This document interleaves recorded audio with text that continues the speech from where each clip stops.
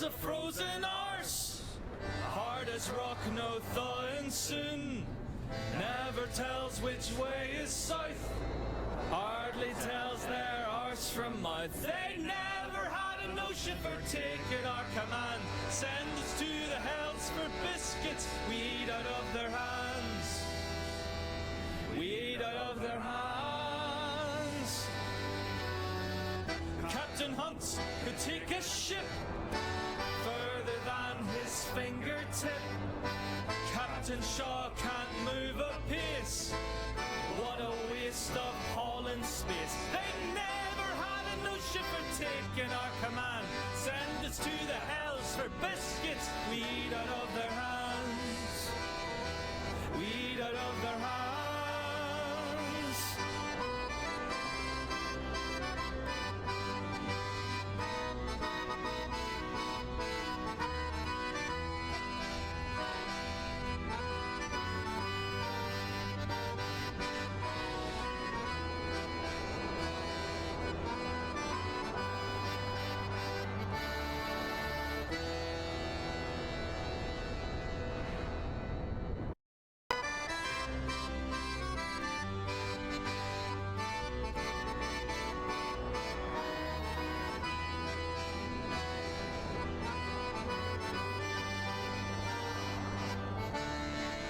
Captain has a frozen arse, hard as rock, no thawing soon.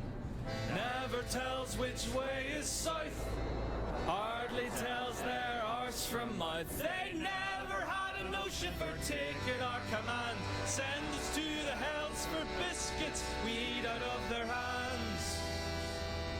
We eat out of their hands. Captain Hunt could take a ship further than his fingertip. Captain Shaw can't move a pace.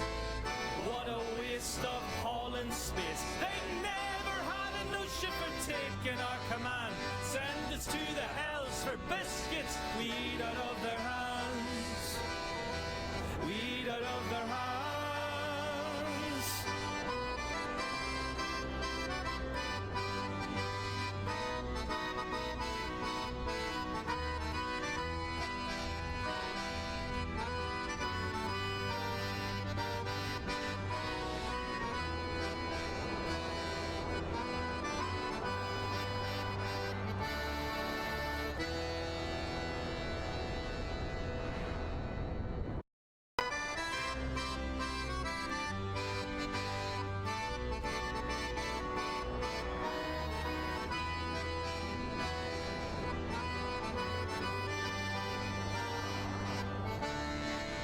Captain has a frozen arse, hard as rock, no thawing soon. Never tells which way is south, hardly tells their arse from mouth. They never had a notion for taking our command. Send us to the hells for biscuits, we eat out of their hands. We eat out of their hands. Captain Hunt could take a ship further than his fingertip. Captain Shaw can't move a pace. What a waste of hauling space. They never had a notion for taking our command. Send us to the hells for biscuits, we eat out of their hands. We eat out of their hands.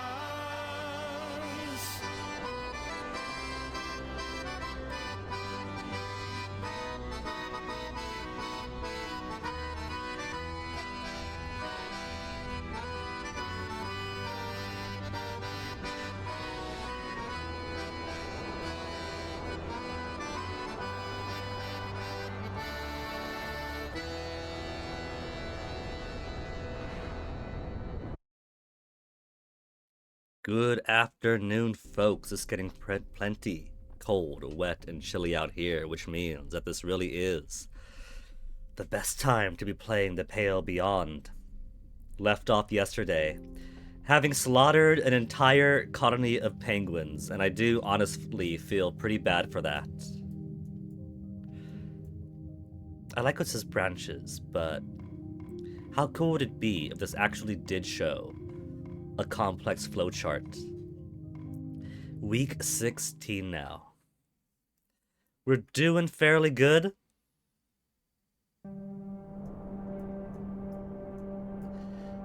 And we've got... Wait. Where's our pile of dead penguins? Don't tell me that's only a 1-week thing. It said the pile of dead penguins was being thawed by the cold, right? So where are they? Maybe it's just particular little cold, snowed-in scene that's keeping us from seeing our penguin source. But if slaughtering the entire colony of penguins is not a permanent thing, I don't mind going back for that. But first, one thing that I do want to ensure that we do this week. Look at this ice. So, when we started the voyage, the ice isn't all that packed in, right? There's a lot of big ice shelves. The ship, for whatever reason, wants to go straight down the middle. Anyone can see that's a bad idea. Lo and behold, we get stuck right smack in the middle. If we'd gone to the left, it'd be easy sailing. Because throughout the entire time, that left shelf stays far apart. But it looks like a bit of the ice is breaking up, right? We get like 2 weeks of summer maximum. Hey, we're getting closer and closer to the island. Is that the real plan? Are we actually trying to walk the way over? You know what? I think we could. That probably is the plan then. Every so often moving and getting a bit of distance closer and closer to Viscount Island. Our ship was around here when we got stuck in.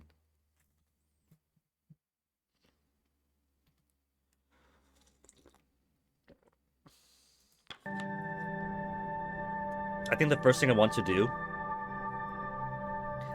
is assign people to hunt the elephant seal.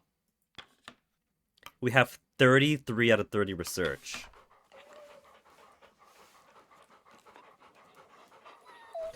But I have some frozen peoples. Requires 1 to 4, right? 1, 2, 3, 4. So maybe we'll start the week by doing this event instead. Take requests. Cause look, we can't even thaw up our dudes. There's no icon for it. There's probably gonna be some big major thing happening then. Kasha charges into the tent. Captain Templeton! You're out of breath, what is it? It's Kurt and Hammond. They're about to knock each other out. Come quick! She bolts out. That's why we can't do anything, because there's currently drama going on at the engineer tent. Best see to it, Captain. Exciting music. You rush over to the commotion near the boiler. Do you have any idea how much you're jumping the gun? I know how much you bloody want to keep playing in the snow. Playing?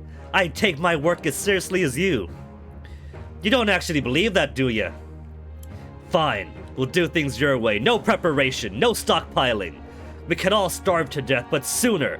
Great idea. Even the dogs are watching. We're not gonna get any more prepped waiting around. We need to hunker down. You just like feeling useful and you don't want it to stop. You don't care about the lives on the line. Now he does. Of course I do. I have experience on the ice. I know the dangers of winter. You're just too stubborn to do anything any way but your own.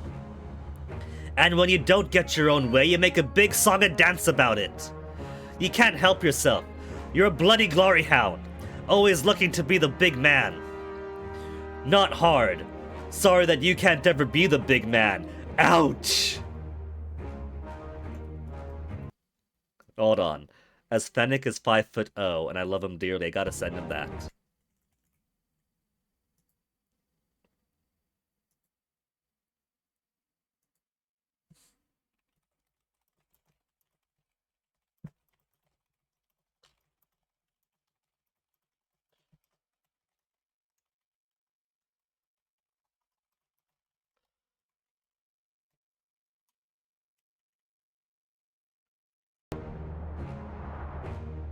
Watch it!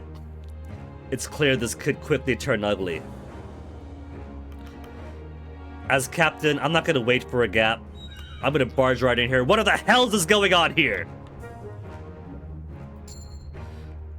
Kurt and Hammond notice you.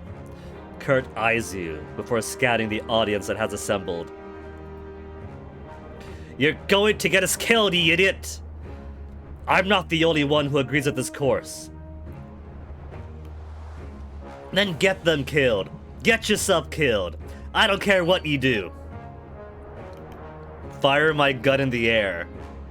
They're not mutinous yet. That's enough, both of you. The two refuse to listen and continue their argument. Well, if they won't listen to the voice of authority, I do have my gun. You think you can just come marching to the middle of camp and... Kirk laughs. Marching? Bah! Unlike you, it only takes me a few steps, cane and all. Aye, you could have brought this up in private, but nah. Man like you can't survive without an audience, can you? I'm trying to be reasonable, Hammond. This is just like the ship. You're incapable of considering anyone else's point of view. Everyone else's point of view was a 10 foot off the ground and still up in their own hole. For such a short man, I thought you'd be above name-calling, Hammond. I told you to watch it. You're being heartless, Hammond. Heartless. I'm the one bloody playing it safe. Kasha turns to you. Captain, aren't you gonna do something? Grimly break them up. Fire your gun in the air. -5 loyalty. Okay, so that's a bit extreme for them. But she's still fine. She's still fine. He's still fine. You pull out your gun and fire it into the air.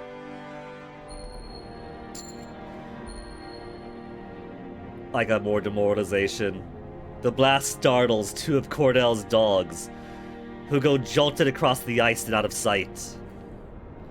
Still, the sudden noise grabs the men's attention and puts a stop to the fight quickly. After the exchange, both men look to each other wearily. The regression's taken out, the 2 of them left only with the glow of shame from their actions. Hells, that certainly could have gone better. Despite his jovial comment, Kurt is unable to bring himself to laugh to anyone, including himself. The both of you should be ashamed. They're supposed to be professionals. The 2 of you are going to shake hands and work together this instant. They're not going to like that. You should be ashamed. We're professionals. The 2 men let out weary sighs, almost in unison.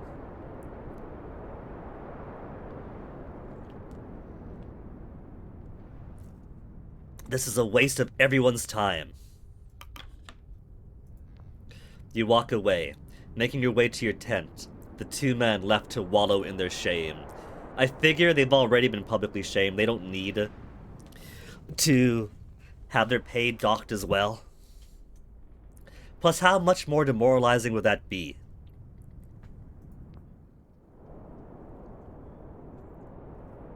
Okay, good. Our penguins are still there.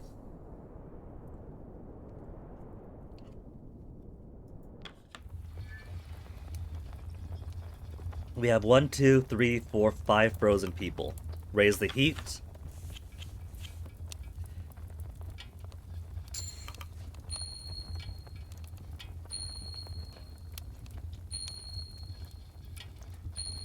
And now we have 1 frozen. 1, 2, 3 demoralized. We'll work on it.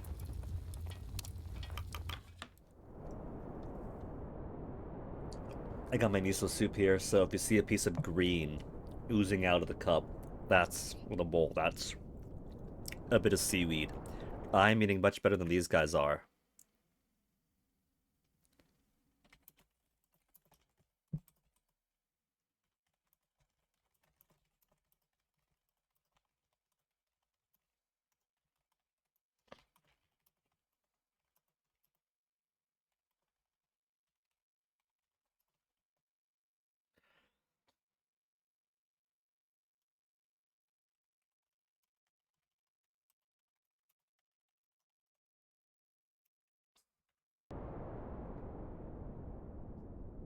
So, merely malnourished, and Runstda is up to scurvy. We have 2 wounded, and they're gonna have to go in the medical tent. So I guess I'll put 1 lemon tin in today. Because if he stays scurvied, he's gonna die. They eat out of our hands. We eat out of their hands. So for the crew, med bay, we'll put the 2 wounded men.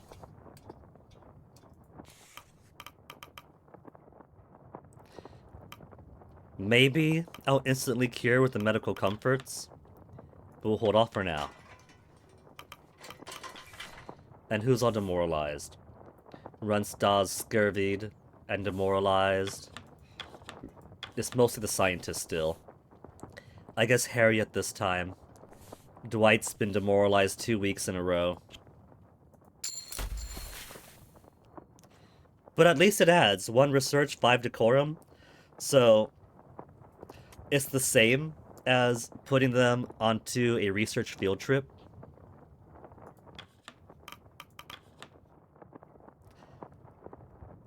That's not gonna get very dry, that clothesline, in this winter.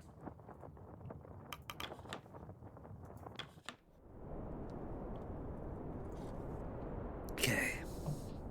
We are gonna have to make a decision, though, about whether they're gonna hunker down for the winter or do another week of wassits.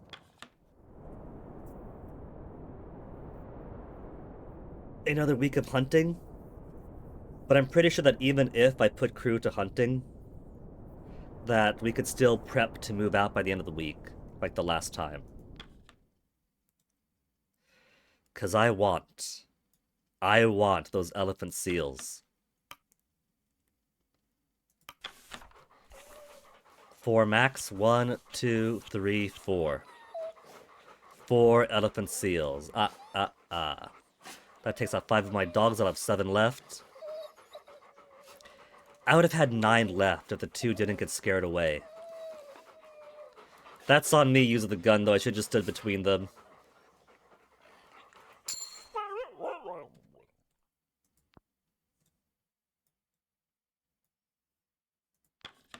Viscount Island getting so close. We're basically riding the shelf on over.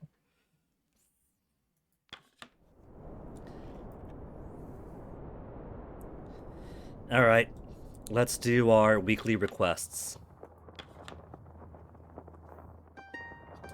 Cordell. Captain. It would appear that little stunt earlier scared off 2 of my duds. I would hope you have someone assigned to bring them back. Of course, I'll send a team to return them to camp. 3 dudes.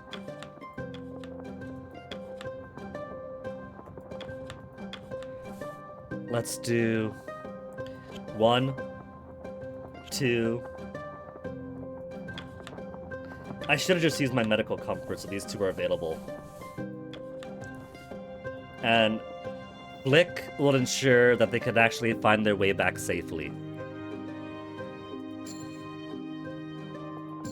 Thank you. Perhaps you'll consider not firing a gun to break up arguments in the future. I would deem a captain with a better options. She's pissed. Grimly? Shaw. Any spare timber? I burnt it all. Crew want me to carve up some totems. Totems? Aye, for good fortune on the ice. Some feel uneasy after what happened. We could break down your accordion. A good idea, but we're out of timber. Shame.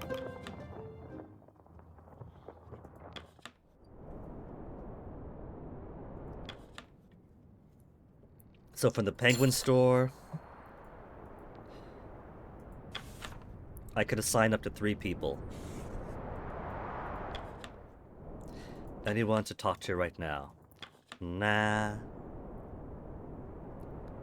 Hoosh is gonna need more food. But for now...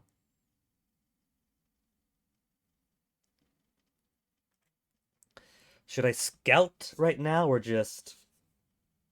We also have to determine if we're going to move camp or not. And I'm not sure what the mechanic for that is. But we are available to hunt for the time being. If I send people to hunt these crab-eater seals, it's up to 4. That'd be 1, 2, 3, 4. And that'll be everyone for the week. So, let me go ahead and use the medical comforts.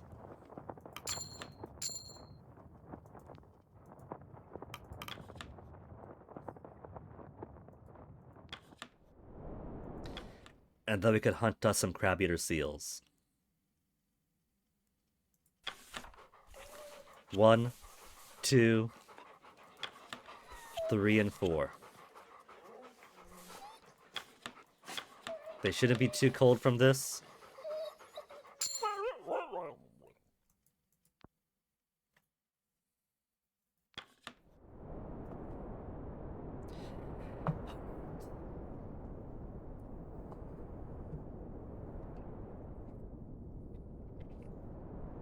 More soggy seaweed. And bits of tofu. Temperance crew wishes they had my stockpile of miso soup.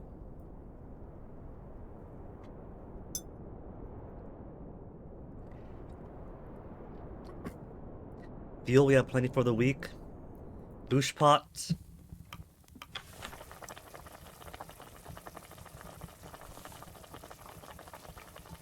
Let's put a couple of leopard seals in there. 24 each. And that'll get rid of the 2 demoralizations. Feed the hoosh.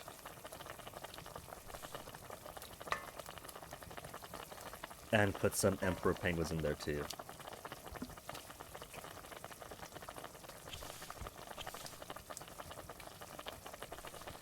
Nine hoosh isn't loads, but if we have lots and lots of penguins, it'll add up.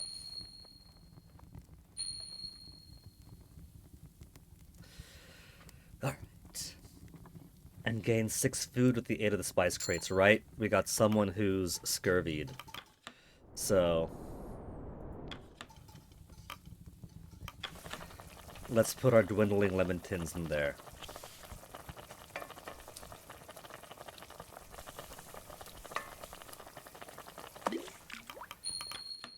And since we have so much fish, why don't I go ahead and feed the dogs? +2 available! No, it's only 14 max, though. Oh. Oh. If I feed fish to the dogs, I can make them do extra trips out on the ice. Because they gotta rest, they can only go out once, but if I put more fish in, they could pull double duty. That's cool. I haven't got the crew for it, but that's cool.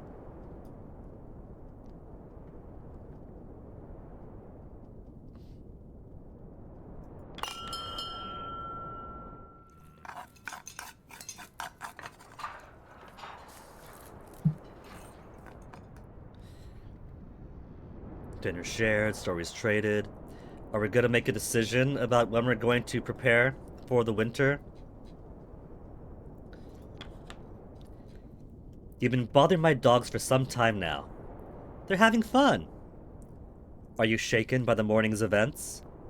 That? I've covered much worse incidents in the city. Yes, but you could return home after that. Grant my dogs a rest. And grant one to yourself as well. The dogs need their rest, as do I. Okay, good night.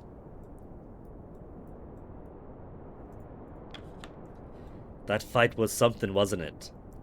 2 jumped-up egos. Cracking under pressure, I imagine. You never been in a fight, have you, 2 Johns? No. Nobody has ever tried to fight me. Not surprised, you're massive, but you wouldn't hurt a fly. Should have known this would happen. The chief was bound to fly out the handle eventually, eh? Aye. Can't say I feel bad for Mr. Darling anyway. At camp, you notice Kurt hesitantly approaching Hammond. I should apologize for what happened this morning. He really is a bigger man. You should or you want to? We shouldn't give in to immaturity. We should be bigger. More mature men. Alright, let's leave it at that. I'm not gonna be starting on you again. Right. Good. Aye. The two share a brief silence, and then kiss. You can be on your way now. Right, of course. The two return to their duties, as you return to your own, eavesdropping on the crew.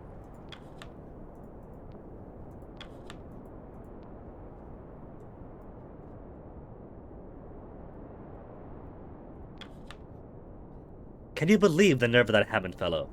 He's lucky Kirk didn't just wallop him. Kirk could have handled it better. But Hammond is a prick, yes. Captain, I've noticed a decline in my writings.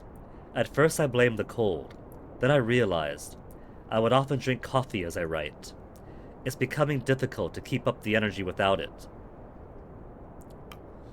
You should get more sleep if you require more energy. Perhaps it's your mood affecting your work, understandable the circumstances. How much coffee would you drink to make such a difference? He's dropped a little bit of loyalty, right? But not too much. He's fine. Should get more sleep if you require energy. Easier said than done, Captain. I've often struggled on that front. I've been an insomniac for quite some time. Our current setting does little to assist. Grimly stares at you, then nods to his sleeping bag. Finished developing these, thanks for stopping by. Should probably finish cleaning equipment. So, no one else to do things with. All alone. Then let's advance to the next week.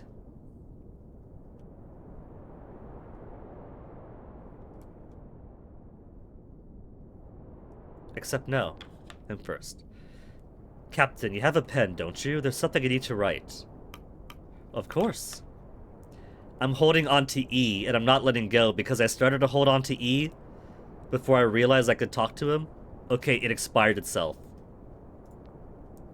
I've been giving it a great deal of thought. I'm going to make sure we all make it back home. But if I don't, I want you to pass something on. Should I die, I want the ownership rights of my films divided up among my children. It will set them up for many years. Could you pass that on for me, Robin?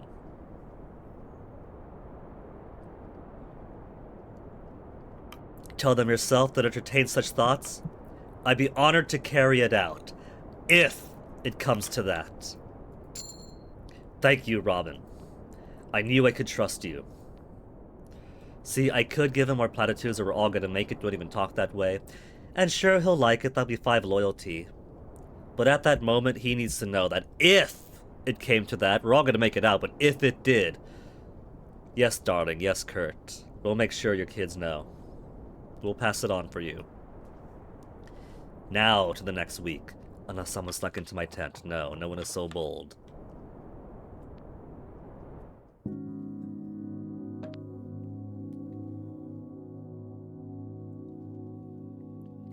Minus 50 food.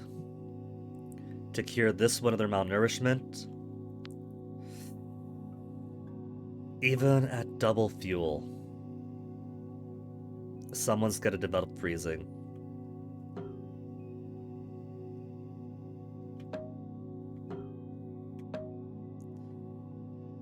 We do have plenty of elephant seal. But I think I'll drop the decorum for now. It'll be down to 55, but we could find ways to raise it.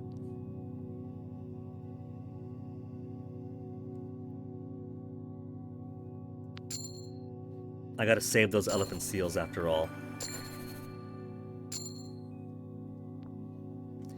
Freezing. Freezing on the sled hunt. 1 wounded. Freezing on the sled hunt. Freezing on the sled hunt. And then 2 more frozen, that's fine.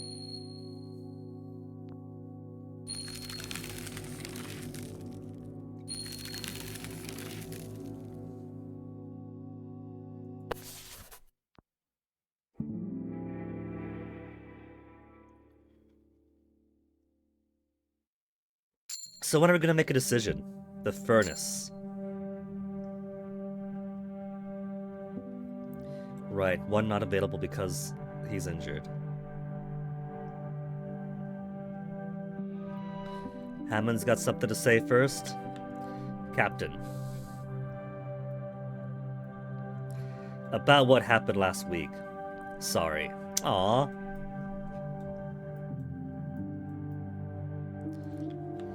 Keep her lit, Captain. We could choose to lock down camp and prepare for winter now.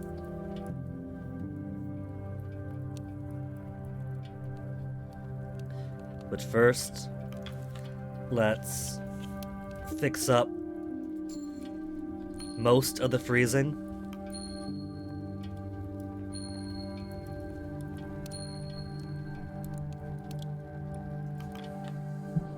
Demoralization is good.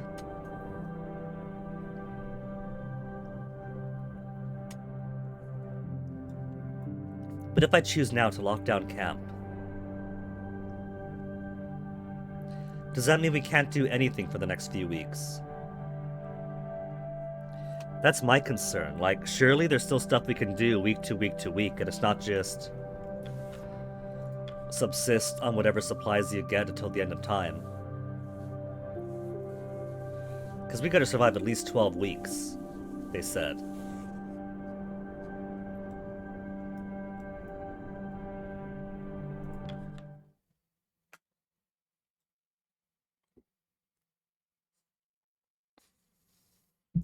So does it behoove us to do a bit more scouting?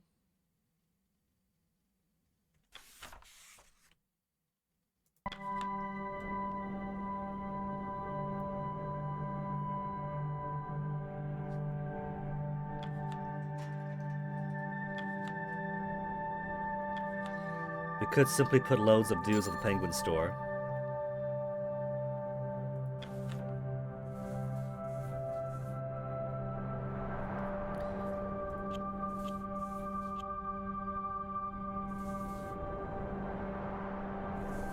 Just 3 for the Penguin store. For more Emperor Penguins.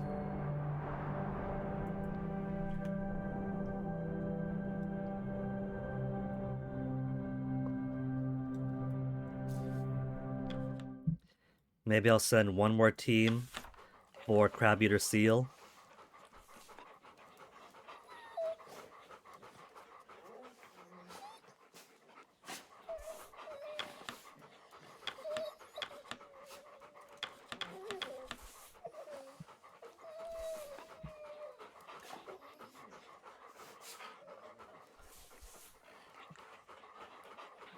If I send a freezing person out for Crab Eater Seal, would that make them frostbitten at the end of the week and thus kill them?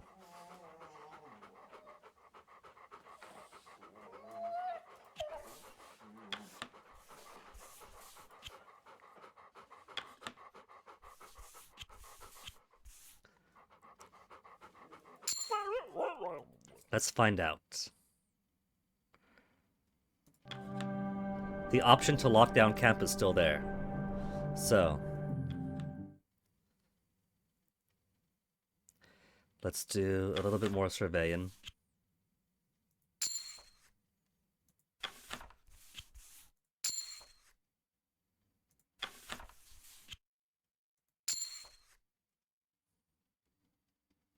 Just so we know what's around us a bit better. 2 crew available. Yeah, let's just go ahead. Assign crew for interview. Interviewing these folks a lot. More research, more decorum. The crack in the ice. Is that where the ship used to be?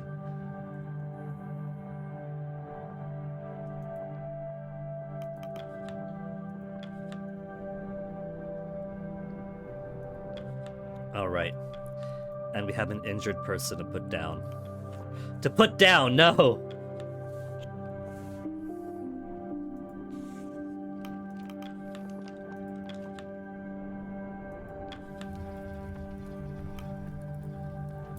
Feed the furnace.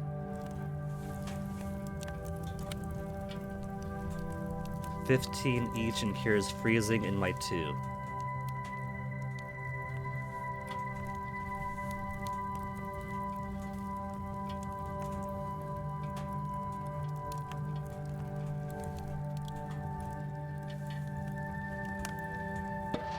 Six and 9, 6 and 6. We do got lots of penguins.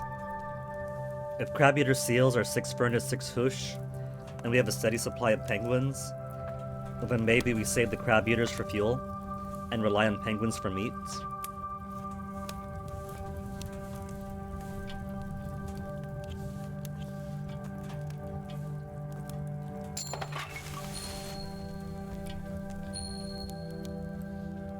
Cool, no one's frozen. Okay.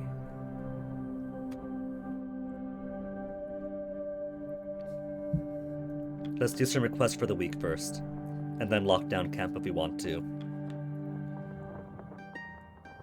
Runt. Captain, the runt here has been taking lessons engineering. And how did he fare? Well, enough that he's not in my way. That's good enough. I think I'm pretty good. Better than some trained ones I've met, that's for bloody sure. A spare pair of hands is good. Mr. Hammond's scary, but he's a good teacher, you know. Alright, that's enough from you. Seems the young ward is taken to his new calling. I had written off the stowaway, but it seems he really does have some talent.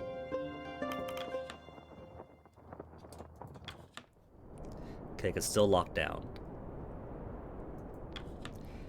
You can be scary when you're mad, Mr. Hammond. I'm always mad. Aye, but last week you were really mad. Alright, that's enough of that. Alright, sir. Don't bloody call me that. We'll give them food first, then lock down for the week. We'll see if anyone wants to be spoken to. Nobody does. Dinner!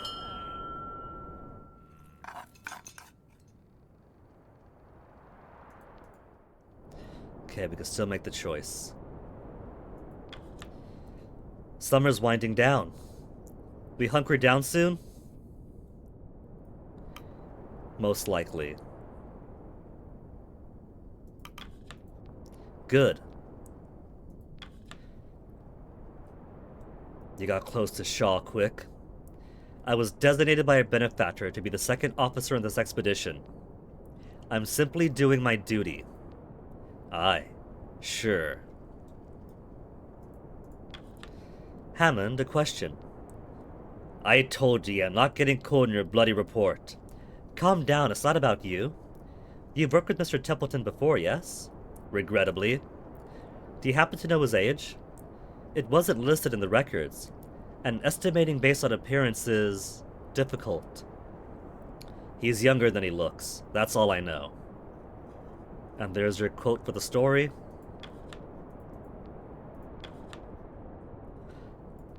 Doctor, good evening. I missed the rest of that. I was curious. You've been awfully quiet after, well, last week's scrap-up. Your visits have been scarce, and you've kept your own dinner. Well, I suppose I am still licking my wounds, proverbially speaking. Last week's incident was something of an embarrassment. Well, I just want to check in, see if you're okay. I'll be fine. Just need to settle this damn pride of mine. Thank you, son. Doctor. Oh, you're welcome, I suppose. Hunting season seems to be winding down. It would seem. We likely have a handful more weeks before the wildlife begin to clear up. Do you ever share your rations with the dogs? They do the hunting after all. Only right they reap some of the spoils. They have their own rations. I'm sure they prefer my cooking to that broth. You may try them. I won't stop you. Dogs need their rest. Kurt needs his.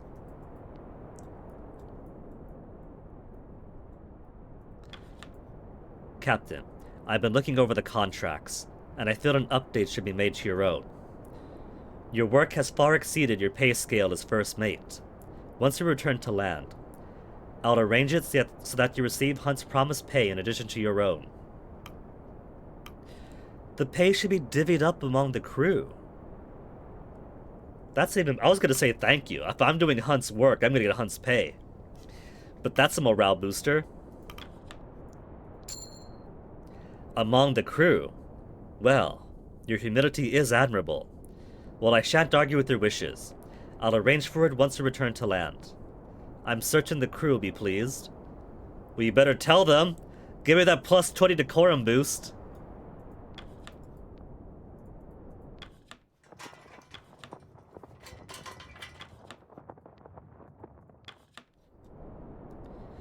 I have one spare crew. I don't think I need to do more hunts because it's mostly small penguins that I've seen. That's not a lot of meat. And if it's penguins I want, we got the penguin pile. So let's go ahead and lock down camp for winter.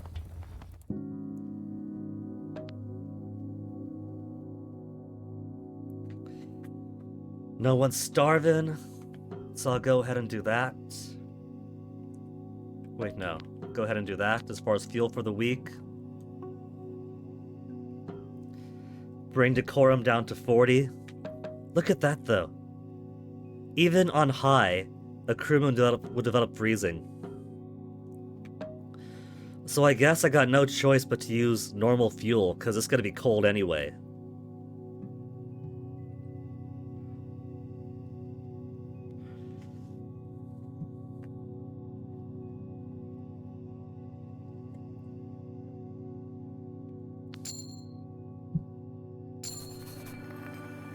Five crab-eater seals. The long winter continues. 1 freezing. 2 freezing. Okay. This only gets me 1 freezing extra. 4 freezing. That's okay.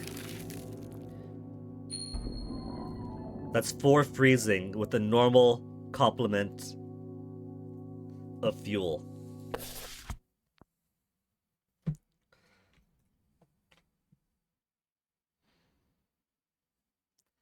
But now we're locking down for the winter. The game's taking a while to load, that scares me. Week 21. Third camp!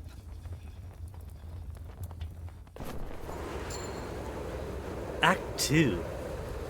I like how there's no longer a difference between day and night practically. We have night and slightly less dark night. Captain Shaw, personal log. The crew have settled down for the long winter. It will be many months before the canopy is removed, and further travel across the ice will be a possibility. Curtin Hammonds.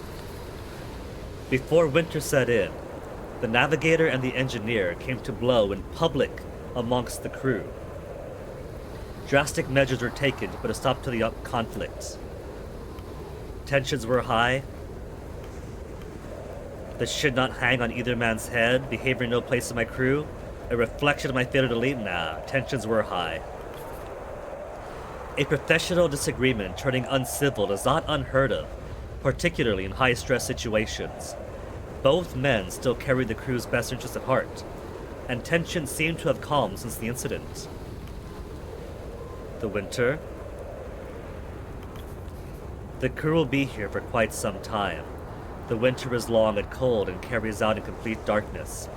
One can lose track of the days. Men are known to go mad. The crew are tough, they've fared worse. The crew may see this as a break from their work. Though conditions are harsh, the crew find themselves with little work on their hands. Now is a time to hunker down, to wait out the turning of the season.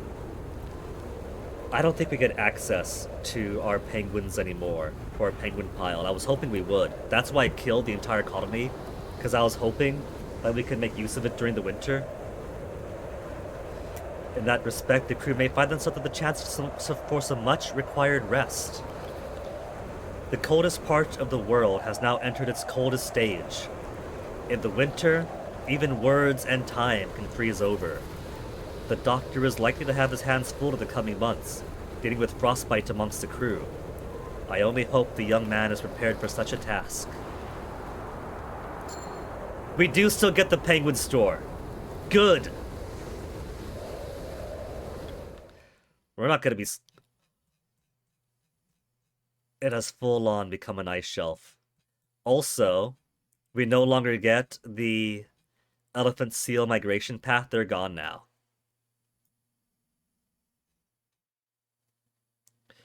Viscount Island is in walking distance. I don't know what kind of island it is, given that it gets ensconced in the glacier during the winter months. It's probably a hunk of rock. So I can't imagine there's going to be much in the way of vegetation to harvest there.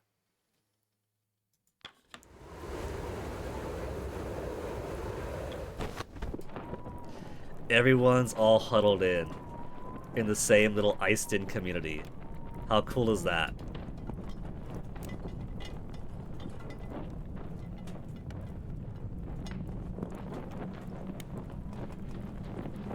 See what everyone has to say. Under the canopy, it's almost cozy. If you ignore that it's colder than ever, yes. What I wouldn't give to have a nice flask of hot cocoa at a time like this.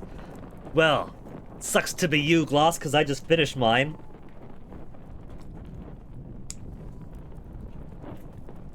Do a quick tech check while I'm here. All looks good.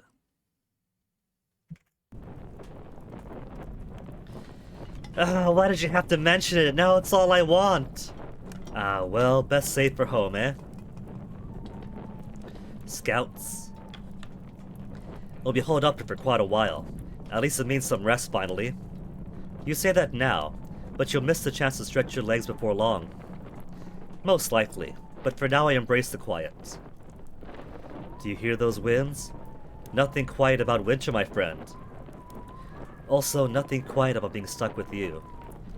I have to admit, it's very cozy.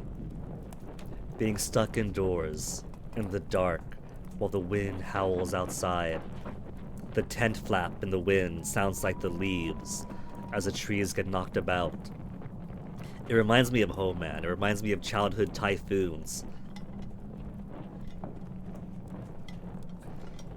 Between the game and the ambience and the own weather, I'm honestly surprised when I turn to my right towards the window and I see the yellow of the sunlight peeking in. What's it doing being so bright when the game is so cold?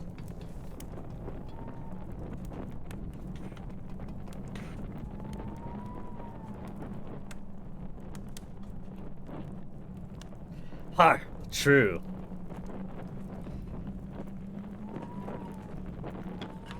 Look at this! It's like we're under one big tent. Yes, I suppose so.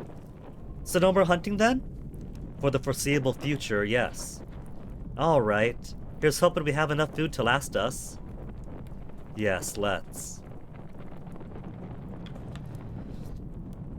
We'll be holed up in here for quite some time. For quite a while. Aye. At least there's less work on our plates. We should be careful with the lamplight. It wouldn't be hard to set the canopy alight. Don't jinx it, Grips! Then we certainly wouldn't want to be trapped underneath. Gloomy one, aren't ya? Sorry, just cautious.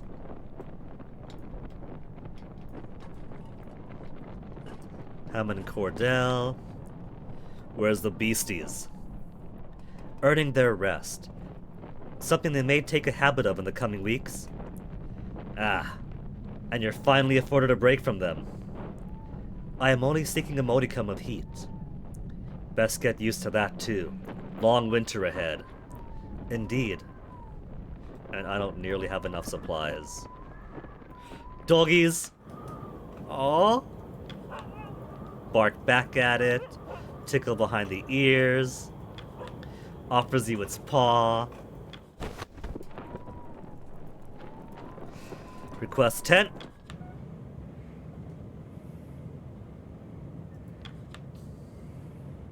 Midday is still so dark out. Hammond and Jr. Well, Captain, sun won't be getting up for a while. Welcome to our new home. Aye, this canopy ain't pretty, but you'll do us right. Better than being stuck out in that blizzard. That, I believe, we can all agree on. It's a strong one, aye. Worse than any I've seen. We'll just have to keep an eye out for rips in the outer canopy. Don't want the heat seeping out. Or the cold reaping in. You see a single hole, you grab whoever you can to fix it. Best we heed their warnings, Captain. This tarpaulin is old, and has clearly seen better days. So, a warning that holes will pop up once in a while. Captain, I hope you're being accustomed to your new setup. It will be some time before we can leave this canopy. 21 weeks. I assume we've been taking track of the time. It's been 21 weeks since we first set sail. I was afraid he meant 21 weeks of winter. 18 more weeks until rescue, correct? Yes. The winter will be long, but I feel it won't feel as such. Even thoughts can freeze out here. I think the weeks will pass before you know it. Still, you have been in command for quite some time now. It has made for interesting observation at the least. And you've been making your judgments, I take it? Templeton flicks through the page of... We're getting the late game judgment. The assessment of our character. Perhaps being truthful, telling the crew that Hunt was missing was a safe option. But I feel he should have taken a more definitive stance. His loyalists hold on to the false hope that he will come back for them. Saying anything with certainty was sure to bite us in the end. A fair point. We get those points back now that we've justified our actions. Templeton flicks through the pages. I am disappointed by your refusal to take action against Stoke and his music, leaving room for such open disrespect to your authority. You now look weak and ineffectual. They were having a jovial song. Even with a good boss, people like to joke against the authority that's keeping them in place. They are letting out steam, having fun, telling jokes, coming together as a community. They won't believe me weak and ineffectual, given I've kept everyone alive and fed. Better weak than a tyrant. I am not here to abuse authority. Grimly is free to play his music. I'm not going to admit to being weak. His music, yes, but songs of mutiny, they shouldn't have been supported. I must commend you for your action during the incident with the leopard seal. Your cool-headed preparedness meant we were able to avoid disaster. Kudos. It will be a long time before winter clears, but when it does, we will be closing in on our rescue point, which is also the last known location of the Viscount, if you may recall. I'd almost forgotten of the Viscount? Nah. You think you'd still find it? I wonder if Hunt was still headed in that direction? Hunt? No, I doubt that. The man had little faith in the expedition. I wonder. Do you still hope to find the Viscount? No matter. We've spoken enough. We best get back to work.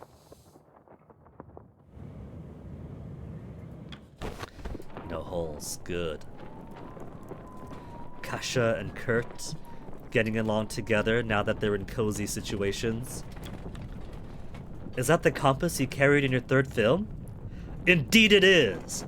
I'm surprised you're able to pick up on those details. Well, I have seen them quite a few times. My family purchased a print of Through the White Waste for private screenings, so I'm quite accustomed to it all. Through the White Wastes? Ha! You must have been this tall when that film came out! Maybe shorter. That canvas pack of yours. That must be 30 years old by now. Aye. I know how to keep my equipment well maintained. You're the same, aren't you? Of course. I never let my trusty camera even get scratched. You know, we barely had a budget for that first film. Most thought the idea was set for disaster. I had to get the sponsorship of Tin Beans to even get that expedition off the ground. I remember those adverts. Newspapers ran them for quite a while, in fact. I had some newspaper clippings for research, building a portfolio. I think one of those adverts is in this folder. Why would you need so much research? Seems a bit much for one expedition. Well, this is for something else. And that is? Well, it's somewhat shameful to admit, but I keep record of some historical figures that I have hopes on one day. Well, writing a biography on. A biography? Yes, I know it's getting ahead of myself, but I like to be prepared for projects that are in the realm of possibility, maybe? She wants an exclusive interview and the rights to his biography. Ha! I would like to see that! A historical figure, eh? I would say you fit the criteria. Flattering. But it does make me sound old, har! I think she's got her figure. I think that when all this is done, the two of them are going to come out more popular and successful.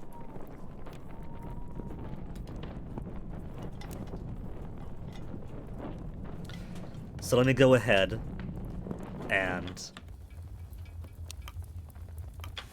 assign 2 engineers for the heat. That'll be 2 and then +1.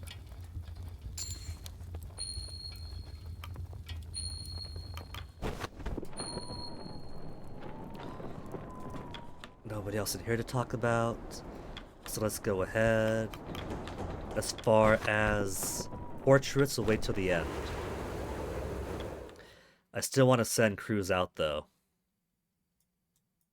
to do some scouting of the area. You never know, we might need it. There is crab-eater seal to hunt, but I think everyone's gonna get frozen by the end.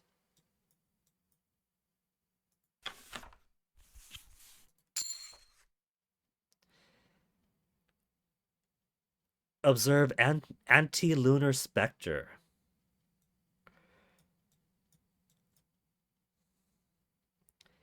Emperor penguin requires... Oh! Because I have so much research, I can get more of them. So I can do that once per week then. I thought it was... Well, I'll be. I thought it was like... Get to 10, spend 10. Get to 15, spend 15. Get to 20, spend 20. We got more use.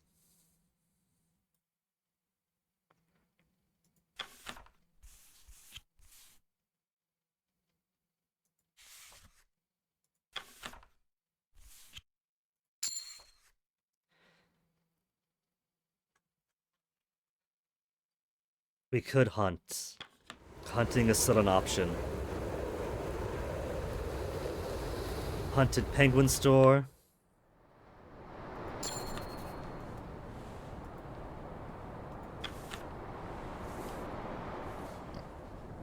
Hopefully this doesn't freeze people up to just send them out to get penguins. Hey, chillin' chum.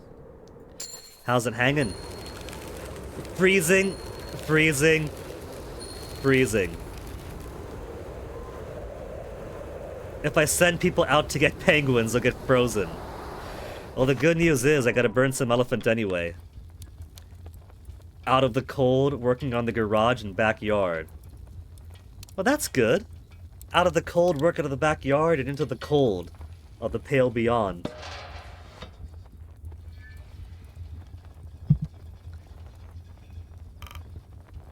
Okay, we've already assigned crew to raise the heat, but the trouble is, because these 3 crews are out working, it won't count. You got snowfall, Chudden Chum? Oh, lucky. I got a nice rain today, and that's beautiful to me. But I could do with a good snow. You're in a tub of hot water. Chudden Chum, you brought your computer into the bathtub, you're gonna shock yourself to death. You gotta be careful with that.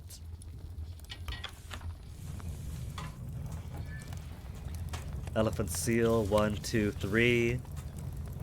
That'll cure these 3 of freezing.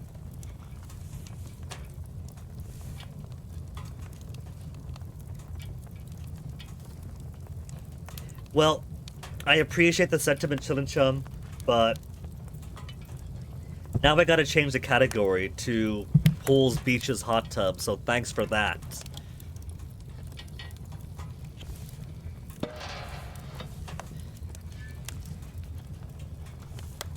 Okay, that's plenty of fuel.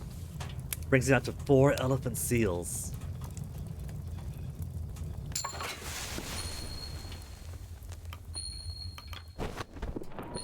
This is gonna be more precarious. I'm worried now. But we do have the ability to send people out onto the ice. If we really want. Oh, that's leopard seal there. Not just crab eater. We got leopard seal coming close. And elephant seal not too far away. You have to figure out the names for folks in your short story. That, to me, is always the worst part. Names are so hard. But... oh, that's cool. They even have a vent hole in top, so we don't all die from, like, inhalation. But I guess the good thing is that you could always just make stuff up, and who's gonna complain?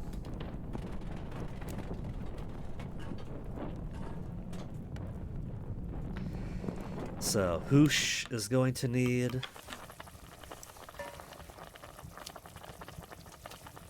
leopard seal cures demoralization. As do whale kegs. I think I'll use my penguins for now. Just keep it above 50.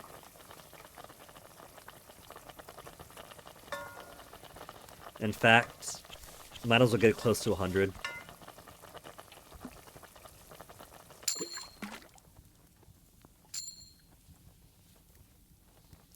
And 1 extra because someone is still malnourished.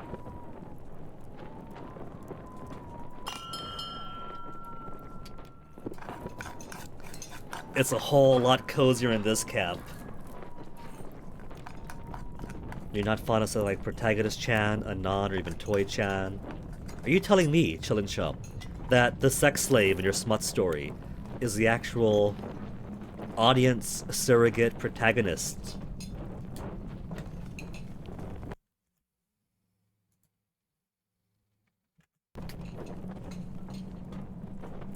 And not, say, the subject of the story that the audience surrogate gets to enjoy. Good twist, in and of itself. I weren't supposed to say it. Well, I said it, Chillin' Chum. Sex slave audience surrogate. You can choose who to spend your evening with.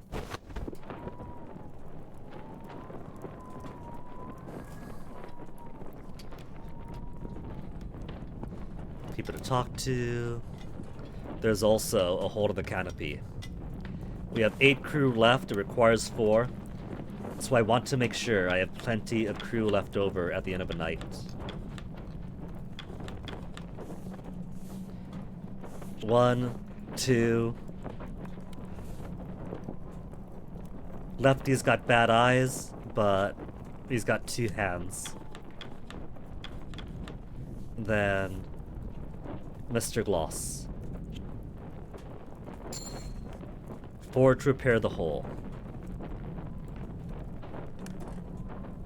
You're not sure what I mean? What I mean is that when I imagine stories like this, Chillin' Chum, I imagine that the protagonist is the audience surrogate, and they're the ones who get to enjoy the, well, in your story, the sex slave character, the object of carnal desire, which is why in Dojins and things, you've always got the sexy girl all drawn up in very detailed detail, and the guy is like a blank-faced person.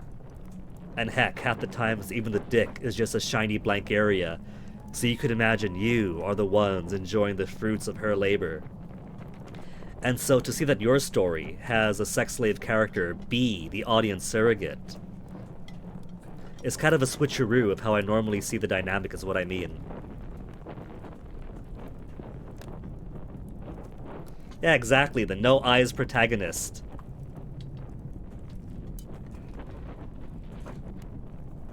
I don't normally see it as the submissive, dominated bottom being the intended person the reader puts their ego into. But I guess that even for those other, like, aforementioned dojos, use as an example, some people do read it to imagine themselves in that position, so I guess there is the audience for it. He'll have eyes at least. You don't know, maybe it's some kind of fantasy creature that doesn't have eyes and merely lives to seek out dojin characters to dominate.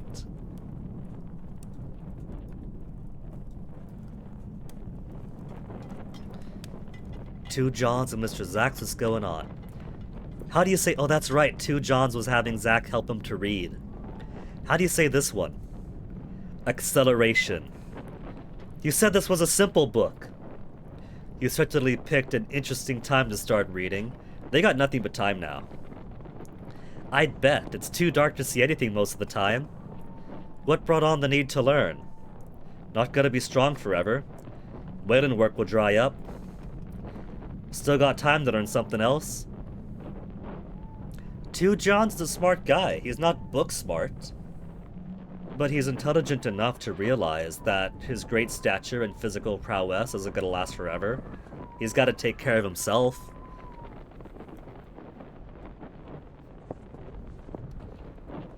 Didn't she leak me that one with Sakuya Izakoi and letting the guy use her time stopwatch on her? Sounds familiar, but I can't remember. Kurt. Ah, Captain. We're set in for quite a few weeks. We'll have to find something good to pass the time. All sports are out of the question, considering the circumstances. Perhaps we could share stories of expeditions past. I have quite a few up my sleeve. What about wrestling? If they do some, like, Greco wrestling, they wouldn't need too much space, just space on the ground to brawl. There won't be too much risk of injury as opposed to, say, if they were boxing. And the heightened body heat will help heat up the tent, right? Now that you think on it, the usual would be that he's just the evil one and just forces on the young lady in these stories. But you've read a lot of smut where it's more common for the lady to offer herself. When you put it like that, offer herself, it makes you think of one just like, no, leave my sister alone, take me instead, kind of offer herself up. But I'm sure you just mean that she instigates, she's the one who wants it. But yeah, exactly, it's novel with the usual stuff. Though I'm pretty sure in stuff like 50 Shades of Grey, right, the audience is supposed to be the woman who enters the BDSM relationship, and Mr. Grey is supposed to be their sexy fantasy that the audience gets to be like, oh, I wish I had one of those, right? So the stories where it goes the other way are out there. It's just you more so see where the reader is supposed to be the dominant one who gets to enjoy the fantasy of total domination of this bombshell or that. I'd prefer we sit through the storm in peace and quiet. Could you manage that?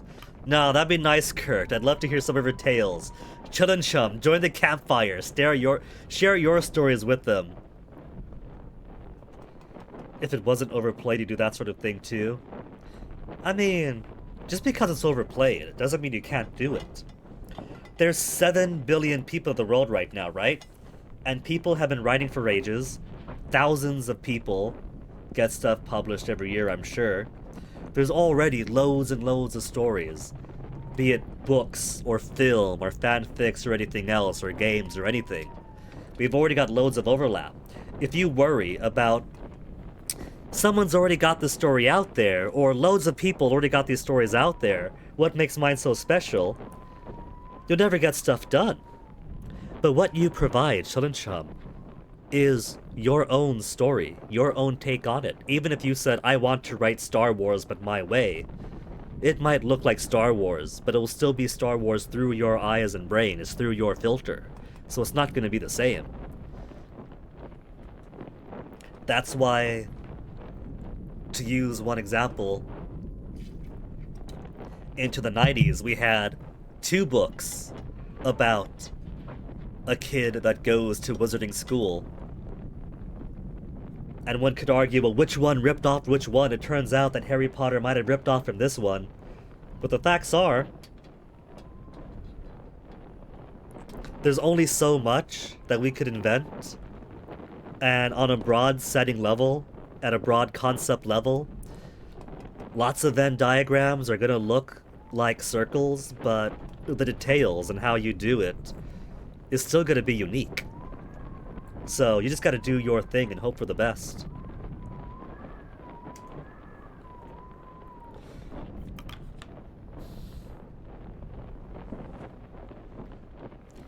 For now, she offers herself up, that it turns out he wants a CNC roleplay, where she pretends to hate it. Okay, Chum.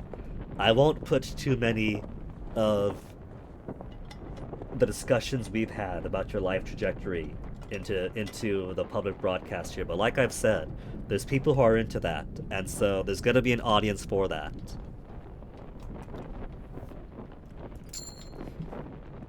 I will be just spiffing. See, Kurt loves it. Though we may be here for quite some time. Better I get through them at a reasonable pace. I wouldn't want to waste every story I have in a single evening, would I? Oh, well, I'll let you get back to your work for now. Templeton and Cordell. Arf, arf! Arf!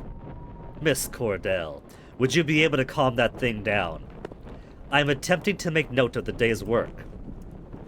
The move has left Stanbury overstimulated, and with nowhere to take them, bored. How long before the creature tires itself out? A pack down can remain active for several hours without taking a rest. A pack down can remain active for several hours without taking a rest. And then it will calm down? Perhaps. Then another is likely to act out again.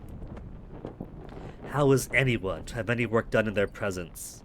You will grow used to it. Learn to focus your mind. I am focused on my duties at all times, thank you very much. Then you should have no issue. Arf!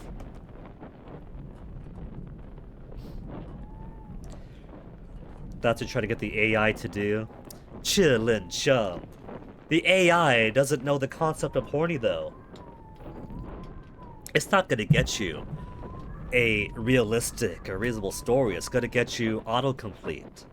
If you want your horny story to be good, you gotta tap into your inner self. You gotta send a hook up your nose to your brain, twist it around, and pull it out to see what comes out.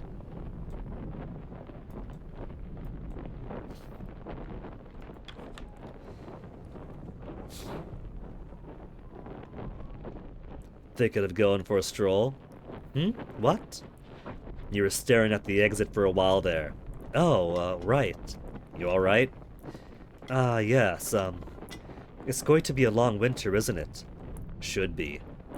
And the food we have now will have to last us, right? What are you getting at? Well, nothing. Numpy scurries off, returning to his tent. You see that, Shaw? Something's up with the doctor. Don't like it. I don't think the doctor's gonna be suicidal, but maybe he wants to go out and find some food himself? Be the brave man? It did inspire you to do it once you spitballed enough ideas at it? You figured out what degenerate shit you really wanted? Chillin', chum, think of it this way. If you don't know what horny stuff you want, then how could you write horny stories? You'll lurk and write some notes down about it? Enjoy. Ah, doctor, you're back. You wandered off so soon after dinner. Is something on your mind? Oh no, I was just planning to get an early night. Oh, well, good night. Ah, yes.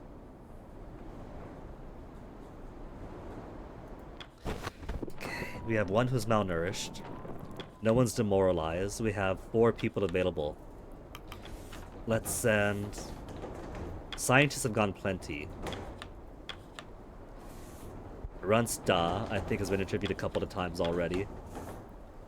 Ricky Dick Flogs? Malnourished, but do an interview. 55 decorum.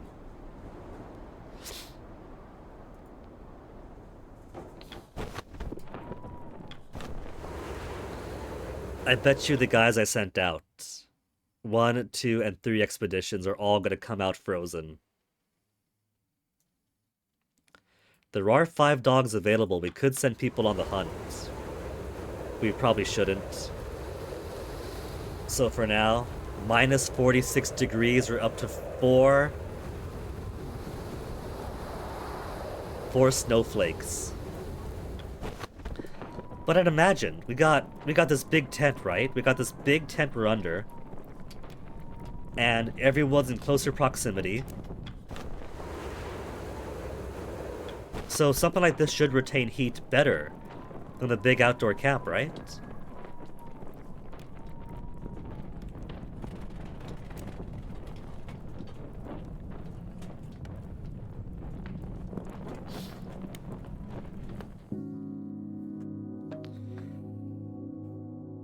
Two members of the crew are going to be cold, are going to be freezing, but I think I have to use it anyway, since I've sent 3 teams out, and I don't know if that's going to freeze my my scouts that went out there.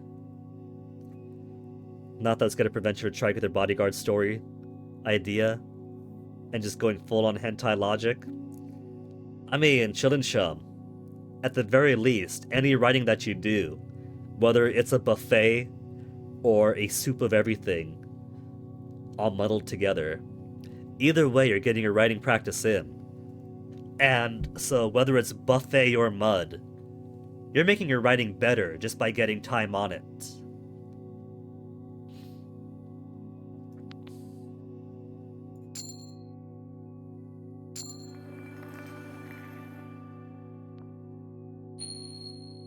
Not malnourished. Grips freezing. Flick freezing. Okay, so the scouts that I sent out aren't any more frozen. That's alright. So scouts don't get cold going out, but the hunters would.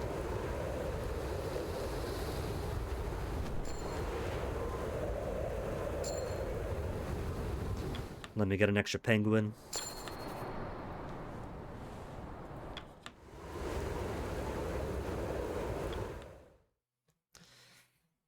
Look at how close we're getting to that.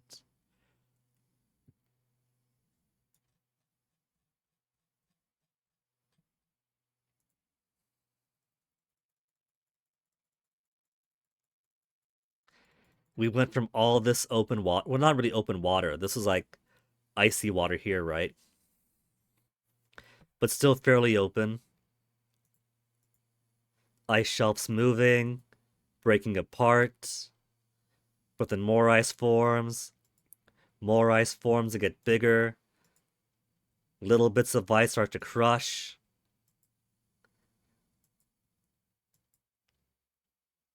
But the shelves getting bigger than not.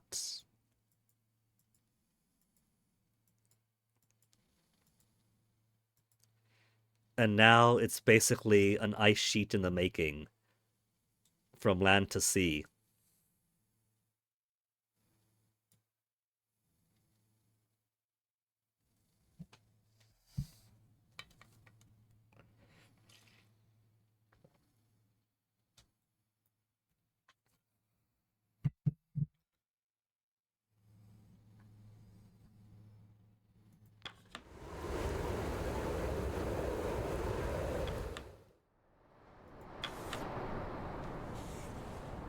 See, when I grab a penguin, I don't get cold.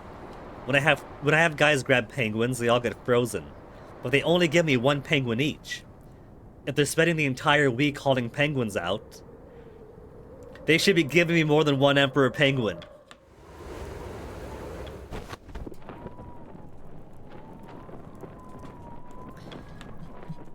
I think what the game should do is zoom in on the people talking when you click on someone. Mr. Templeton, you wouldn't happen to have a spare pen, would you? It's so cold, the ink in my own froze up. I'm afraid I have the same issue. Blast it!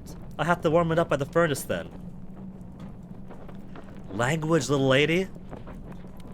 The husband-wife science team.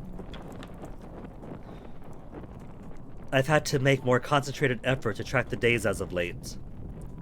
By my estimate, we're not even a third of the way through. Yes. I wonder if there will indeed be rescue waiting for us at the end. Harriet, now isn't the time for doom and gloom. Of course, of course. But I can't help but think of the Viscount. The Viscount? Yes. I'm certain they expected rescue to arrive as well. That is foreboding. How's the mutts doing? Overstimulated? Bored? Cramped? They will get used to it in time. What's the state of the boiler? Cramped, but it works. Nobody's dying. Good to hear. Thought I heard that one howling through the night. Stanbury? I doubt that. Stanbury's remarkably well behaved. Low bar for those animals. Better behaved than most of this crew. Again. Low bar. You noticed anything about the doc lately? Since winter started, he seemed off. More than usual. Aye. I think we should have words. Do they suspect that the doctor might be suicidal or something? Or is going to be a danger to the crew somehow? Mate, I'm losing track of the days. You're not alone there. Can you believe we've been holed up in here for 3 weeks already? 4 weeks, actually. Shit, you're joking. Afraid not. Shit!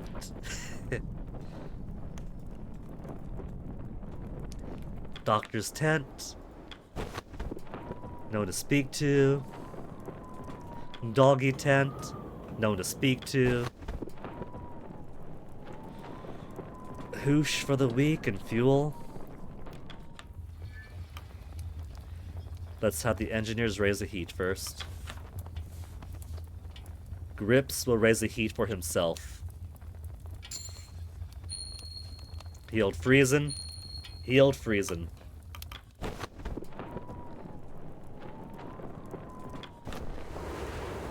If I send people out to hunt elephant seal, they're gonna get so cold. But I think we kind of got to do it. It's only going to be 2 people who run the risk, though.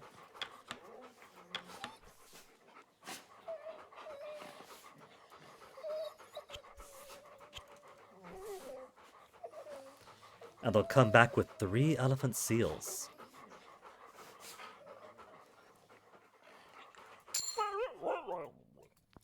That's not going to be too many. I could also have us hunt the crab-eater seal migration path. That'll require 4 crew to bring home 5 crab-eater seals. That's 30 fuel right there. But I'll hold off. I don't want too many people going out and getting cold. But I will send scouting parties, because the scouting parties themselves don't get subjected to any more freezing. More leopard seal. Nothing out there. That's just nothing.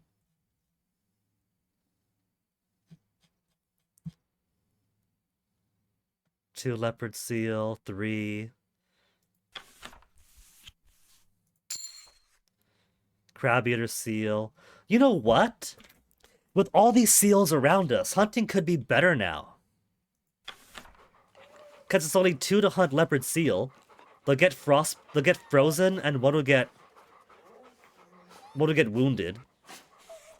But I could deal with that. If I just had like one crew out to hunt each week, we should be able to manage.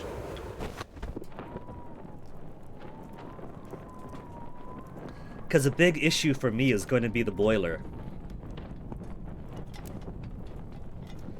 You're low-key tempted to make the young lady give smug remarks.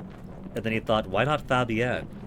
One, Chillin' Chum, as far as I know, when you write your stuff, you love the archetype of the, how to put it, not sarcastic, but kind of defiant lady in your CNC stories. So smug would kind of work, wouldn't it? And your Fabian OC would also fit the archetype well, don't you think? So if that's what you want to do, yet another alt world for her. Why not? It's a fiction anyway, so why not bend your fiction as much as you want? The hoosh is alright. I think the hoosh, I'm gonna go low on. Let someone get malnourished this week. Drop a -10 to 45.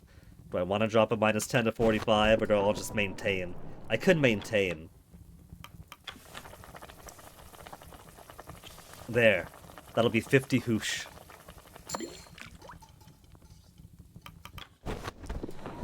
Boiler is gonna be a problem, because even at baseline, I get 2 frozen people a week.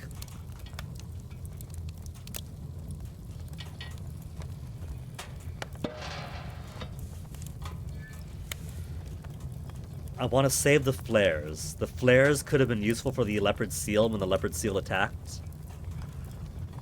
But I have an idea in my head that maybe when it comes time for rescue, we could use the signal flares. We could use the flares as signal. Bright light and heat without an explosion. Alarming wildlife we've seen the use of. Alerting humans we have not. I want to save it for its alerting humans use. So maybe I'll toss some ale kegs into the fire. If we want the demoralization effect, we could always put some leopard seals into hoosh. 24 and fixes demoralization.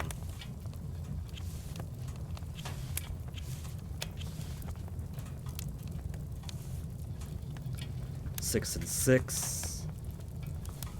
Furnace of 3, furnace of 3, furnace of 6. Furnace of 9 for the fish.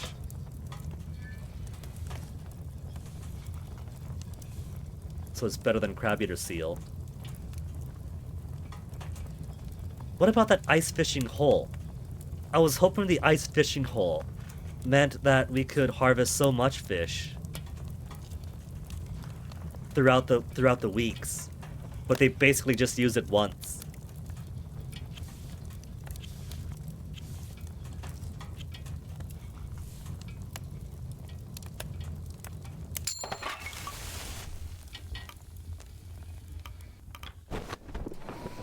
Okay, weekly request time.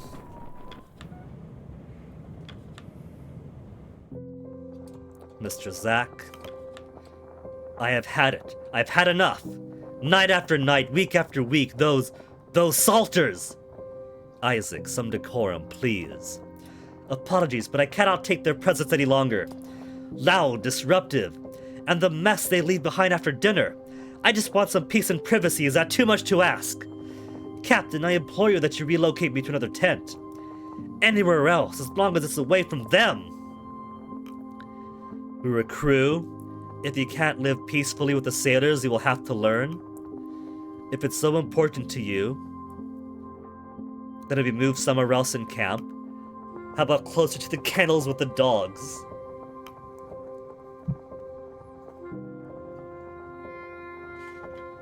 Now, as captain, I'm of 2 minds. The first is that if I move them to a different tent, will that build resentment with the crew that, oh, these pompous city folks are too good for us? and they'll never learn to get along. And if they never learn to get along, then this will cause further disruption down the road. Or, if I force him to remain in his quarters and figure out just how to coexist with the sailors in closer proximity, like they were doing back on the ship, if that won't further degrade the relationship because he's not having it, his temper's already through the roof, he's frustrated, and so it's gonna do worse. They're gonna resent each other more, and he'll do something rash. If he still had his gun, I have his gun. I'm just gonna move him, it's not the biggest deal. If it's so important to be moved elsewhere in the camps. -5 loyalty. Oh, thank you, Captain. I wouldn't be able to handle an entire winter with that lot. Lefty. Captain, hate to do this, but do you mind moving me to a new spot?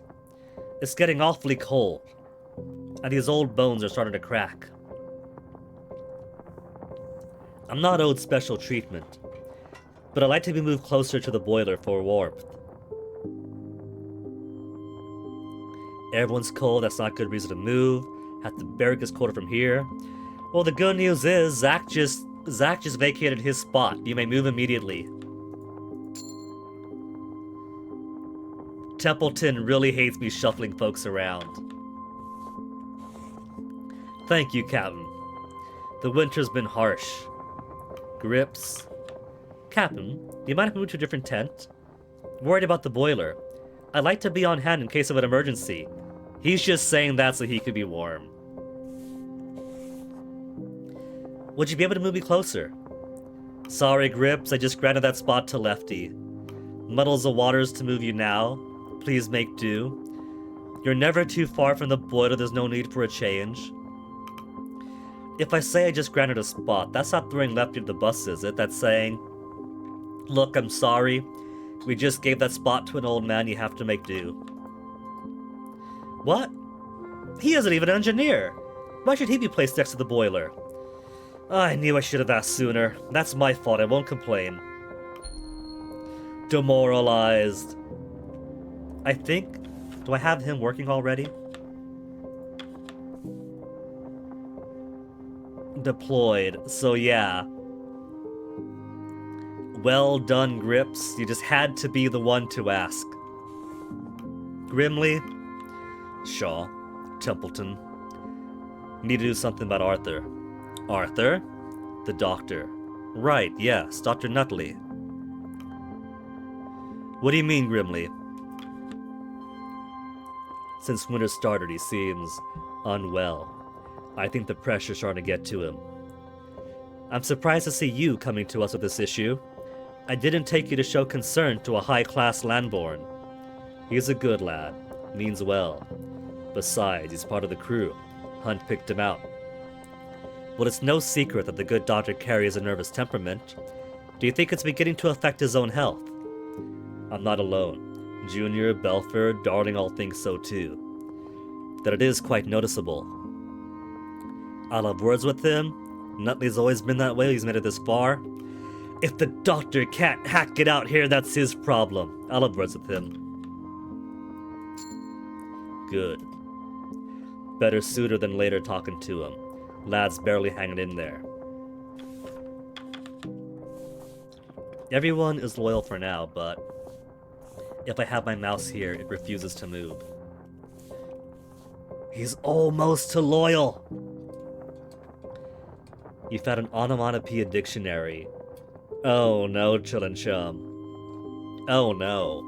But isn't half the fun coming up with your own? Like, aren't there plenty of mangas and dojins that have a lot of fun coming up with sound effects and onomatopoeias that are not sound effects and onomatopoeias? That's kind of its own fun. Captain, Templeton. I heard through the grapevine that a good doctor was having a spot of bother. Indeed. You may just be able to help. You know the boy well, don't you? I should say so. How long have you been on the ice together now? Then he may just be the right man for this job. We're concerned by the doctor's temperament. He's slowing down in his work and may threaten stopping altogether. Well, his own health comes above his work, wouldn't you agree? Both are a matter of grave importance. You will speak to him then. I'm afraid that might be beyond me, Richard. What? It's the captain's duty to consult the crew. You spoke with Nutley before. Kurt's right, Templeton. He's not the man for the job. It's the captain's duty. Right you are, Robin, but it's not just that. I've spoken to the lad quite a bit, but I never made it through to the boy. A tough nut to crack. I might not have the right disposition for it. Too soft, I say.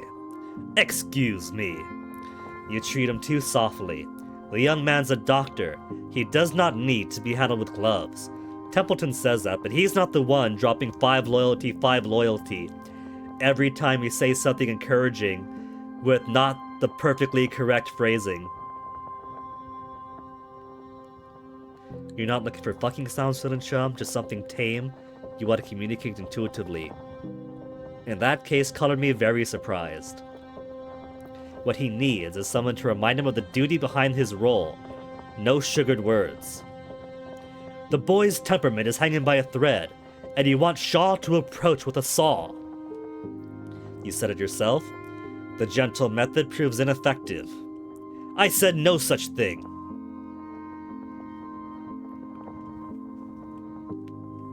Kurt is right. Nutley requires encouragement. And indeed he does. He's a very nervous man, but the more I talk to him, paternally, encouragingly, the better he gets. It could just be that Kurt Darling is such a bear of a man. This is basically Brian Blessed with a few beard hairs plucked out. That's gonna bowl over any timid guy. That's like having a typhoon file your paperwork, even if he tries to be gentle. I'll be gentle with him, but it won't be from an atom bomb personified. Templeton's losing his temper with me. Kurt's already as high as he can get.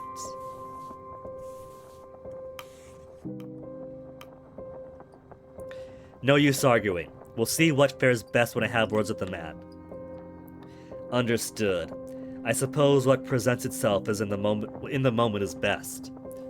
Yes, no good playing with hypotheticals, is there? The other two options, I'm sure, is either +5 -5 or +5 -5, so why pick and choose when they already both like me plenty? I trust your judgment, Captain. Best leave the talk until after dinner. No need to interrupt his work further. Please let me know how you fare, Captain. Best of luck.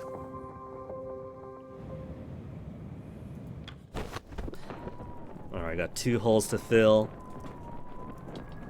You see, Chillin' Chum, I'm not even using AI, and I'm already writing your smut story better than the AI could. 2 new holes to fill. Pick a bunch of dudes to fill it.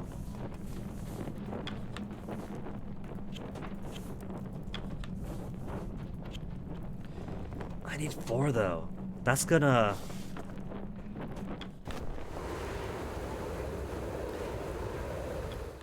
I want to send a few people to hunt for leopard seal. You don't know what's happening, take your word for it? New holes, Chillin' Chum. 2 new holes just appeared. And it takes 4 whole guys to fill 1 hole. So I need to pick 8 guys to plug 4 holes that simply appeared out of nowhere. Which is bothersome, because I need guys to get some hot eel seal action in.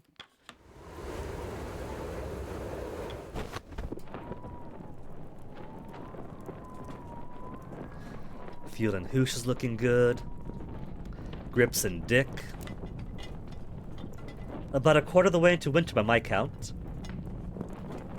You have a different count by chance? No. Damn. Was hoping that you might. But if we're a quarter of the way through, we're not the worst off with food and fuel. I always meant to ask Mr. Templeton, what precisely is your area of expertise? Botany. Odd. How so? Botany is the study of plants, correct? Not an abundance of plants out on the ice. The meteorologists, the biologists, I understand. But why were you chosen? I have a much wider range of knowledge outside of my field. I was chosen to be the head scientist of this expedition. By the benefactor, correct? Yes. Which reminds me, just who is this benefactor of yours? Kurt knew? Hammond knows? Now I know. But apparently, it's supposed to be some big secret that Appleton Peach's Tinning Company is the benefactor. I asked Hunt often, but he always avoided the question. He avoided most of what was asked of him. You may ask many questions, Miss Belford. Exactly what Hunt said. You seem adamant not to answer. It's the Canned Peaches Company! Kasha! It's the Canned Peaches! The one that makes the really shit cigarettes!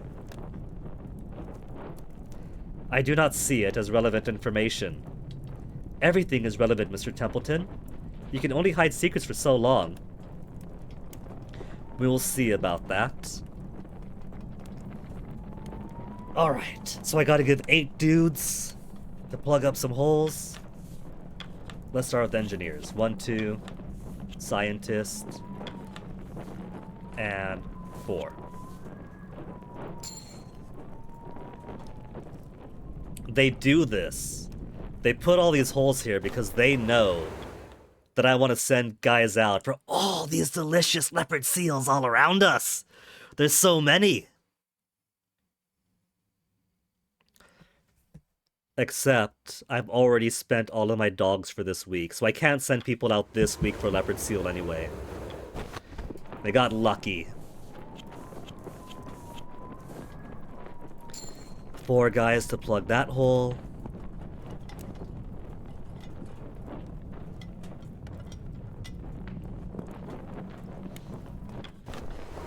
I could take from the Hunted Penguin store.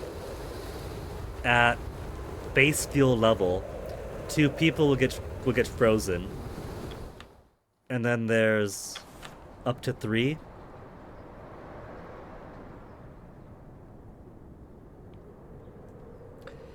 The trouble is, they'll get frozen at the start of this week. So wouldn't that mean that by next week, they'll automatically advance to frostbitten?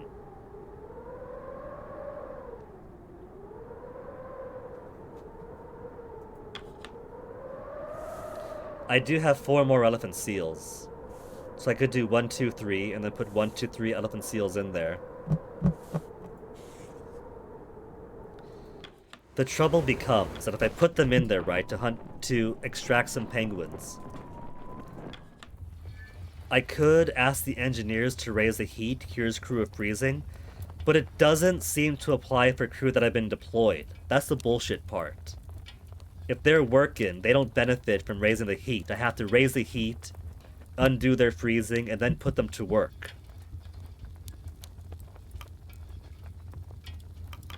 And so that makes it kind of useless for me right now.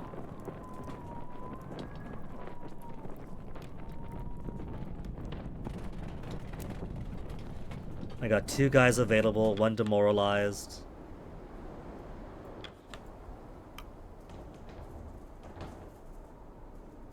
And the one who's demoralized is the 1 engineer that's already working. I got 2 scientists left that I want, ideally, to put at work making medical comforts. But I've already got 2 medical comforts on standby. So let's have dinner. We'll see if anything happens at dinner, and if not, I'll put one of the scientists to work.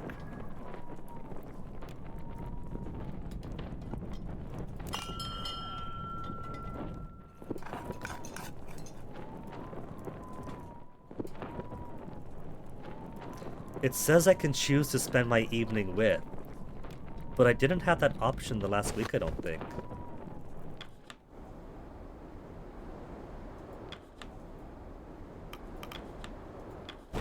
Do they just mean I could look around for people to talk to? Captain, I have heard muttering among the crew that have raised concern. It would appear that our rations of tobacco are finally running dry. The crew have already been on edge since beginning this winter. I doubt this will improve matters. Mr. Hammond and the sailors have been awfully fond of the leaf. I've even spotted them trading some of their food rations for more of it. Ridiculous, I know. The Apperton Company did well to supply us this long at least. Will make his happiness go up to praise his very special company. But it's shit tobacco, though. The other crew have said that it's only barely better than no tobacco at all. Never understood why tobacco was included amongst the tin ration in the first place. A waste when we could have had more food. Well, there's nothing I can do, so let's talk up the Apperton Company. Yes, it was remarkable it was even able to last as long as it has. Hunt must have consumed a quarter of the supply in his time on the ship alone. That lot are quite addicted to it. A simple plant carries so much control over them. Is this foreshadowing? He's the botany expert. He's talked before about how plants are such simple organisms that are immobile and require the benevolence of other animals or the manipulation of other animals to perform the acts of survival for them. And for such a simple, immobile thing, they've managed to basically dominate the planet and let others do their work for them. He's talking plants again, and the hold that plants have over the crew. Is this gonna be something? Personally, I never much cared for it. I tend to avoid any substance that could affect my body chemistry. Bullshit, says the guy who cannot function at his work unless he's consumed copious amount of coffee. He is also a slave to the plants.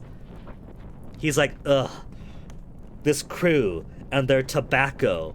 How could they let a plant affect their brain chemistry so much as to be so addicted to it? That's some good coffee. I can get to work now. Still, I have an odd respect for the leaf. There is something admirable in a plant that can steer human behavior so strongly. No wonder our benefactors saw it wise to supply them in abundance.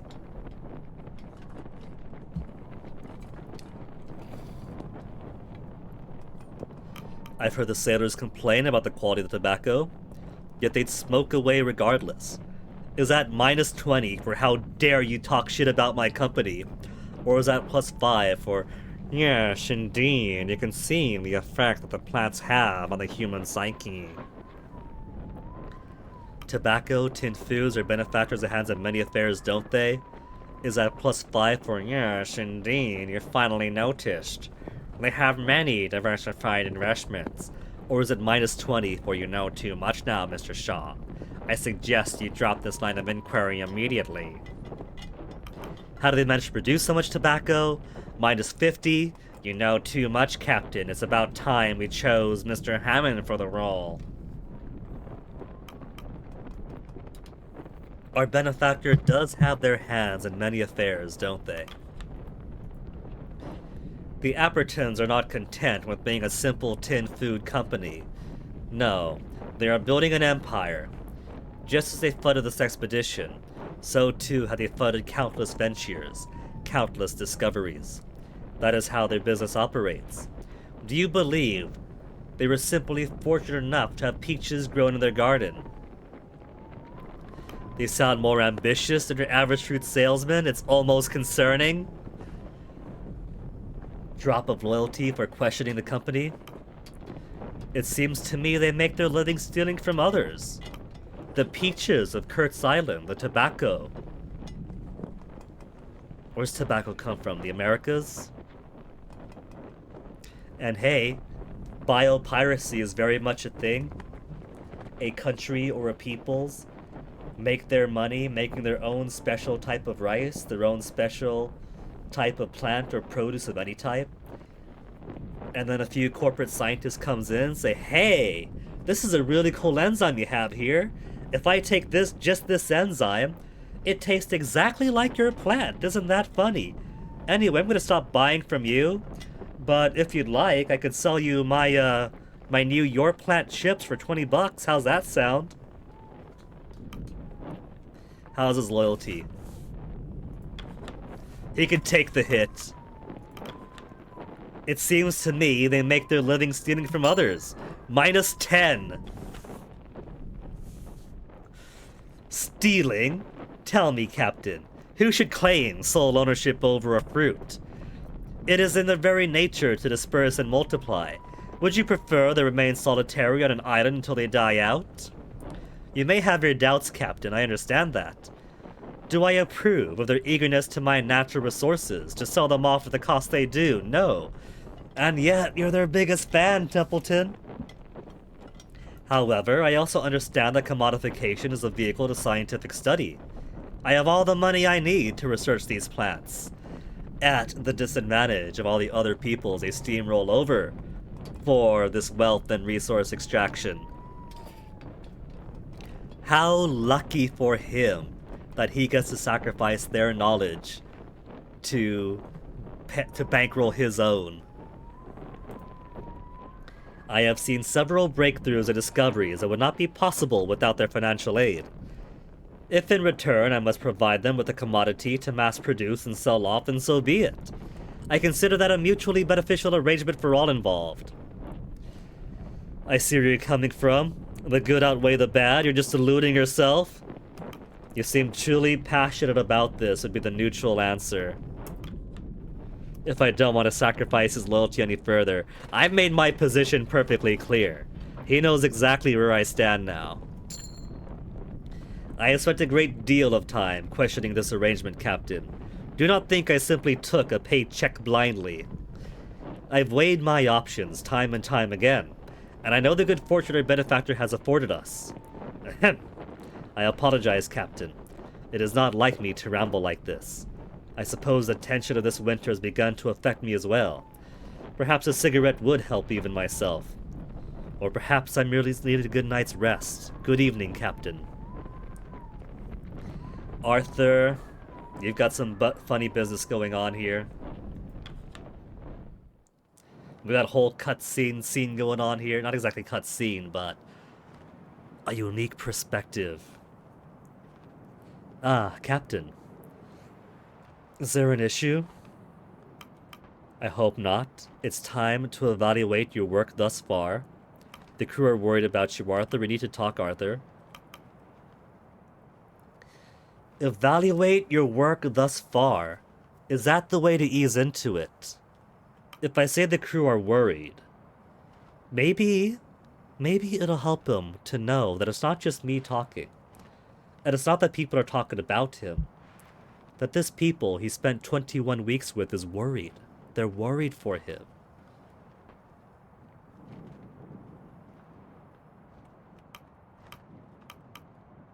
The crew are worried about you, Arthur. Oh, right.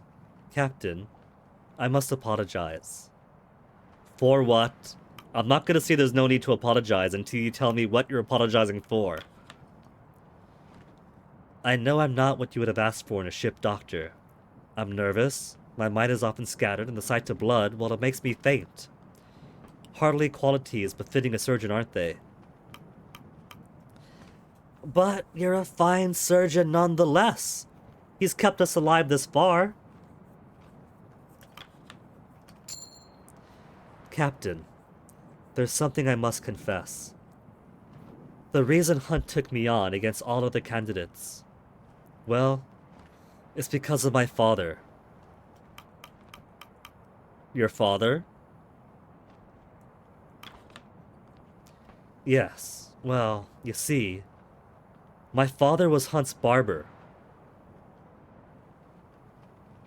We know that Hunt favored people he's worked with before for his crew. Hence why the Stokes brothers, Hammond, this lot have worked with him often enough. Because he goes for people he knows and likes, more than scanning everyone's curriculum vitae to see who's got the skills and experience. So he's like, Arthur, your father gives a mean haircut. Grab yourself a bone saw and join my crew. They were quite friendly, and, well, my father called in a favor. Some favor that proved to be. Who would sign their son up for this work? You know that for certain. You think it more likely that Hunt was repaying his barber than the simple fact that you earned the work. You know that for certain. Well, not for certain, but it's quite clear. My father was so proud when I took this expedition. Believed it could finally toughen his boy up. He was always obsessed with that. No matter what I did, for him, it always came back to how tough I was. But you can see how well that worked, can't you? I have had no issue with his work. Captain, there's no need to protect my self-worth. I know where I stand. Yeah, I know where I stand too. 25 living crew out of 25. Not counting Captain Hunt and the 3 crew he took with him. Everyone under my command has stayed alive. They come back with wounds off the hunt, and he patches them up. Nutley, you are credit to team. Some of the crew have been quite kind to me. Too kind. But whether it's harsh words from Templeton or pats on the back from Kurt, their eyes are all the same when they look at me. A burden. A mouth to feed. So prove them wrong. You've convinced yourself of that, Arthur. It's a self-defeating outlook. You're no burden. You're the only doctor. It's true. See, these are all good things to say. Arthur, if you really believe that, prove them wrong. Show them how capable you are. But he's got no backbone. He'll buckle at the challenge. Arthur, that's self-defeating. You've convinced yourself of it. Snap out of it, man. You've been doing good work. Or, if I say it's all in his head, he'll take that as more evidence of how incapable and immature he is. Captain, if I can't even take care of that, then how could I take care of them? And this is true. He's no burden. 1, he's the only doctor. And 2, he's no burden. He's a good doctor that's fixed them all up. But if I say he's the only doctor, he's like, that's the only reason they respect me. I'm the only choice they have.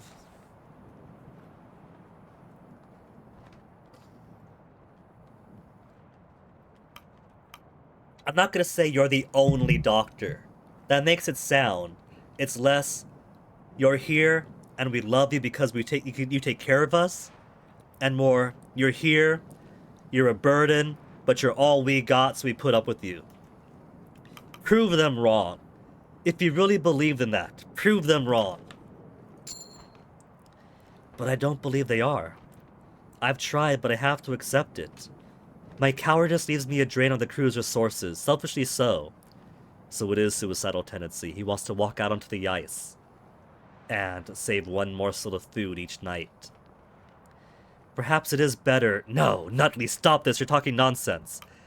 You best not be suggesting what I think you are. Get some rest, Nutley. You need time to think. Yes, just leave him in his own head. With no guidance, no support. So he'll have plenty of time to think about how worthless he is. You best not be suggesting what I think you are. Loyal to you popped up. I didn't see I gained loyalty. That popped up on the left as an attribute. Because we've made the time to make him loyal to us. Our words are actually sinking in. I like that. No, I'm not. Of course I'm not. I suppose I've been acting foolish. I love how expressive all these different facial portraits are. He's had like, what, 5, 6 different expressions in this conversation alone? And each one carries as much meaning as the words that are coming out of his mouth? I suppose I've been acting foolish. Now's not the time to lose my nerves. What remained of them. I'm sorry for worrying you, Captain. Nutley walks off, making his way back to the tent. Clearly, much is on the doctor's mind. You see that, Templeton? I've coddled the boy and have benefited from it. He's okay. We didn't have to speak harshly to him. Two Johns, Tucker, and Cavity. All inside their tent. Two Johns living up to his name. Just creeping up next to the canvas and peering in to listen. Two Johns, wait till you hear this. The Winter's finally taken Tucker. Huh? What now? It's nothing. Man so lonely, he started talking to the woman on the tin cans. She's got an elusive look. It's a bloody drawing, Tucker. But what's her story? Once upon a time, someone needed to put a face on their tin peach can. The end. Don't take Tucker to one of them galleries, he'll lose his bloody mind. Alright, that's enough. We're not even halfway through the winter yet. Man could have his outlet. If it keeps him grounded, he could have a little exercise and talking to the canned peaches. Tashi and Runsta. Why are you so pressed up against that lamp? Trying to read. It's too dark for anything like that. Missing your home, aren't you? Wherever it is. Not long now. We could hope. I used to read in the dark as a kid. I thought, oh cool. I'm going to train myself to read in the dark by reading in very low light. Which is probably why I have to wear such strong glasses these days. I didn't need to wear glasses until high school. Suddenly, out of nowhere, I realized, wait a minute. I can't read what the teacher's writing on the board up there. Teacher, you need fresher markers. I can't read. What do you mean? This is a fresh marker. Look, I didn't even get a new one. See? Well, I can't read it. And suddenly notice that faces in the hallway were all blobs until they got close. Really freaky. And I think I might have myself for that. I think trying to read in the dark strained my eyes too hard there. I do miss not having to wear glasses. I mean, there are nice options out there that are cool and sexy and whatnot. And that's fine for people who don't need glasses. They can just pick up whatever frame they want on the cheap. Me? I need a prescription. It's expensive as heck.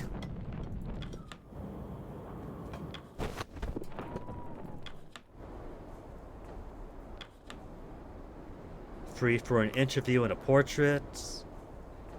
Let's assign. The one person who needs it is too busy to interview. We got 2 scientists available. I do want to make some more medical comforts. We got enough stockpile. So let's just send one to talk to her.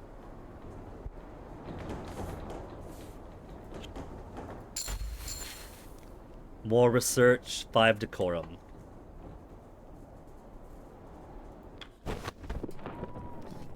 And because one's demoralized already, let's go feed an elephant seal, not a leopard seal, to the hoosh. 24 additional food. And cures demoralization.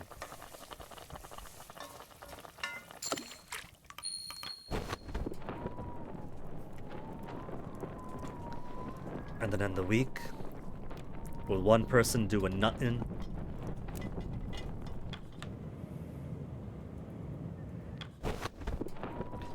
The text that pops up after dinner says I can choose who to spend my evenings with. But that might just be flavor text for go on and go talk to people. Because the options are all the same as ever.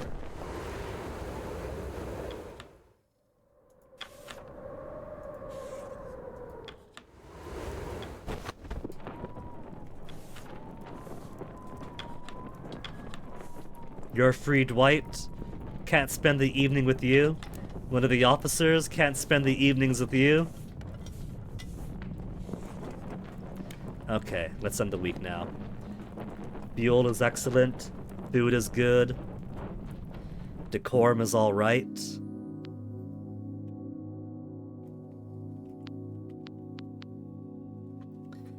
So because no one has gone out, let's go ahead.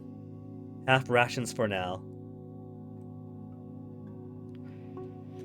3 crew will develop freezing. I want to do both food and fuel at half, but that'll drop my morale to 40. Let's drop it to 40. 3 crew members will develop freezing. I got nobody outside of the ice except for the scouts scouting things out. They don't get frozen for scouting missions, so that's okay. And 3 people will be cured up just through the act of raising the heat.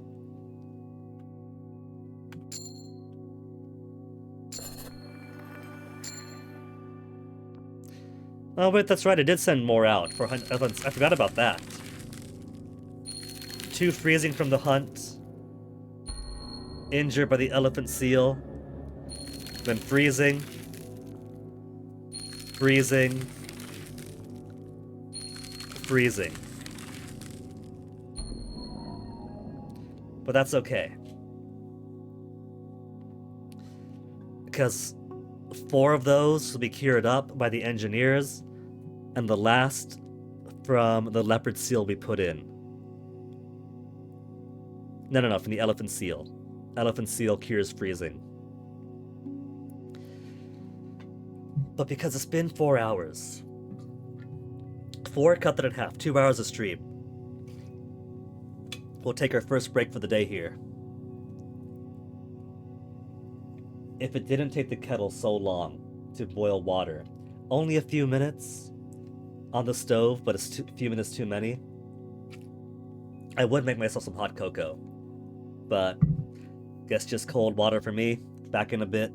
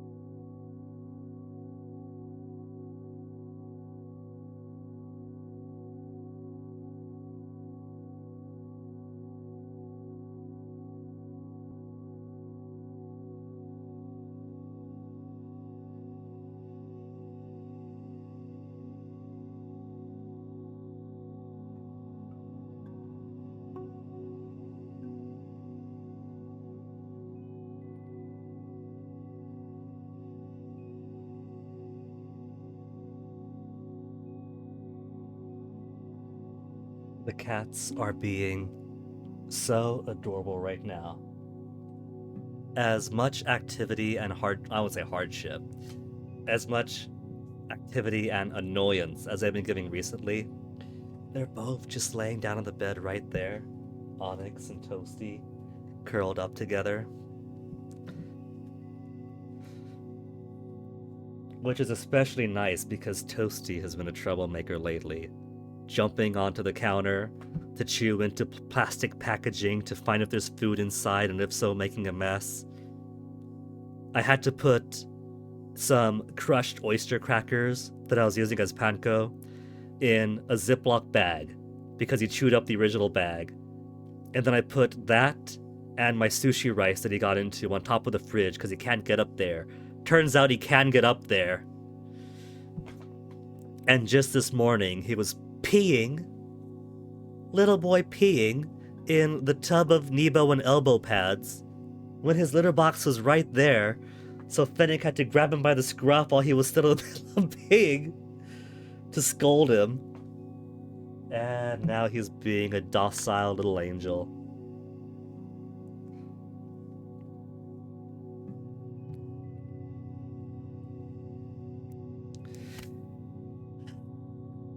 But I'll take docile little angel over not. Flick's freezing, Gloss is freezing, Tashi freezing, 2 Johns and Tashi freezing. Wait. Tashi became freezing on the sled hunt. And then we roll the dice and Tashi is freezing again. So it's only 4 people frozen. That's good. So when you're not burning enough fuel and the dice roll to say who is cold enough to feel frozen, it doesn't account for who's already frozen. Each dice roll is a 1 in 25 if you have 25 surviving crew. Then that's pretty good. So does that mean there's a chance then that he could actually make it where it would be statistically impossible or very, very improbable for one person to get the dice roll each time? Maybe for food and fuel, when you don't put enough in, it's without repeat. So like for the first dice roll, you have 25 crew, roll the dice, 1d25, whoever gets frozen is taken out of the pool, now it's 1d24. That's probably how it is for the end of week. Not enough food, not enough coal, who gets starving, who gets frozen. But the fact that it could be the same people as the ones who went out on the ice to hunt, that's cool. The same person who got too cold hunting on the ice could be the same person who feels too cold because there's not enough fuel in the tent.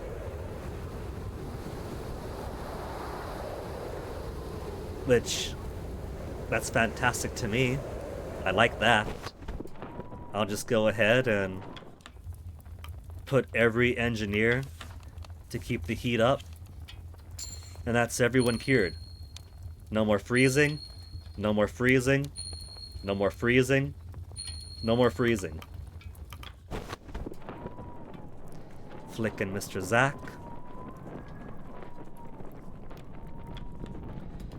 Winter can't be over soon enough. This is the longest I've got without any proper exercise, she says, but I keep putting them on the ice. Well, winter has granted me plenty of time to read by the lamplight. Perhaps one should use this time to exercise in their mind instead. Hells. What? That's the most obnoxious thing you've said so far. It's almost impressive.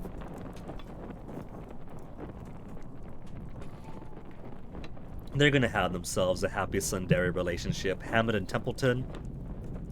Mr. Hammond, in my hands is a write-up I've been working on over the winter, intended for a benefactor. It would be good for you to have a look over the material. Let me know if there's anything missing. Aye, sure thing. Oh, without dripping oil everywhere if you can. My research is quite important. And my work isn't? Of course it is. Could you attempt to clean your hands at least? With what? Bloody ice water? I'm certain I have a cloth somewhere. Here, take this as your own. Aye, thanks. That handcloth was actually embroidered by Don't Care. Another happy Sundari relationship.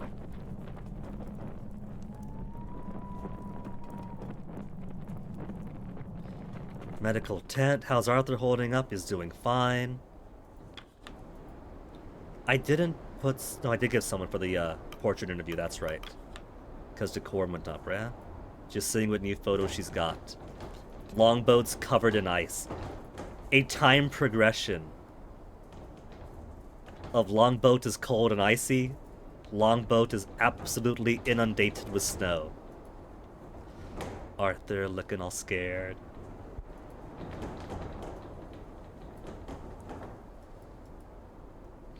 Hammond. Oh, she's developed a time lapse of some cracking ice too. A crack in the ice. Forming a proper ridge as the pressure builds. Arthur looking exasperated. Arthur looking out of his element. Hey, who's got a telescope? Scout team maybe? Science crew perhaps? Is that from the meteorologist team? Some binoculars. Templeton looking as happy as ever. That's a cool ice cliff. More ice cliffs. Walking along the ice. Was this during our moving camp, or is that some scouting cruise? This could either be a hunting team coming in or going out, or the process of our moving camp. Aw, little doggy in its tent. She's got a lot of pictures of Arthur. Do you think that these two are gonna end up being mutually supportive roommates by the end of this?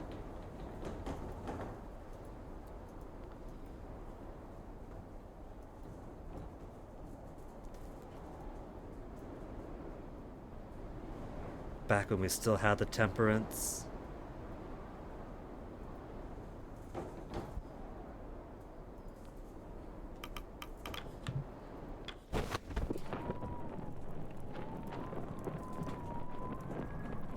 Okay, let's do our morning requests.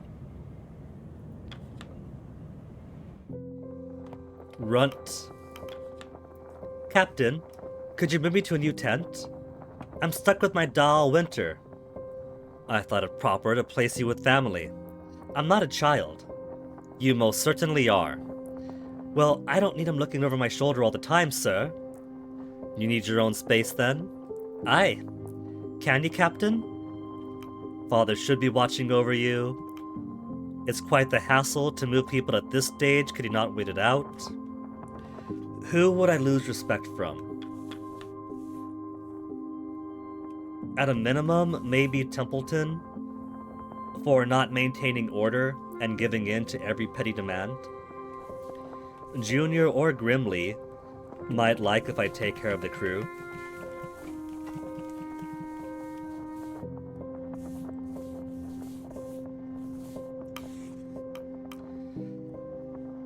Very well, we'll relocate you. Grimley got 5 loyalty, Templeton lost. As I had expected. Now Templeton's only 5 over the baseline. But Grimley, I think I'd estimate that at 15 away from maxing out his, not maxing out, but finally gaining his loyalty. Thank you, Captain. Tucker, Captain, Templeton, Mr. Higgs. Call me Tucker. Mr. Higgs is fine. Is there something you require? Must be nerve-wracking in here all day. Well, I say day. Can't tell what time it is anymore, can you? I suppose not, but must fry your head, Captain, does it? This is gonna sound weird, chum, but you're trying to decide what sort of birth control Fabian would opt for. No one cares about that sort of thing. Even you don't. But the dialogue brought an opportunity, so you guess you're doing it. This is a fantasy world, right, Shin and Chum? So you could go the standard route of saying that there's some herb that she chews or brews into a tea that prevents any fertile egg from... It's not a fantasy world. Oh, well, there's a few of that in the real world, too. You could just pretend. You could just pretend that there's some herb she chews or brews that does that. There's a few that's been around the world, too. Which, technically, you should have an expert that knows how to process the plant or the fungus. Process it first, but there's nothing stopping it from being fantasy, but there's no mention of what the world will be. In that case, herb's a possibility. If there's any sort of pharmacological knowledge or apothecarian knowledge, you could say that it's something she consumes too, be it a pill or maybe a tincture or something. If it's more modern, you could just choose something. What would match your character more? Then maybe she's got one of those, was it interurinary, what do you call it? Is it like a, not a UDI, that's a urinary tract infection, but there's that device you put in, and it hurts like a bitch to put in, but it kind of makes things safer. IUDs, I think that's it, yeah. It's been a while since I dallied with someone with one, so I forgot the term. Well, that's an option if it's more modern, and if she's a type who, likes the rawness in your story. What I mean to say is, Chum, while you may be stuck with which one to choose and which one fits your personality more, there's options. Fantastical and real. Not too bad, grown used to it. What, Templeton? He can be quite the father, yes. It's not too bad, I've grown used to it. I suppose it's been long enough now. I'm sorry, Mr. Higgs. Did you come here with a request or not? The days barely exist anymore. Nothing to do around here but pass the hours. So, you have nothing to request? Nah. You've simply come here to make idle chatter? Aye. Nothing better to do. Captain? Embrace this free time while you can, it won't last.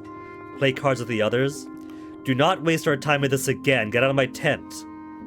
If you want to pass the time, you'll be happy to clean up after the dogs. That's the kind of leaders I've had. Like, if you have time to read a book, then either find something to do, or go home 2 hours into your shift, or you guys having fun, sitting in the truck, talking, laughing? It sounds like you got free time to do some cleaning up, some packing around. Oh, haha, no, we're fine, we're fine. I wasn't kidding. Go clean up, pack things up.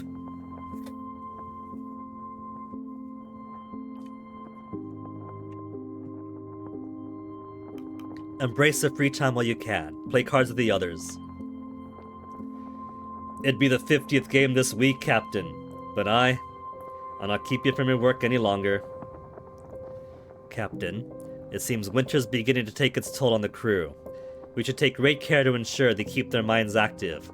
We still have a good deal of winter to work through. Yorick? Captain Shaw, Oh, goodness. You're out of breath. Calm yourself. Is it an emergency? Well, this might sound mad. Out with it. I saw it. Clear as day, I looked out into the snow and I saw it. What? The Banweir! Well, Captain, next order of business is... I'm not joking! I know it sounds mad, but I saw it. 12 feet tall, covered in thick, bushy white hair. No such creature exists. The winter has clearly gotten to you. I thought my eyes were playing tricks on me too, but what if they weren't? What if there is a beast like that? If we caught it, it could feed us for 3 winters, no, 4. He says that, but an elephant seal, a whole elephant seal? is only 18 hoosh. And a leopard seal is only 24 hoosh. So his 12-foot tall bushy man is probably going to be closer to an emperor penguin, maybe 2. So 18 hoosh maximum. You are not suggesting a winter hunting party. I've already sent out a winter hunting party, Templeton. This isn't going to be the first time. We won't travel far, Captain. Think about it. Go see Dr. Nutley, Yorick III.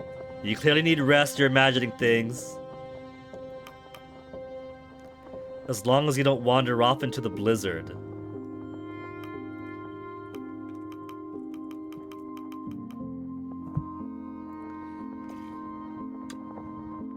Okay. 1 to 4 crew, huh? Yorick is super excited about this. He's gonna go.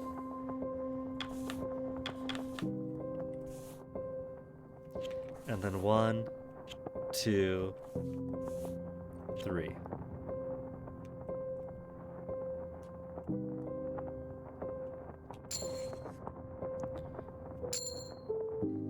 -5 loyalty from Templeton.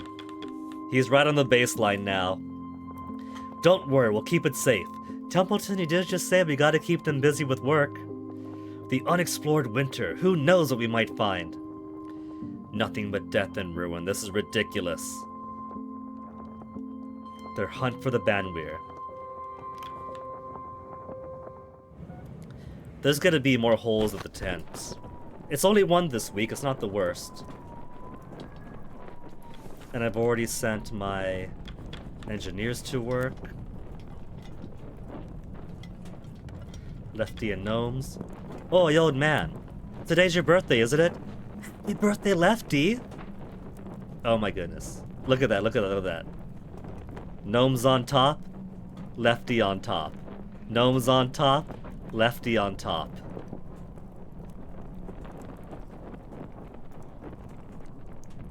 Surprised you still know what day it is. But these old bones grow even older. Bleh, tongue, please. I can't imagine what surprise you have planned. I actually asked Grimly to carve a wooden whale for you before we set off. Oh? And where is it? Went down with the ship. Har! Well, it's a thought that counts. Lefty on top.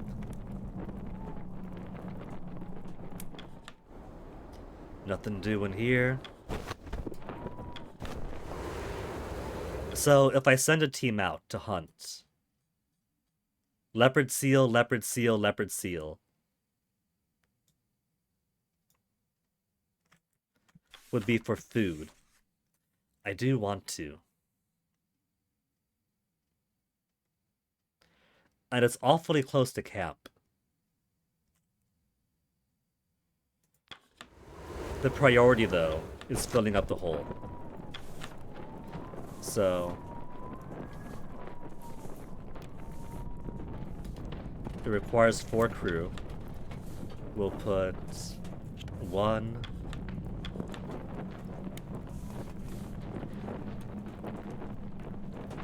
2, 3, and 4.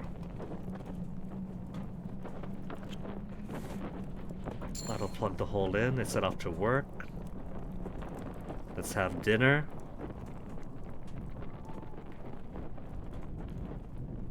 Even what little bright light there is, not even bright light, even what little bright night there is, our little twilight hour barely exists now.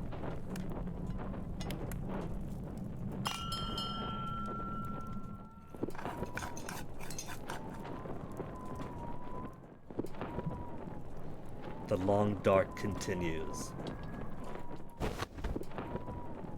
How's Nutley doing? As you step out of the tent, you notice Nutley approach. Captain, I've been thinking a great deal of the last while. I want to thank you for speaking to me when you did. Look at that smile on his face. I needed that.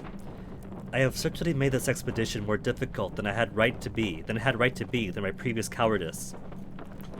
And for that, I'm sorry, Captain Shaw. You need to be happy to see sense, Nutley.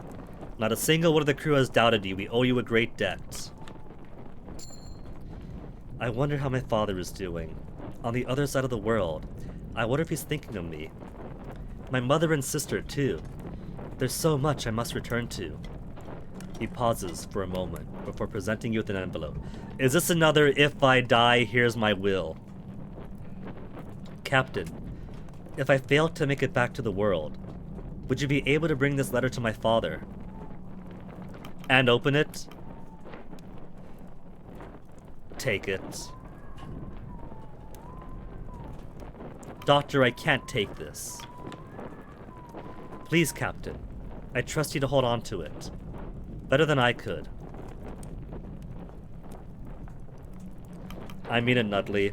You can bring the letter to your father yourself. Captain, please just take it. The doctor attempts to pass the letter off to you, but you refuse.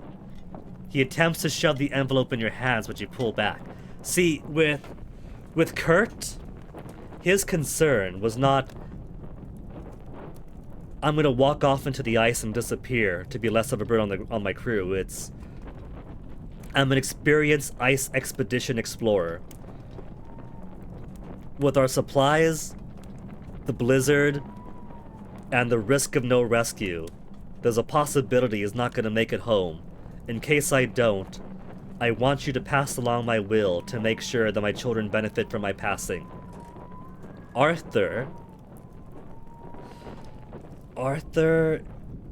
while benefiting from the pep talk,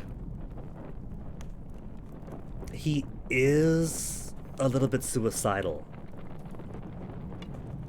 And I do want to ensure he makes it back, but I don't want to give him the idea of his affairs are settled. If he has to walk off into the ice, he can do so with a light heart. I don't want to make it easier for him to walk off into the ice. I see, Captain. I won't force you. It's fine. He loves me plenty. That's only 95% loyalty. He'll be fine. Then I hope I can deliver this myself. You will, Arthur. And I got the rebate back. 100% loyalty, best friends. Nutley gives you a nod as he makes his way back into his tent, and you make your way back to camp. Grunt, hanging out with the others. Is the winter over yet, da? Oh, you're sick of it, eh? I was sick of it when it started. I want to move. Not much longer now, I'm sure. These seasons only seem to last a month at a time. Summer went in the blink of an eye. Cash and Cordell. I've noticed something. What is it? Looking at some of the older photographs, a few of the dogs have grown quite a bit since we first landed. We have been here for quite some time, yes? It will be interesting to see the time-lapse.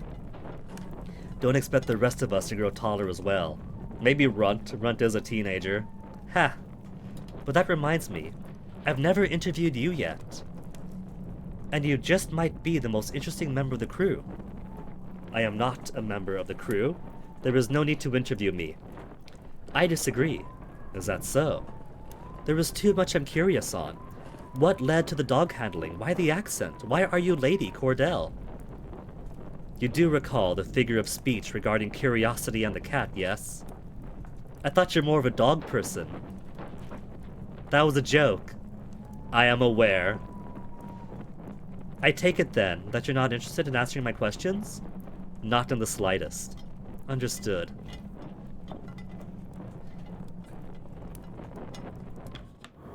Pet the dogs. You nod knowingly at it.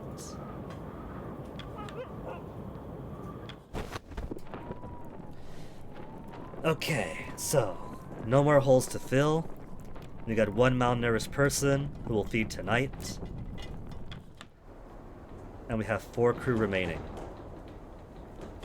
Among which we have 2 scientists, 1 scout, 1 crew.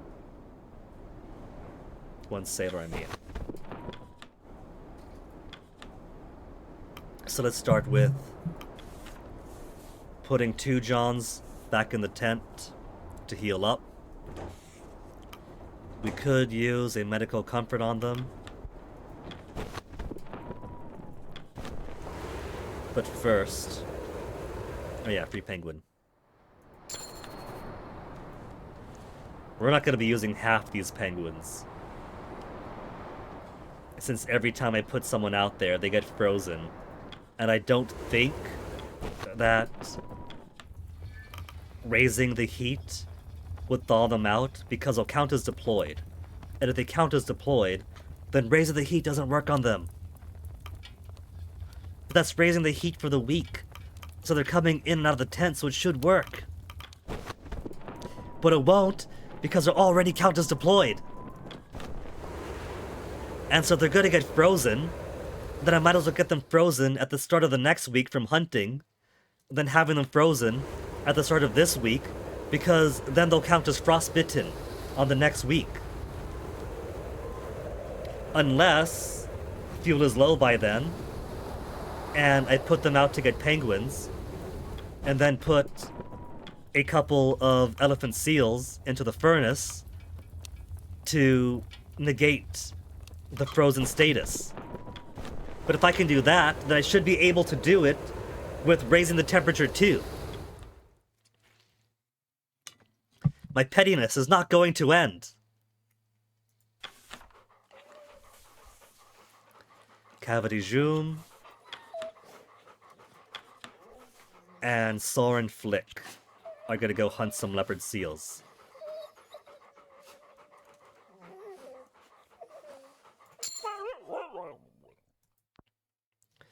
And we got no more scouts, right? That's all the scouts busy. That's right. You already took 4 other guys out.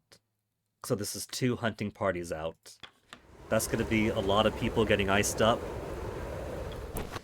So for this week, food should be alright. Fuel. Maybe I'll spend a little bit more on the fuel.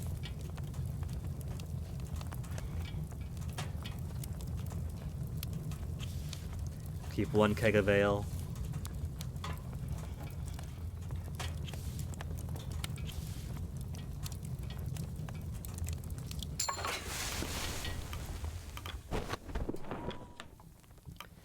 As for the hoosh, no demoralization to feed yet, so let's put a couple of penguins on there.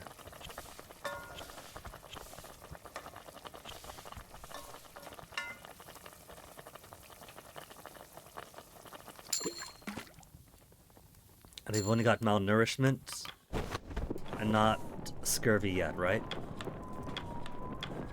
Yeah, merely malnourished. If I feed him well tonight for this week, then he'll no longer have the sensation. Okay, that's everyone. Except that's not everyone. Let's assign a crew for more interview. It's basically these 2 free up at the end every week. I could make some more medical comforts, but more research and 5 more decorum is going to be useful. I gotta keep it going. 5 decorum, 1 research. Does it show how much research I have? 38 research. Every 10 research brought home is proof of success to my employer. All documented findings of the expedition, including pages of Kasha's report. Now let's go.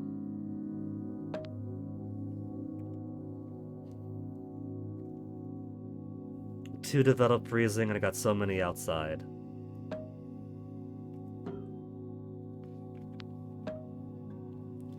$75 fuel, do I dare burn that much? 1 will develop freezing, The thing is, I've got so many people coming in from the cold now. It's minus 47 degrees Celsius.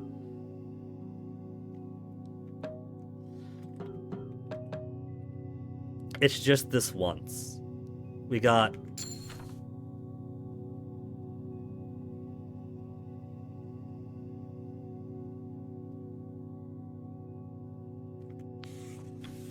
I got a +1 crew by opening up this tab. 7 elephant seals. And plenty of crab-eater seals.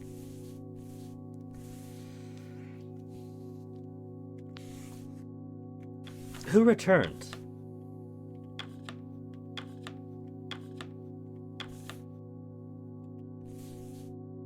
Is counting 2 John as returned from the tent for opening the tab. Okay. We'll do high heat this week. Only because we have 2 hunting parties out and there's gonna be lots of freezing people.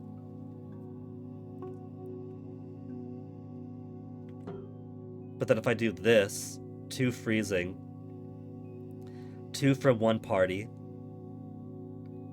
and maybe upwards of 4 from the other, so 1, 2, 3, 4. 4 down from raising the heat, and then 4 to take care of.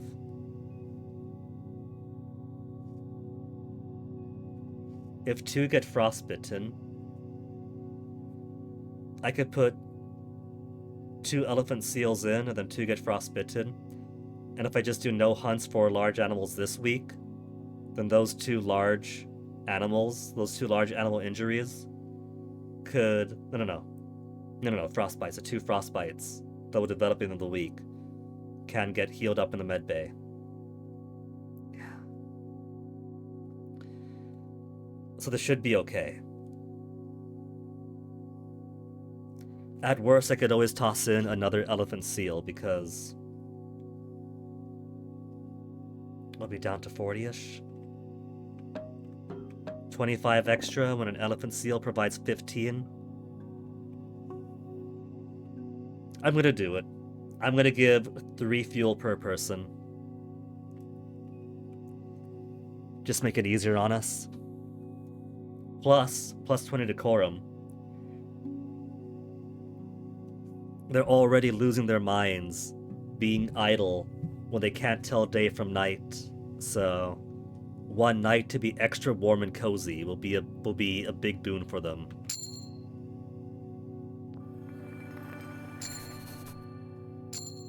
Three leopard seals. Long winter continues.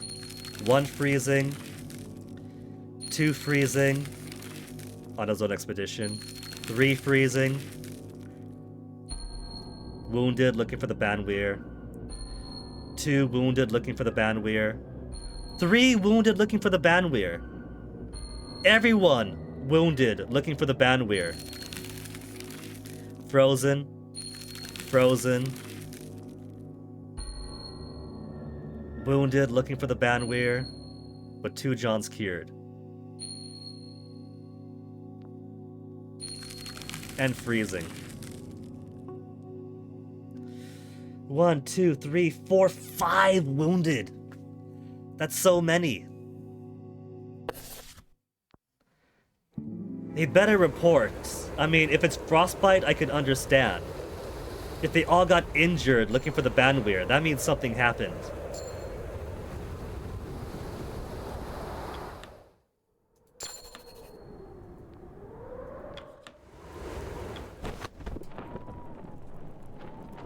Hammond? Morn? Winter might finally be clearing up, eh? About time. Gods. Remember when those bloody penguins showed up at camp? Seems ages past now. Not much longer now. Yet not soon enough. Can't wait to get moving again. Kurt Nutley. I must say, Doctor, something in your walk as of late. You're holding that head high. Oh, thank you. I'm sure you're as eager as the rest of us. Not long now before we'll be able to stretch our legs outside again. On that subject, I was running a few physical examinations in preparation of returning to work. Do you mind? Of course not. This won't take long, I hope. It shouldn't. See? He's doing good at his work. He's got this.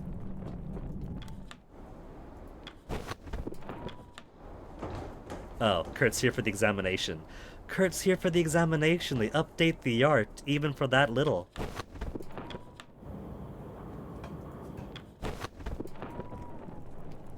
Okay, request tent. What have you got for the week? I want to report on the Banwin hunt, Yorick. Captain, I should apologize for my demand a few weeks back. As you should.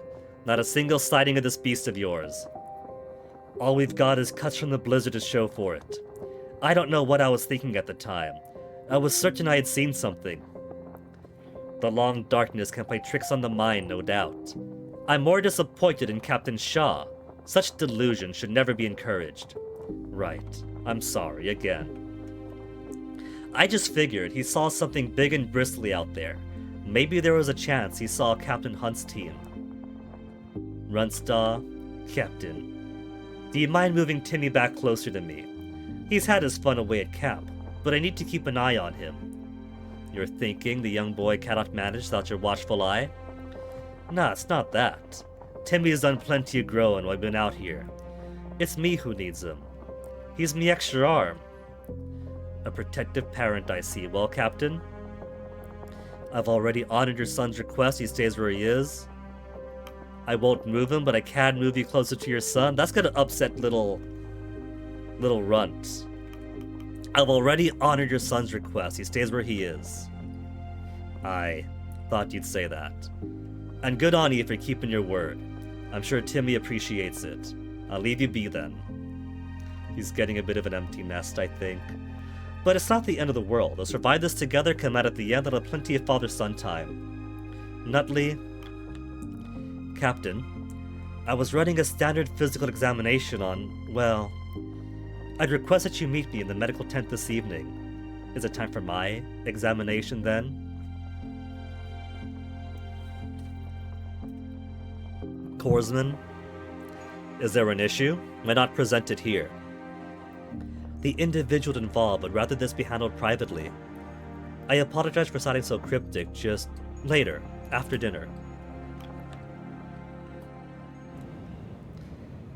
I must admit, I'm curious what issue the doctor has encountered that requires your summons. Well, I needn't pry. A private matter is a private matter. Someone's gotten pregnant. 2 Johns. Sharing some laughs with Tucker and Cavity.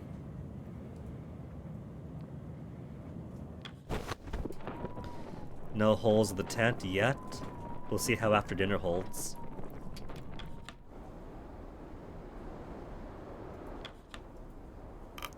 See what new photos we have. I gotta glance through them all because sometimes the photos she produces are not of the same order as... I'm not seeing anything new. Is that Arthur rummaging through his bag new? That could be.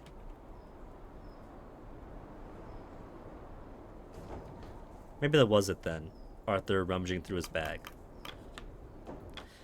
But first, let's put...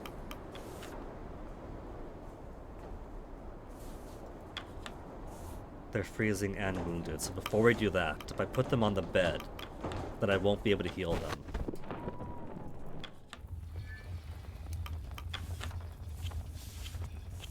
Raise the heat.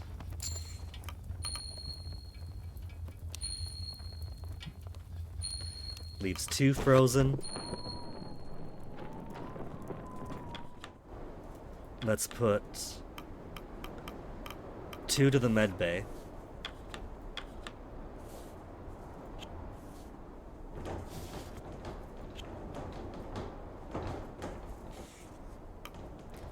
And whether or not I need to use medical comforts will depend on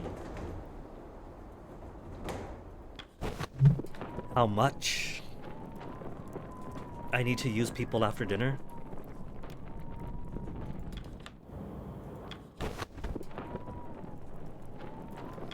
Let's put a couple of elephant seals in here. That's what they're there for. That's 2 frozen cured. And then add more penguins to the hoosh.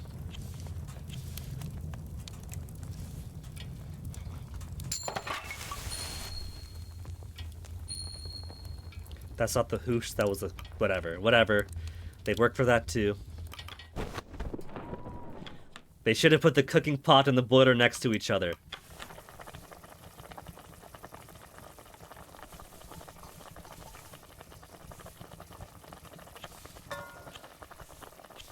There. A couple of seals to balance it out then. Except nah. Seals don't provide as much hoosh, so just the one.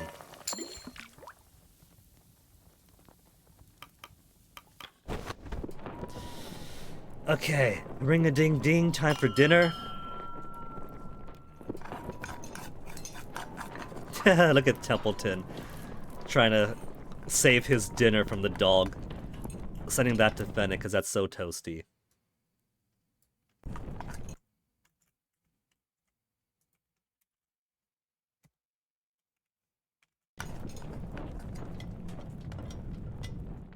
They're still sleeping back there.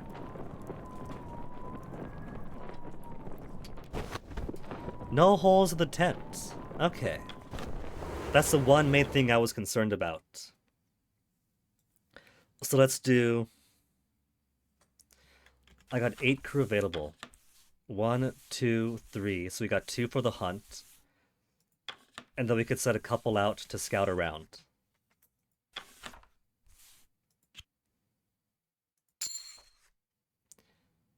There's plenty of leopard seal.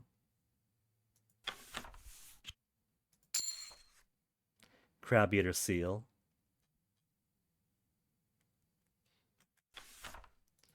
Leopard seal provides 12 furnace. Crab eater is 6. 12 times 3 is 36 compared to 6 times 5 for 30. So either way,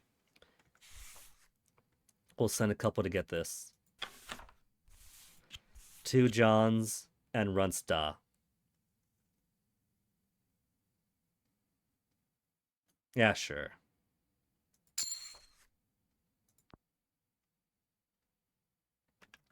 And the scientists, we have 3. We could send them all out to observe the anti-lunar specter, but won't.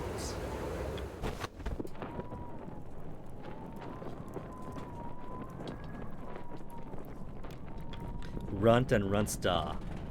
Almost over now. See, they still get their bonding time, it's fine.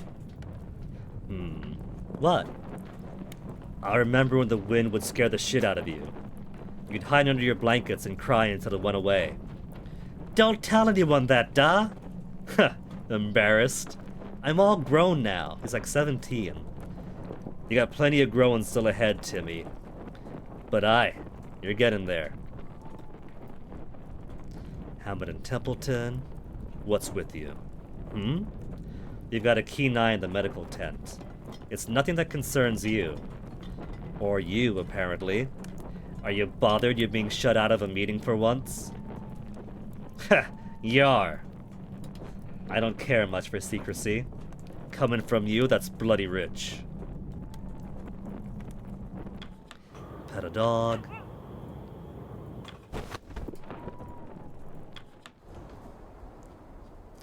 Oh.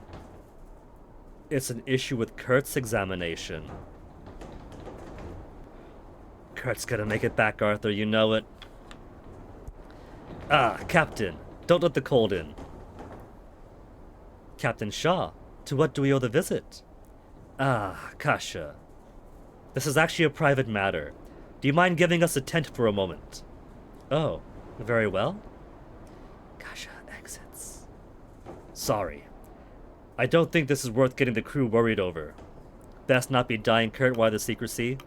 What did you find, Nutley? I notice an arrhythmia in his heart. It is difficult to determine the cause on further examination. But as it stands, my current diagnosis is cardiomyopathy. Years of adventure finally catching up to the old ticker, eh? Well, it could be genetic. Bah! That's just a guess still. Some unusual rhythm is no issue. Have you experienced shortness of breath while sitting down? Well, fatigue? A sudden cough when you lie down, dizziness. I notice some swelling in your ankles as well. Who's to say that... Kurt, please, I'm trying to help. Yes, I've experienced it. How much longer does he have, Doctor? What does this mean? Well, it's manageable, but you will have to take it easy for the rest of the expedition. Kurt's big thing is he doesn't mind being old, but he really doesn't want to be useless. It's a little bit of a pride thing, a slight bit of ego, but it's also just mortality. In general, we're okay getting older, but we don't like not being able to do the things we're good at. And he's at that age now. Bah! No more hauling equipment. Very well. If you're offered a drink by the crew, refuse. Tough, but fair. And, well... it's my belief that Kurt is not fit to lead a lifeboat once we set off. Now, Doctor, that's just not possible. I'm the navigator. You can't honestly expect anyone else to handle that sort of duty. It's a short sail, Nutley. Surely, Kurt can rest once we make land. Nutley has a point, Kurt. It's not safe. You can at least provide guidance, Kurt. Yeah. He's got experience. He's on this team because of his experience. -5 loyalty. Yes, but leading the boats is our separate matter entirely. I can't foreplan the entire sail. Your health comes first, Kurt. The entire crew's health is at risk of not navigating those boats. Kurt, I won't mince words. You could die. We all could. Bah, I don't want to argue with you, Arthur. We won't be getting anywhere doing so. It's up to you, Captain. That's true. Do you think it's worth the risk? If you feel fit to continue to reach land, you may. Kurt, you're not fit to lead the boats. I order you to rest. -10 loyalty. That's a huge stab to his heart. But we've built up such good rapport. I won't argue. I trust your judgment, both of you. Thank you for seeing reason, Kurt. And thank you, Doctor. It was a good catch. Oh. And let's not tell the crew about this, will we? I don't need them fussing over it. And a man is due his privacy. I'll respect that. I suppose I should get an early night then. This big bombastic Brian Blessed, though, the way he talks conversationally, anyone within 2 miles of this tent would have heard everything.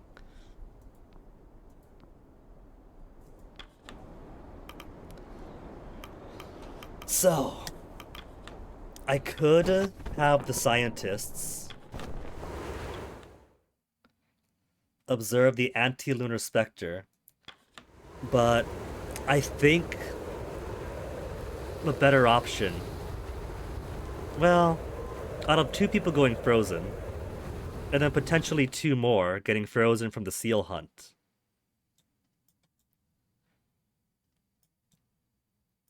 So what I could do, if I send 3 out to observe, and they end up chilly, we still have elephant seals. So, I think we could afford to get some research here. 9 extra decorum, and 3 more research.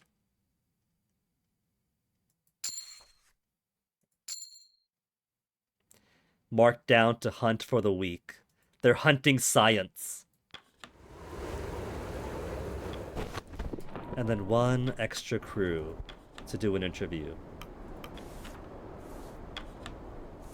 Lefty again. 1 research, 5 decorum, 79 now. I just gotta keep up doing these other duties on the side. And it makes up for having to make them go hungry every once in a while. The hoosh and the fuel's got plenty.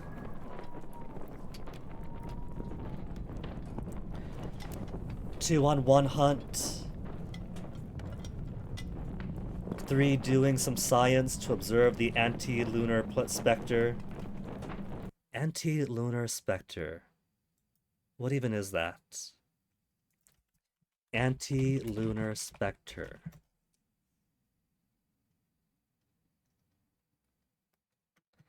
Glory, optical phenomenon, Wikipedia. Like a rainbow, outdoor glories are centered on the anti-solar, or in the case of the moon, anti-lunar point, which coincides with the shadow of the observer's head. Is that what this is?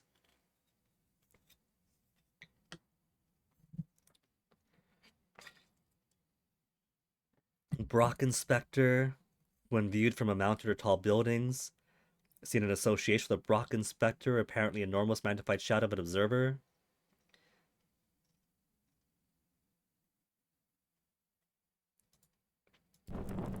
Could be what they're referring to.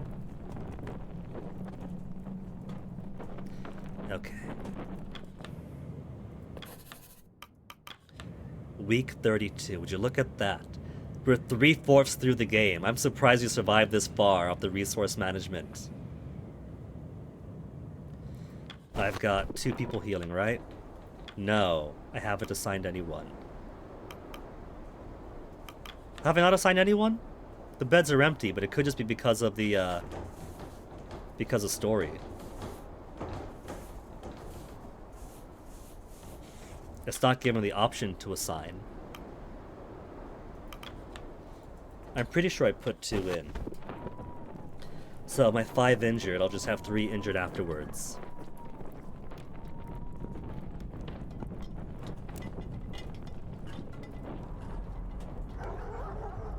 You awake to the sound of distant barking. Seems one of the dogs has been excited by something. It better not be more leopard seal to crush on through the tent. You sprint from your tent. You aren't alone in being woken by the dogs. At the center of the campsite, a crack begins to form, followed by more spreading out.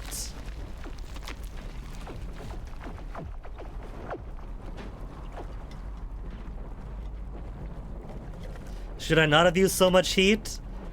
The dogs leap from the kennel, sprinting southwards. Wait, wait! Cordell runs across the cracks in pursuit of her dogs. The ice shifts beneath you. You hear the sound of something falling, then smashing. I was just saying, we're 3/4 through the game and we're doing so well. The lamps. Hells, what the fuck is this? Oh no, the flow is splitting. Quick, we need to move, now, no wasting time. Nutley and Kasha run out from the medical tent. Nutley carries his bag slung over his shoulder while Kasha's hands are filled with notes. What is this? Ice is splitting. That all your work? What I could carry, yes. Not good, your tent's going under. What? No! My equipment! Do not go back that way, either of you understand? Templeton turns to Kurt. How should we handle this? Captain, we need to get out of this tent as soon as possible. Everything past that point is going to be swallowed up. You heard the man. Everyone haul what you can. Move. The crew get to work on the furnace and lifeboats, hauling as fast as they can. The ice advances. The ice splits further. The tents sink below.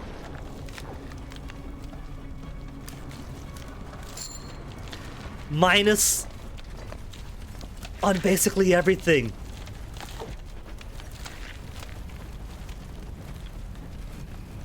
I've got my captain's hat, a revolver, an accordion, a camera, and research. I don't have my guns. I got no resources.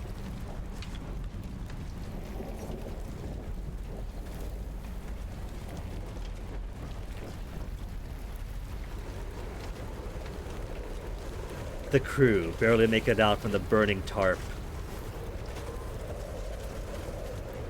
With a crack this big, I don't think that's just because I ran the heat high once. This is like glacial plate motion in action. A few sustained burns and bruises for the frantic escape.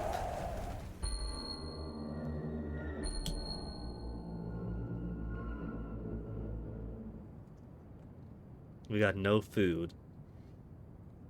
No fuel. New camp by the shore.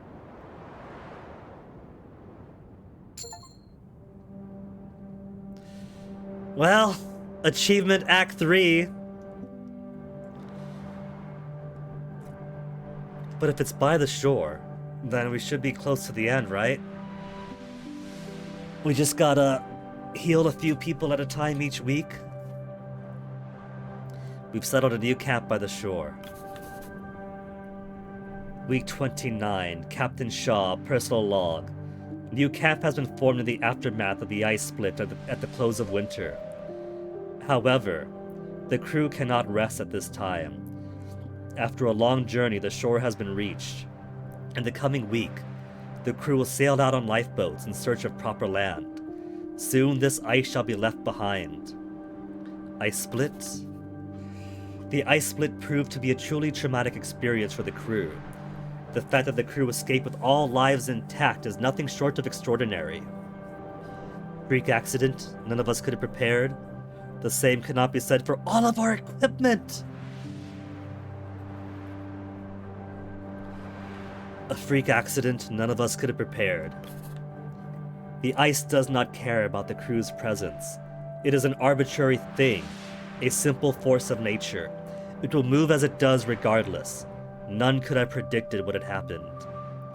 Open sea sail. The crew has reached the shore, but now a great challenge presents itself. The ice beneath our feet will not hold for much longer. It is destined to break apart and tear as it did before. Solid ground must be reached in search of the point of rescue. To that end, the crew must sail out onto the open sea. I trust the crew's capabilities. A team of fit and well-experienced sailors alongside a navigator of the caliber of Kurt Darling. Though it may seem daunting, this sail may prove to be the most comfortable task for the crew. Sailing's their lifeblood. They are more equipped for this than they are anything else.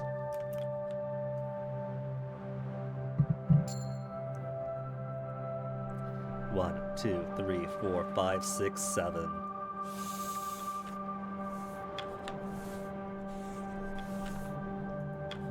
All of my scouts wounded. One of the doctors.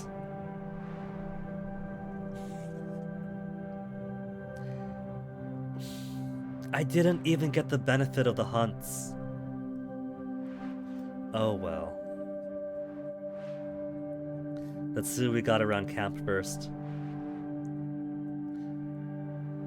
This is a much more Spartan camp than we had before. We got 14 dogs, but where's the dog glue?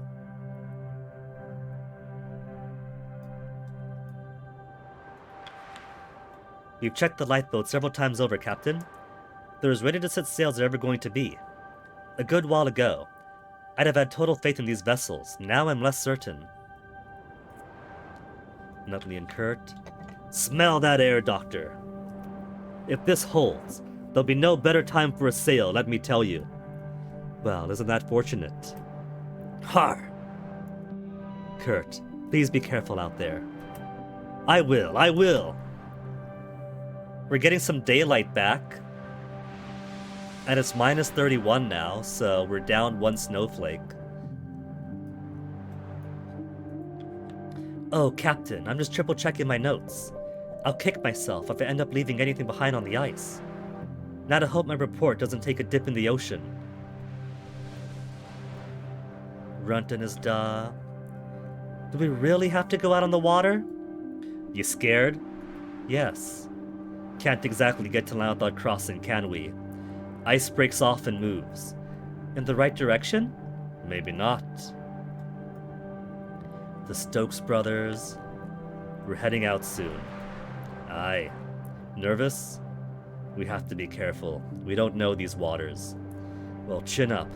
Better to look confident for the crew.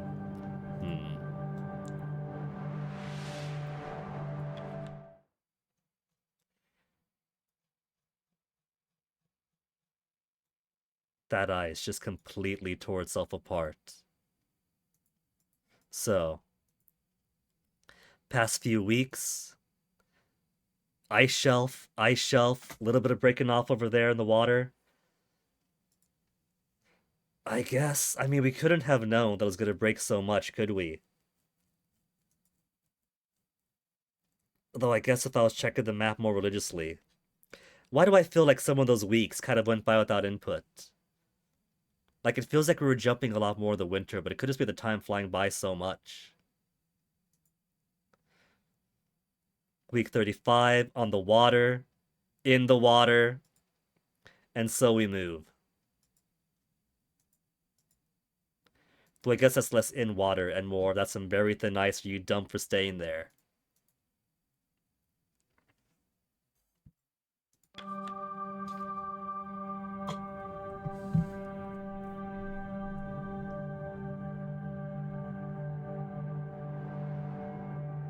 Checking something quick.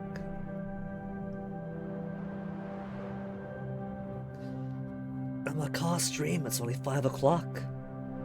Dignified and picturesque heroic fantasy by Japanese legends. That can only mean extra power. Well, I guess we know who we're raiding later.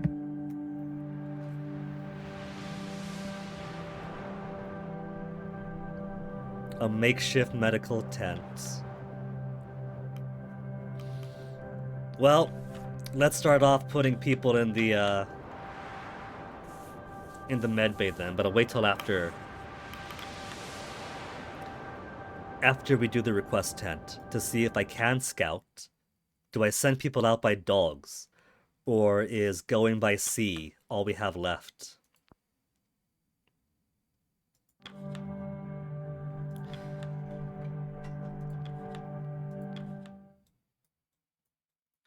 We also can't hunt these things, but it could just be that it wants me to do the request tent first, and then everything opens up. Actual sunlight back. Hammond? Captain, we got a problem. How urgent? The bloody compasses, they don't work. We found magnetic south! Excuse me? None of them. They've all been going haywire just after winter cleared. Mr. Hammond. We're due to set off on the water. We cannot wait on the ice a moment longer. You think I don't know that? We have a clear sight line of land, we don't need compass. We do, it's very close. We have a clear sight line of land. -5 loyalty. He's alright though. He likes me. You know how easy it is for the waves to turn us around. What if fog rolls in? Mr. Hammond, do you have any idea what is causing the error? It looks like a case of magnetic interference, but that can't be right, can it? We've come further south than anyone in history. This may just be the case closer to the pole. We best just hope for good fortune. Hope? Great. We're sailing on bloody hope. Nutley. Captain, we have a few injured from the ice split. I have managed to arrange a small batch of crates to treat everyone. Well done, Doctor. Quite ingenious of you. Oh, thank you, Mr. Templeton. We unfortunately won't be able to make any more comforts. I should have made more comforts! But I'll treat whoever I can. A word, Captain. Speak your mind, Templeton. The animals. In all my years, I don't believe I've ever heard of dogs being able to sail the Silver Seas. Have you? No, I can't say I have. One of us is going to have to break the news to the Kettle Master. Her dogs will not be joining us on the ocean.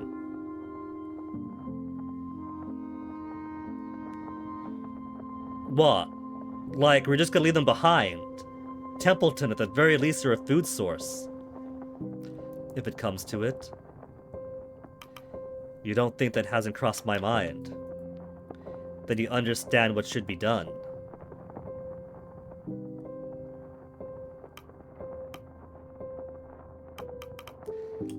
I don't appreciate being patronized, Templeton. Lost his loyalty. My intent is not to patronize. It should be clear by now that I've only the interest of the expedition at heart.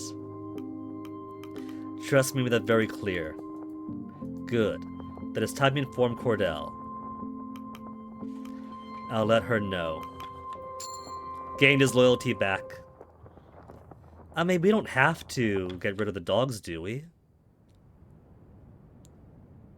Her and all of her dogs up here. We could take them with us.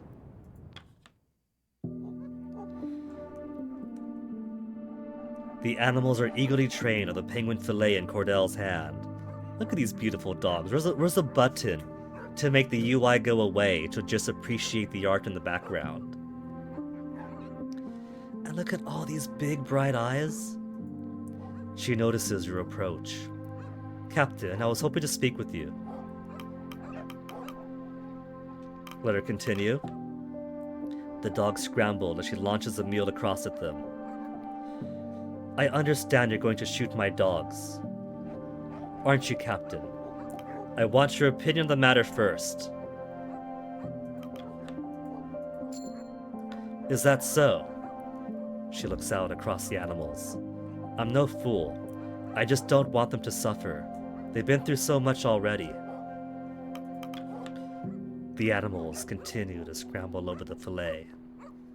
These dogs have known me their entire lives. She points at the dog tearing the fillet from its sibling. I used to carry that one around in my pocket as a pup. Even this art's so expressive, it looks neutral at first glance, but you can tell, with the shape of her eye and the lines on her face, that she's carrying a lot of sorrow in here. Do you have children, Captain? We said yes previously, right? My children are here on the ice. Do you see these creatures as your children? Would it be wrong to do so? Stanbury joins at his side. Oh, little They want us to shoot Stanbury! I don't mean to sound cliché, Captain, but they're all I have. You have us, Cordell. You can't help more animals if you're dead. They're dogs, Cordell. Man, do I have no choice but to shoot them? That's why I was willing to this point with Templeton, because we could take him across the water if he made landfall. You know, we'll just do the goat, wolf, lettuce puzzle. Just get the dogs after at the end. You have us, Cordell. Do you think us some sort of found family? I fear to disappoint you, Captain. I've known you lot for several months, not the best of my months either. Dogs can't sail boats. I didn't expect you to understand. I won't waste your precious time any further, Captain. Get on with it. What are your orders? Stay here, nature take its course. One of the boats is yours. Should you wish, take it in the night. I won't stop you. But then they're not going to How are they all going to survive on their own, though? We've all survived, all 25 of us, all this long. Because we've had each other. We've been doing hunts. We've been scrounging for fuel. We've been tending to each other, tending our morale. If she goes out alone, she's as dead as Captain Hunt. If we say they stay here, and nature takes its course... She said the dogs need the ice, right? They need the cold.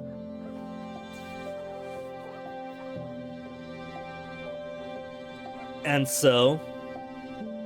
they'll roam. They'll hunt. They'll go from ice to ice. Let nature take its course. She said not to let them suffer, but... let them live out their lives at least. They wouldn't last long out here, Shaw. We've seen stranger things, it might outlive us all. We need that ammunition. If we're not armed, it will lead to lost lives.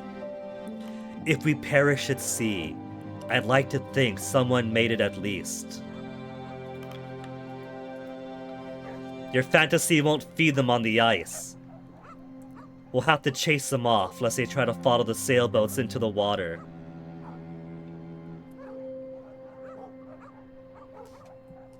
Chillin' Chum, 1,000 word essay in high school. Miss me with that shit. 10,000 word short story smut on a whim apparently easy. You're pretty much speaking to my university experience, Chillin' Chum. In high school, between everything going on at home, I was a lost cause. But once university sets me up with a good toolbox and letting me write about whatever I'm passionate about, suddenly 1,000 words for an assignment due tomorrow? Alright, that's the introduction. Could I have more? You begin to make your leave. Robin. Yes? I'm ashamed to ask it, but I implore you this one mercy. She ruffles Stanbury.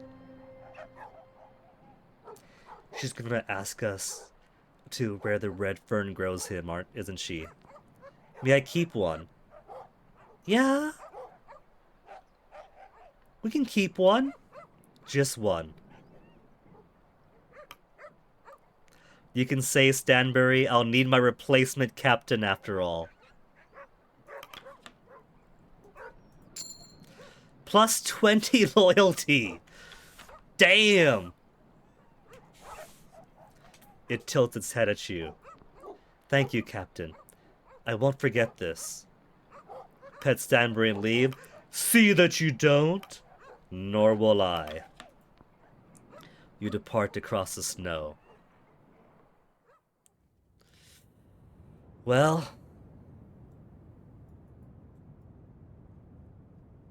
what do we do now? There's one yellow dot that it's all we can do. Give the order to leave the dogs here. Word spread quickly that the dogs will not be joining them for the sale. Max dogs decreased to 1. Many of the crew take this last chance to sit with them while they can. Do you think this is the better option, since, for decorum if nothing else, they get to pet the dogs and wave goodbye, instead of having to shoot all the dogs, hearing them yelp and whimper and cry out? Can you write 5,000 words about gooning? You totally could, Chillin' Chum, if it's appropriate to the class. There's all sorts of subjects we've touched on. Granted, my discipline was anthropology, so that opens things up to pretty much everything related to humans and hominids and primates out of the sun. From prehistory to today, and you might as well count the geological formation of the Earth to get to that point in the first place, so we had freedom. If you could find a way to make it fit, then by all means, yeah. One of the more popular academic papers to use in various contexts is one about Botany's cockfighting that makes ample use of all the phallic metaphors it can to describe it. So that's just academia, man.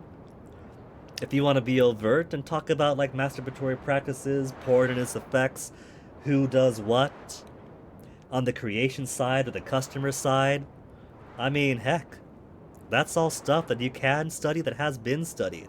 So go for it. Just make sure you cite your sources, in-text citations too. Meet the word count and get it done by Wednesday.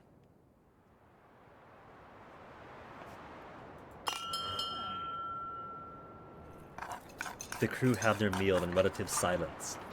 The crew share what little food they have with the dogs. This is end of game. I think this is out of my hands now. I feel like the game is survive until winter, and then we make it. Because look at that. That's like That's the end. That's the end coming up.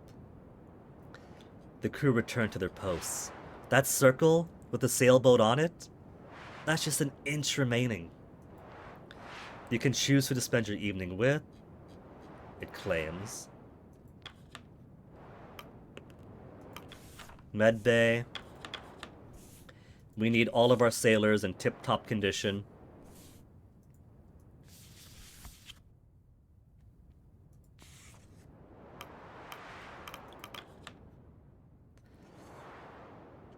We got nothing else for the furnace, though.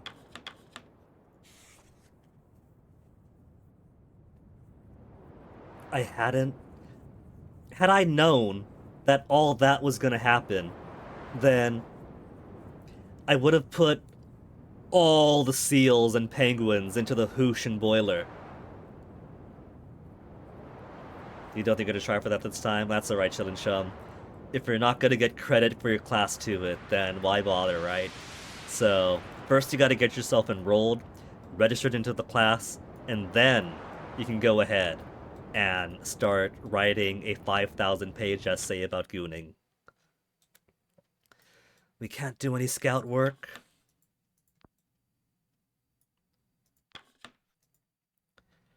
The last port I made. So, there's people there. Right across from the ice shelf. If that's the last port where he picked up Kurt and his crew, then that means that was people ensconced in ice for several weeks. Maybe they're used to it. They could be.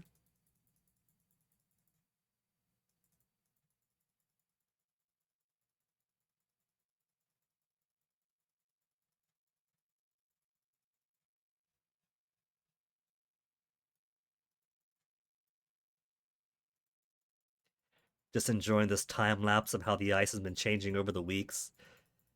It's really very treacherous ice. It forms around you and then breaks around you.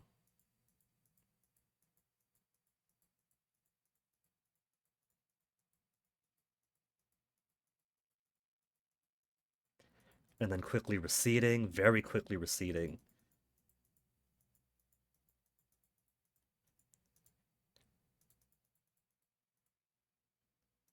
So it looks like week 27 is a maximum extent. Well, maybe more like 29 or 30, but there's already cracks, and then it starts breaking apart soon after. It doesn't stay at the apex long.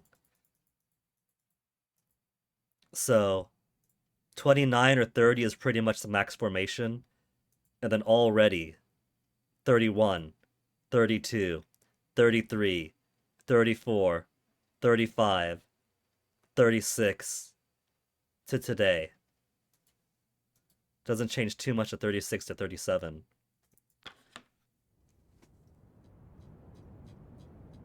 Imagine a first-time viewer coming to this conversation. That's simply how it is, isn't it, Chillin' Chum?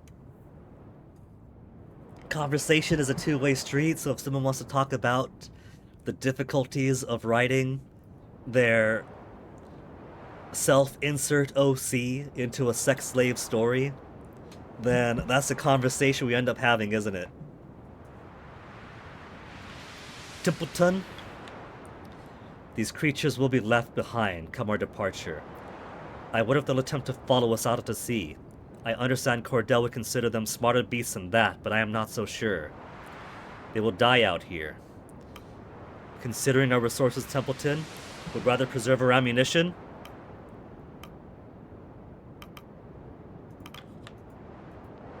Perhaps. I doubt our Kettle Master will feel the same. The Kettle Master's been even more excited than usual after the day's events. Understandably so. Perhaps it's best to check on her. I will. 2 Johns. Look at you lads. You're tough fellas, aren't you? It's gonna be rough out there. Maybe you'll get lucky. Aye. Maybe some penguins will flock onto this block. Enough to feed them for a year. Hear that? You'll be the top beasties on the ice before long. You'll have leopard seals running away in fear. Ha! Man, I bet you that if I did leave that penguin colony alive, or didn't fully kill all of them, Because I didn't even use all that much penguin meat. We didn't have to do that, it turns out. Because we lose everything in a few weeks anyway. And as long as we rely on seals, we could have just relied on seals.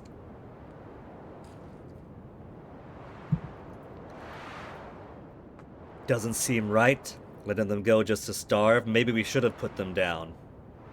Would you have wanted to do that? No. No, I wouldn't. Alright, back to your master. Remember not to run in after us when we leave. You get frostnip on your paws. Everyone's got their dogs, don't they? There. Good boy. I'm going to miss you all around here. Are you sure we can't bring them with us? Sorry, Timmy, we can't. Fine. Would it be able to pick them up again on the way back? I don't know.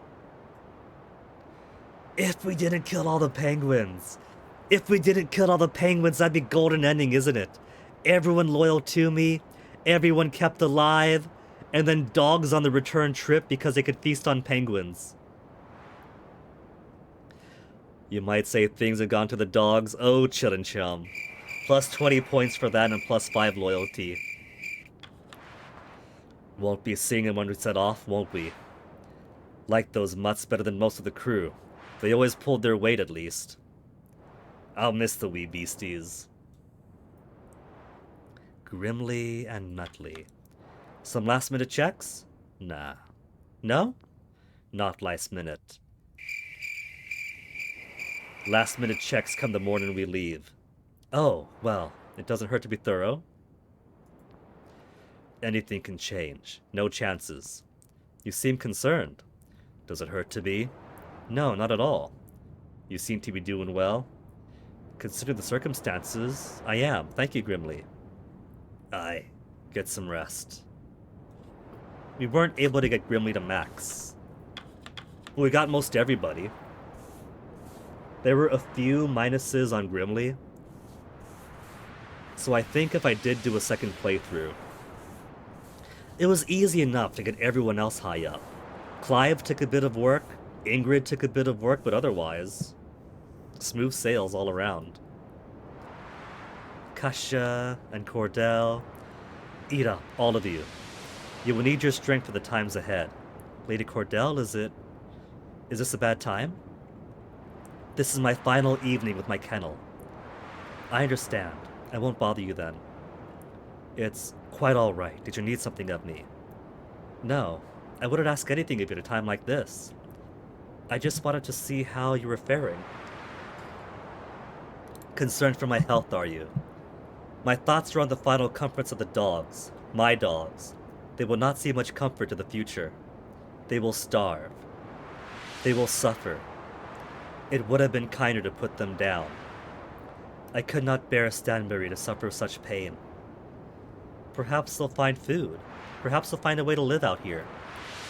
For goodness sakes, you're not a child. You know they won't. Right. May I ask you a question? Are the dogs included in that report of yours? Well, yes.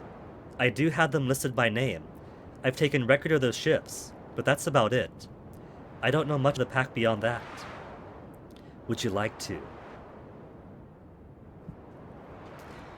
And so that is how Kasia gets Cordell to open up to an interview, not to talk about her and her past,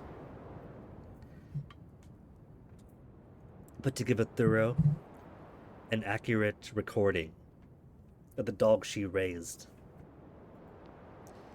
These creatures have lived rich lives. Perhaps that is of less value than the other names in your report. Not at all. They are just a part of the crew as any other. They were. Still, tell me about them. I wish to know more. Well, I suppose I should start with Stanbury, should I not? Stanbury was... And on they go.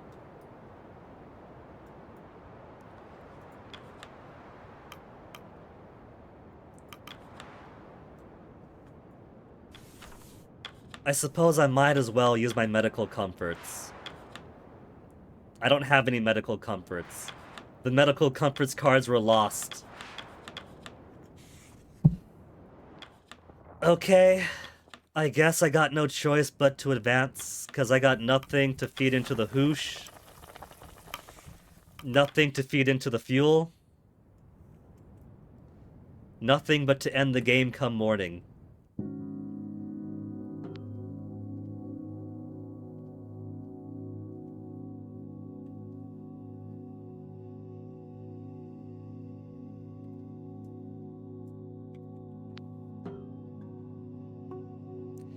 We'll save some of our food, some of our fuel. 2 will develop freezing, but how much game can there be left?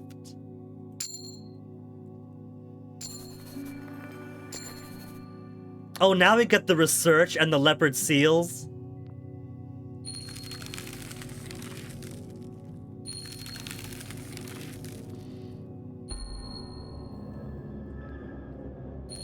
Wounded looking for the Banward. That was a while ago.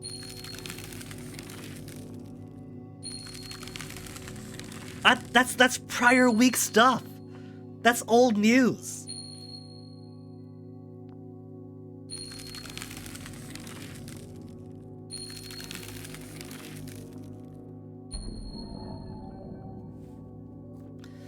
Well, look at that. The sailing ship in the corner has made nearly a full circle. We're at the end of the game. If people are frozen, they're alive. We can make it to the island and make do there. We got no resources, there's nothing I can do about that. So, I feel like this is coming to the end. If this is gonna be big epilogue and everything, let me at least end this game with a full bladder. I'll be back in a bit. Can't believe they saved all those the return from the hunting expeditions and all that for the week afterwards. What the heck? I guess maybe they didn't want disaster to be compounded with more disaster, but still, that's kind of what they did.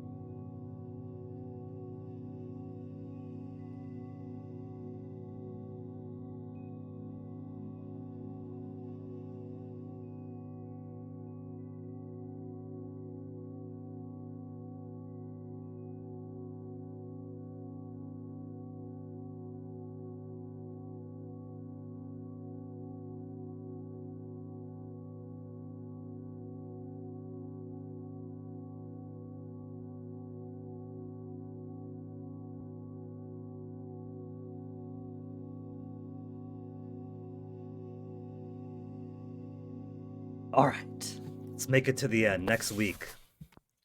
Potentially final week. 2 weeks to the 4th camp.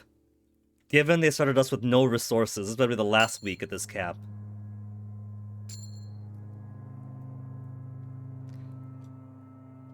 -1 available crew, but we're still out of 25, so...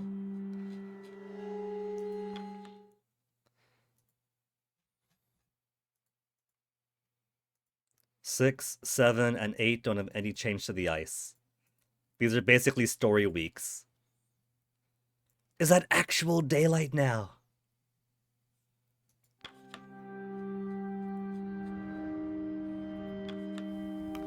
We could feed the Hushan. Wait! The animals I picked up, so we gained all the disadvantage. We got all the frost and wounds. But we didn't pick up any of the seals that they brought on board.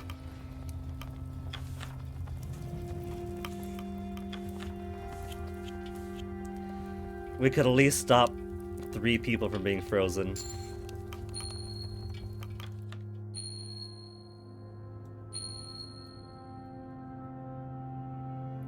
Grimley and Jr. Ah, Shaw. Almost ready to set out. How are the boats looking, Grimley? Weathered. If we had any timber left, I could look at fixing them up. We'll get there in one piece. Still need to assign crew to their stations. Plan carefully, Shaw. Don't know what we'll face out there. Everyone needs to pull their weight. Anything else, Captain? Give Junior Captain Hunt's cat?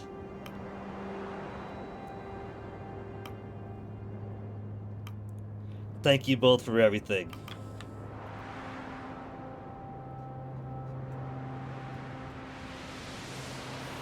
Well, nothing else we can do. Templeton, I believe it's time we set sail. This is our only chance to make land.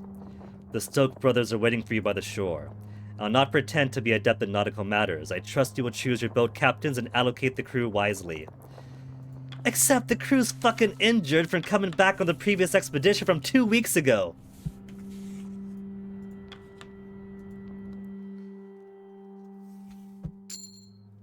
Templeton, Hammond, Kurt, Cordell, Nutley, and Kasha all board the largest lifeboat. Grimley and Junior man the other 2 vessels. The remaining crew must be decided. All living crew must be allocated to the lifeboats before it can set sail. 16 left to assign, so whether they're injured or not, they have to work.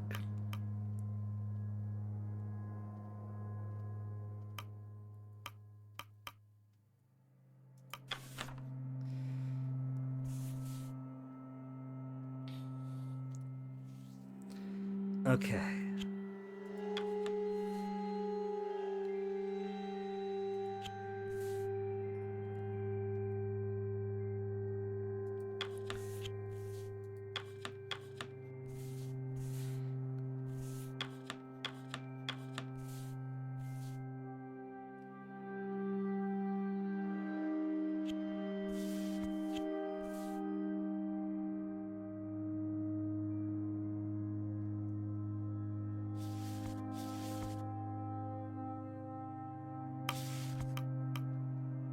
So there's already people on these ones, right?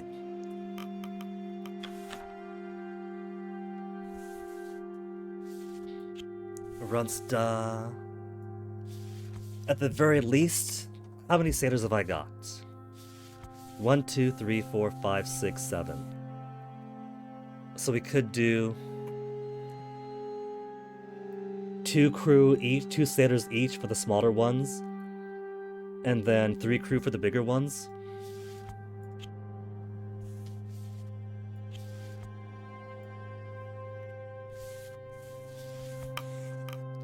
So lifeboat 2, we'll do Runsta.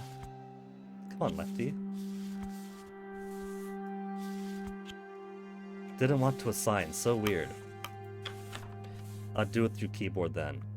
Runsta and Lefty. And then he could take the rest of the engineers.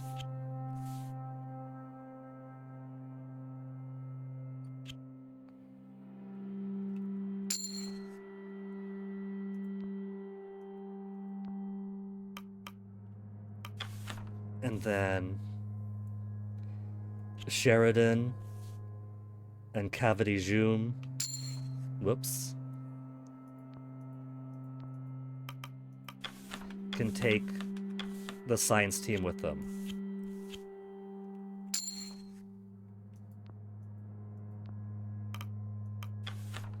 Bigger boat, 1, 2, 3, and the scouting team. Oh, there's no room for the rest of them. And then I guess we'll split the scouting team up then.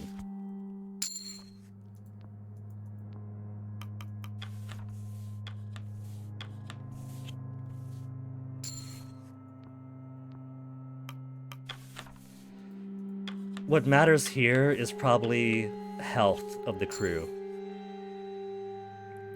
There's not very many healthy people on that lifeboat. So, that will probably lead to more disaster.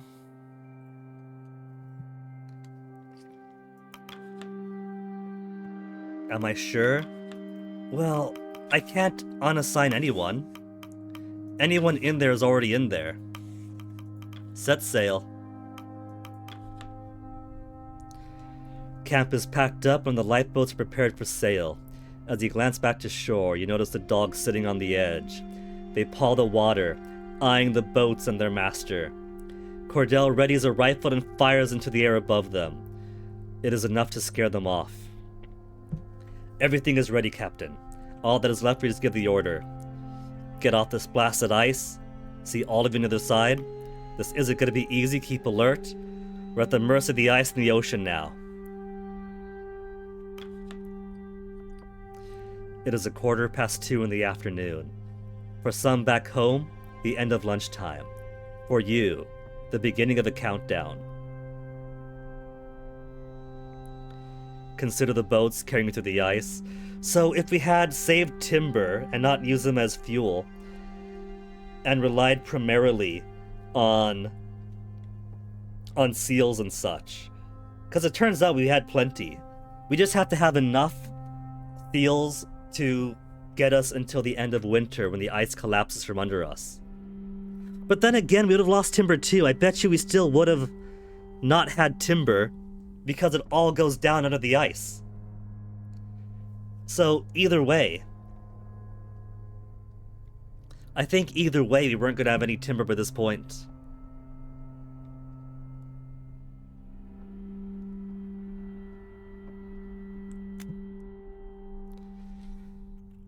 Observe the souls aboard.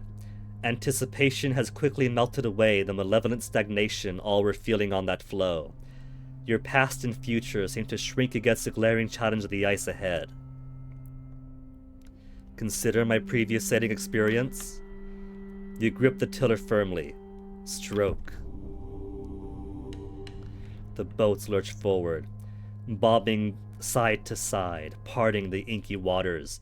Stroke. You are gaining speed now. Stroke! I better not lose anyone. We made it this far. A cadence is reached by all those rowing. The oars lift in unison. Uncomfortable for most. The crew has arranged the equipment as best they can to lift their sitting position to account for the raised edges of the boat. It's not long before Nutley begins a periodic ritual of dry heaving over the side of the boat between his turns rowing. Kasha curls over a camera, paranoid of any moisture that may enter its mechanisms. Continue to sail ahead. The fog finally clears to reveal the ice around. Viscount Island? Look, it says stroke, Shillin' Chum. It's not a sex thing, it's a rowing thing. And that final stroke was in all caps. That means volume. If I could roll my R's, I would've. You're ruining this very majestic moment with the orange light on the waves and the icebergs. As it zooms out to reveal there, just off camera in the distance.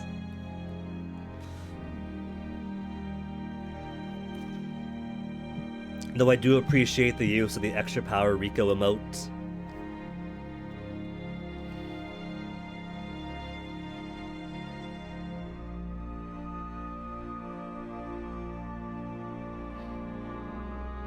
At least these waters are all very clear.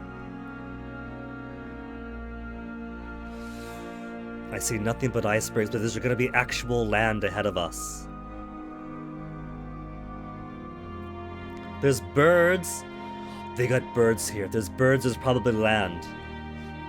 They can't just... I mean, the penguins could nest on the ice. But flying birds require something a bit more stable to put their eggs.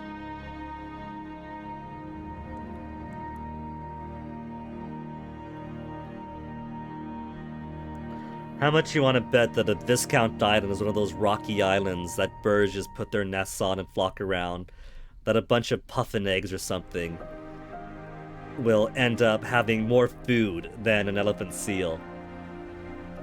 Terrifying, but profoundly beautiful all at once. Continue to sail ahead. It's getting too close to evening for my liking. By evening, you've nearly escaped the ice. The empty ocean is almost visible on the horizon. The boats lurch. The smell is horrendous. Though seemingly enticing to a large gathering of snow petrels, they shoot down from the sky at their leisure, scooping up a meal at a time. Oh, you can even see how much fish in these waters. I know it adds malnourishment, but these guys should be scooping buckets down, just lifting them straight out of the water. They're mackerel ice fish, I think. How do you know that? My father used to take me fishing whenever he could. Hammond stops rowing momentarily. Are you sure about that, kid? 'Cause you've been puking for the year straight at least. The doctor goes red and tries to prove he can hold it in. Now look, I might have been raised on the ocean, but I get seasick too. I get the motion sickness. I get it playing games, I get it fishing. I simply get it for things I like. But if I puke once, then I'm good for the rest of the voyage. Kasha furrows her brow, readying the camera. What do you think it means? It doesn't mean anything. A cold current, most likely, where the ice meets the ocean.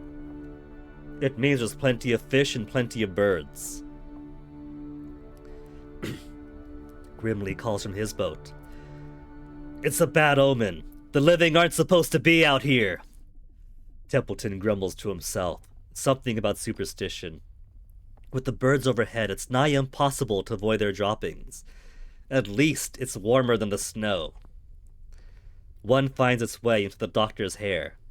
A fresh gastral purge follows suit. Ugh. Kasha looks at you, uncomfortable, shielding the camera. What do you think, Captain? I'm preoccupied with sailing and being shat on, in case you hadn't noticed. I'm sure there's explanation. Sailors have made a career of defying where people shouldn't go. Grimly is no different. I am no different. She seems satisfied with this answer, taking a photo across the answer and getting a good soundbite for her article.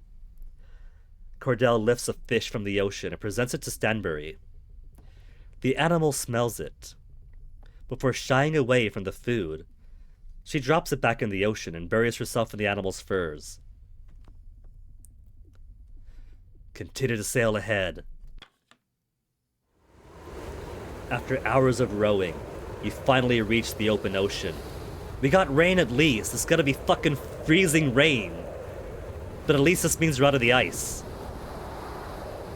It's impossible to avoid the stingy spray of the sea as they invade the boats periodically. Everyone is left bailing with whatever they can find. Hats, mugs, even bare hands lift out the water. Man, the Sea of Thieves memories. The crew begin to curse into the night, at each other and at the events gone past.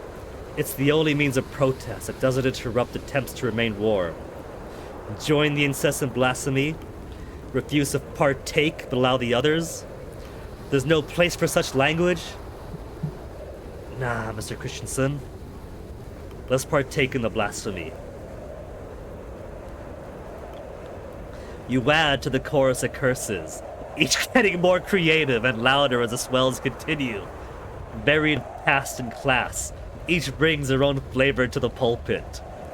They soon mix and fold like the currents beneath them, and before long, even the likes of Templeton and Nutley permit their share of graphic slurs, the latter briefly forgetting their seasickness.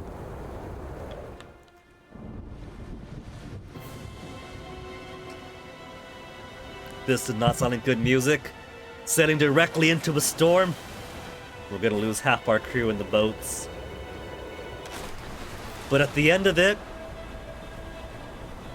at the end's gonna be landfall, right? I'm concerned with what I see here, because it's focusing on the waves hitting the boats, with the swelling music, and all the while, all I could see is the interface of how many of my crew are sick, injured, or frozen.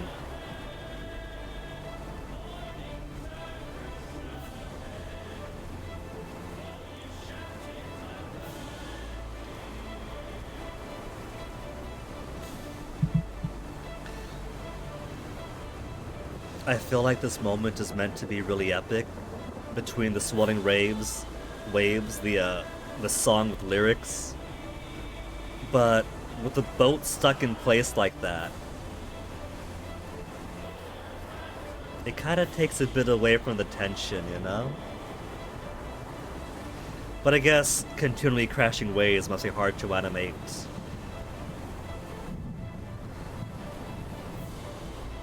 They got lightning flashes, they have a rain effect.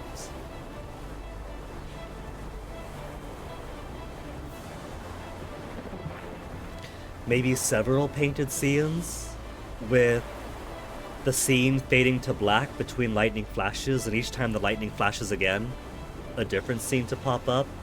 Because I'm kind of I can't even pan around.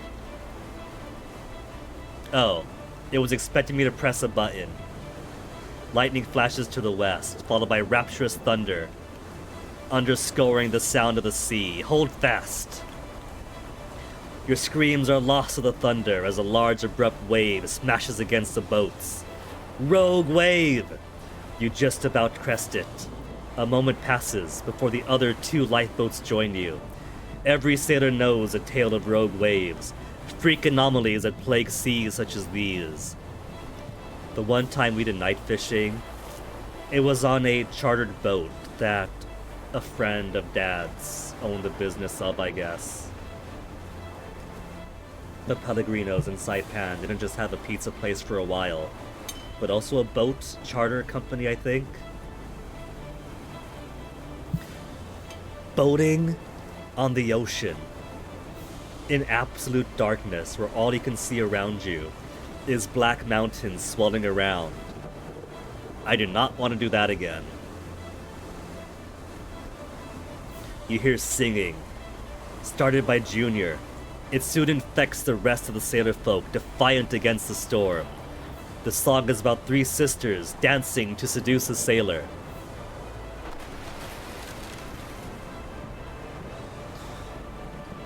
A second, larger wave hits the boats. The same again, just about. I'm getting nervous here because the boats aren't in the best condition and the crew's definitely in worse shape. The sailors change key. They could sing. I'm going to focus on the task at hand. As far as you're concerned, it's now just you, the tiller, and the next wave. All else doesn't matter for now. Your heart pounds in your chest. Oh no, the boats are separated!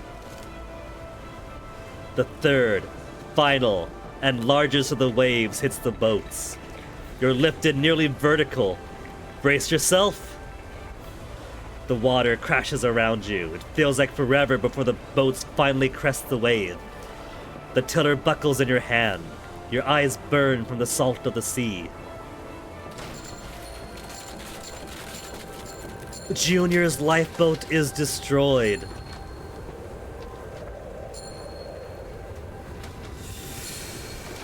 I figured it was down to how many healthy people are on the boat.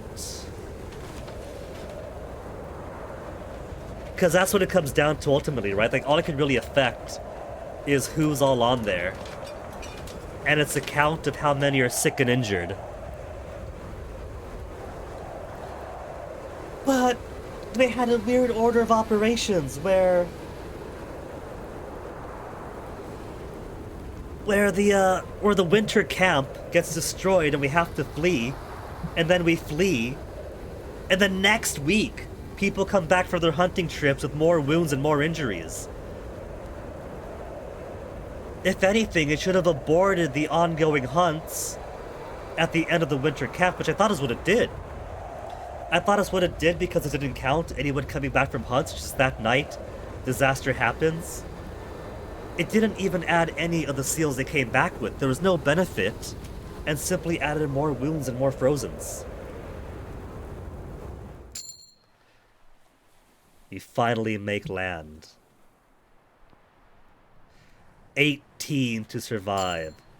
So... Oh, that's just all straight up dead there. The entire science crew gone.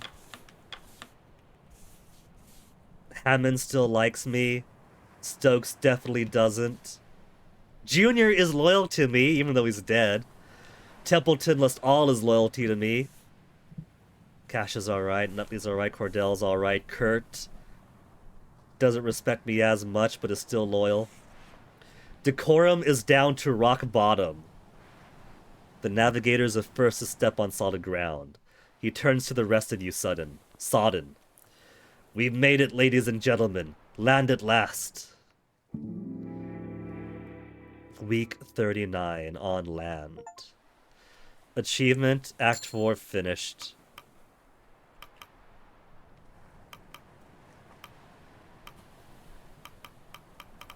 These look like locked options. Why are they locked options? Oh, is that less locks and more death? Because Runstad should be alive. Yeah. Tashi and Cavity are dead. Tashi, you were a good man. I'll miss our talks. You know what?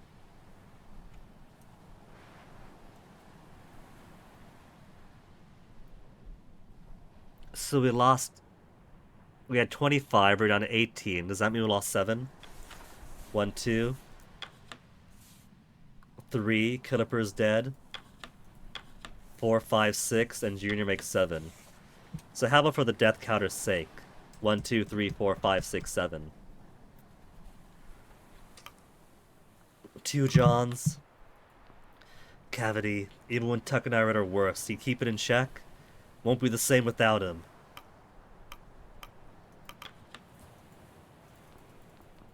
Okay, it's just them all morning. Look out across the ocean. Consider your journey thus far. Grimly. Trail of light sand prints lead you to Grimly at the shore, looking out over the open sea. Lying on the cold earth by the shore, you spot his accordion. Sad, alone, abandoned. Junior told us to take care of him. Pick up the accordion. You lift it and continue. The trail prints lead you to Grimly at the shore, looking out into the open sea. Shaw. Grimly. We've come a long way, Grimly. There's no turning back on the rest of the expedition now. Now, I'm sorry about your brother. I imagine you are, Shaw. I'm sorry about it myself. Grimly steps closer to the shore, the tips of his boots just slightly interfering with the water's edge. He's yet to look you in the eye. Junior, I always thought we would go out as a pair. I've saved him from plenty of scrapes born from him running his mouth. If not together, I expected to go first. I'm supposed to go first, surely. I'm the older brother. I think Junior would prefer you living. I would suggest you not make wild about my own brother's wishes. Even in the event of something like this, I expected Hunt to be by our side. He was the only one who would take us in. I'd be behind bars if it weren't for him. Perhaps I will see Hunt again. Let him know what happened. Do you really think Hunt's still alive? I don't know. But right now, I would just like to hope. I don't feel much like music anymore, Shaw. I'll hang on to this until that changes then. When we face the devils in the sea. You didn't even sing with us. Is that what did it? My lack of singing is what made us crash? But none of us changes the honest truth. I killed my brother. I dragged him into this hellscape. I am responsible for the lives of this expedition, Grimly. This is my fault. How does one go on after another brother die? With determination. Aye, I'm sure. Doubt you'd understand. I understand plenty. I'm sure you're willing to tell yourself that, Shaw. As for me, I'll do what I can for the crew. Junior would hate it if I made myself useless. Grimly turns away from the open sea, his boots switching from the splash of the shore to the crunch of the sand beneath him. Slowly but surely, he makes his way back into camp. Forget the hoosh pot of the furnace. Requisition tent. Request. Hammond, who has lost his hat and is completely bald, it looks like, and is putting up a strong scruff. The carpenter sent me. Says we ought to get building some proper gravestones for the dead. Can't say I disagree. I'll get to it on your order. He leaves. A proper eulogy will also be expected. Templeton's also getting some scruff. It would be best if you considered your own words now, Captain. This is a difficult time for us all. We have progressed beyond the last known location of the Viscount. Answers to disappearances may lie on this isle. Captain, once you are through here, I would recommend you scout the area for any sign of human activity. For safety, of course. Okay.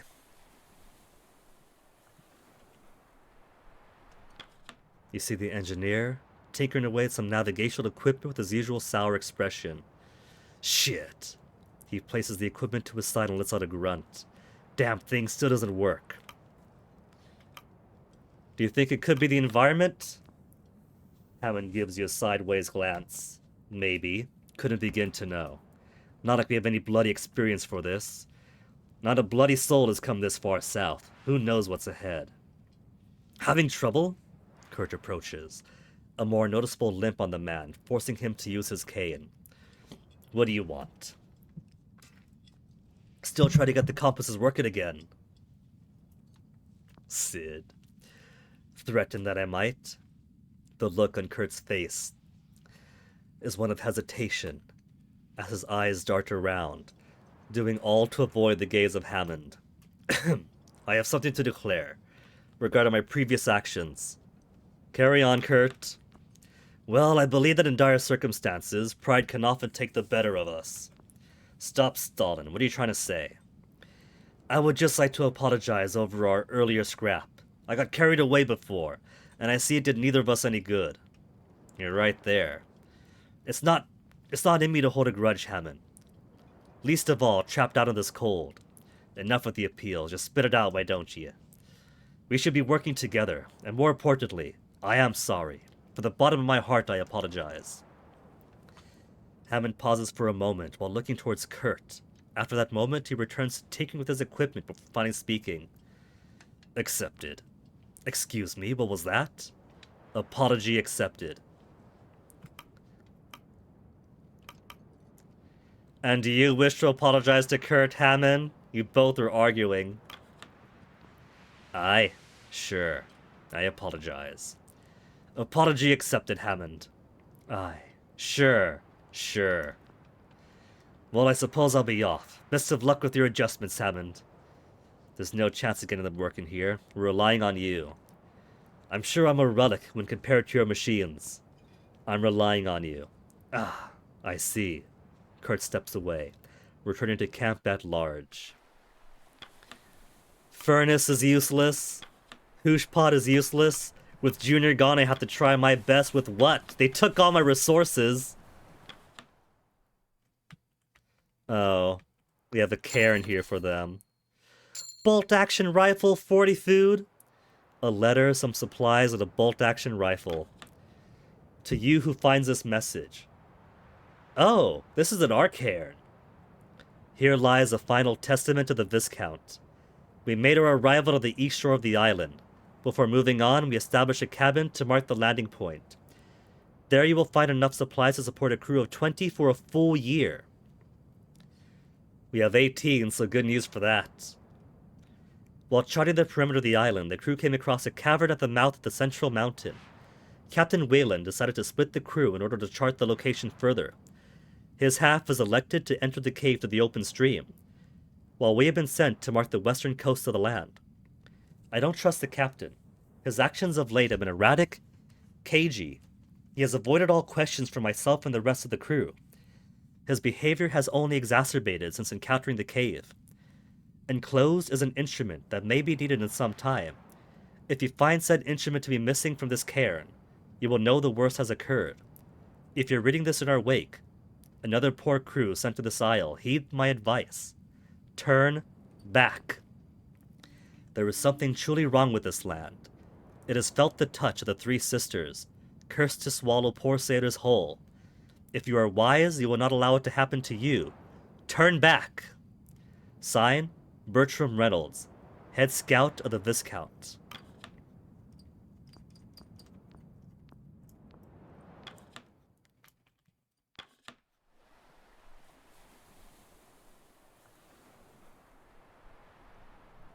You know what? Since it is all down to how many people are too injured, I think, to row.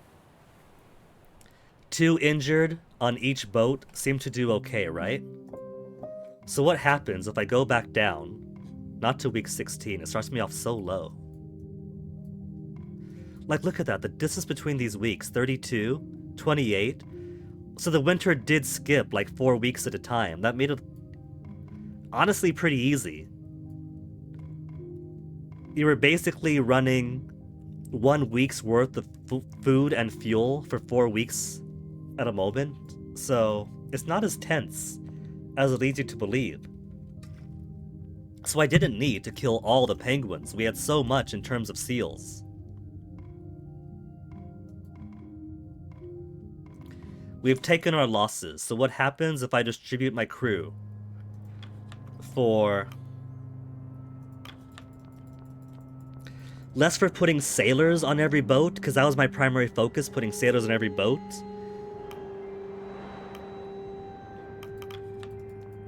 And more for who is not all broken up. Would it make a difference if I assign it that way? We have 1, 2, 3, 4, 5. Well, they didn't matter so much. There were so many injured on the other ship. We didn't lose any scouts. We lost the science team. But that was a lot of frozen. 1, 2, 3. 4, 5, 6. 7, 8, 9. So, if I put...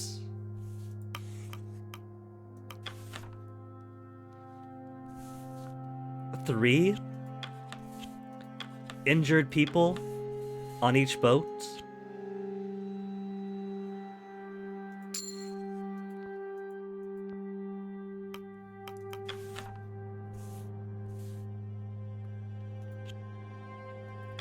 One of which is a sailor.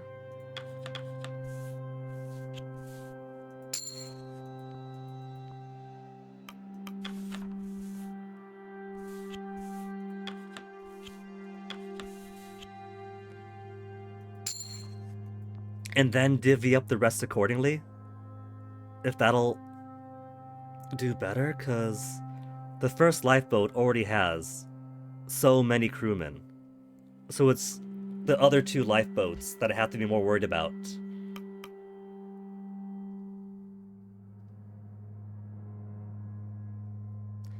This is 3 injured on lifeboat number 2. The other one just has sick, malnourished, frozens.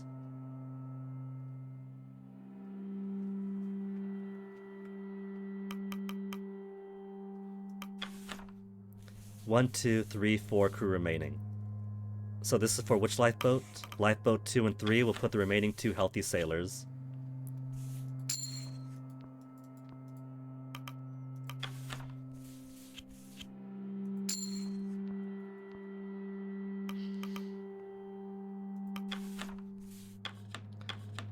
And then divvy up the rest. The rest are just the engineers.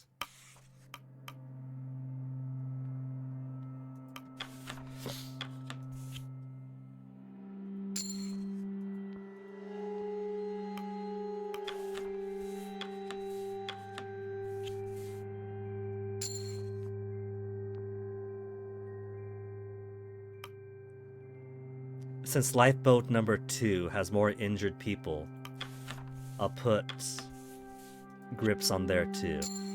And let's see if this makes a difference.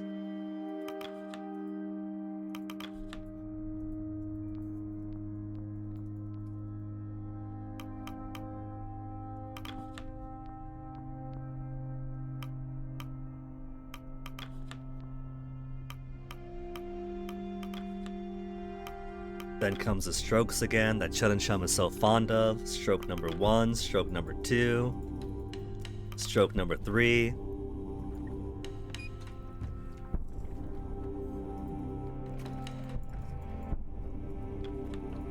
Continue on ahead. It all comes down to that third wave. If I distribute the injured and frozen and malnourished people better. After the bullshit of having the hunting parties return 2 weeks after they went out, and 2 weeks after we returned from the,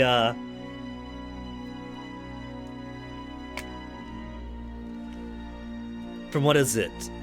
From the camp having been abandoned.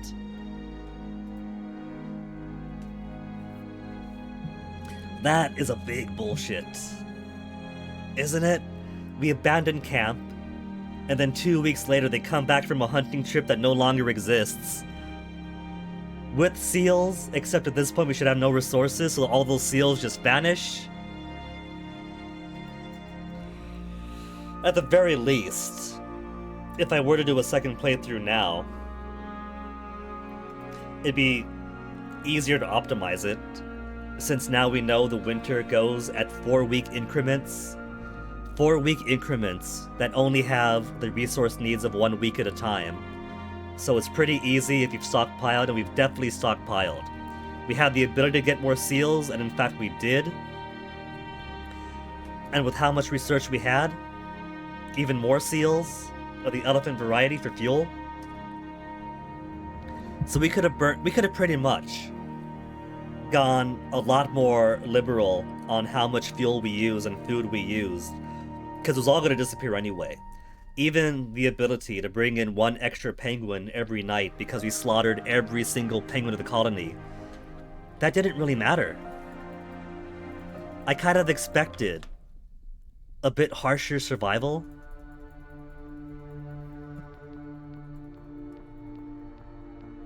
So, we definitely could have either only killed half the penguins, or not kill them at all if the scientists study them.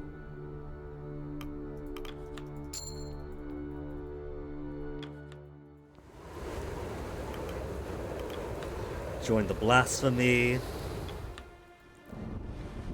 We got what I feel is better crew distribution this time. I can maybe put 1 injured person onto the first lifeboat, which is my lifeboat. It's not going to go down.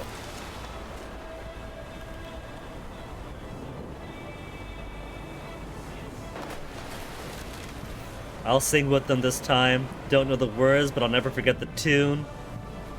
What if singing or not singing is what matters? Junior's upset I didn't join his song, and that demoralized him too much. Others follow suit from Meet the Tarp, even Templeton sings. Boat separates for wave number 2. Third final wave. Hold your breath or keep singing. Last time was just brace yourself. This time keep singing. Maybe the song is what matters most. Maybe focusing on my job too much is what got Junior's crew killed. All 3 boats make it across. So, it's either the singing or the distribution of the injured.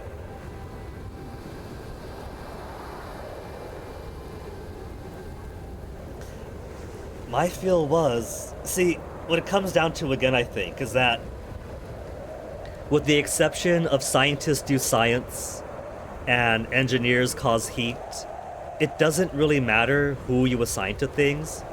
If I made one boat, nothing but scientists and scouts, it probably still would have worked as long as they were all healthy. Because they have, like, Junior was on that boat, right? Junior was the officer in charge of them. So, they row, he commands. Maybe that's all that matters. But My initial thinking is sailors do the sailing, but it is either down to the singing to keep morale up, or break the superstition, or the distribution of who's healthy and who's not. 4 healthy to 3 wounded, 5 healthy to 3 wounded, and longboat 1 is very front-ended, I think, to ensure that you do survive at least. So, I'm still recording those 7 deaths to be permanent shame, even if I go back in time.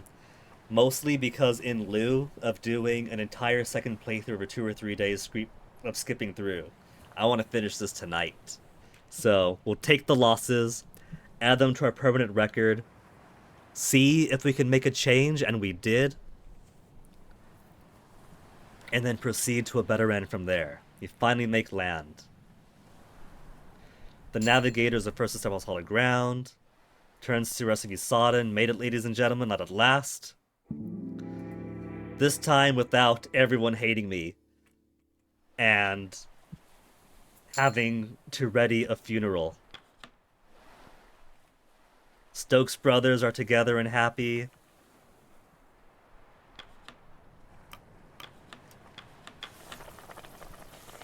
It still lets me manage the fuel and food, even though it's been 3 weeks since we could do anything with it.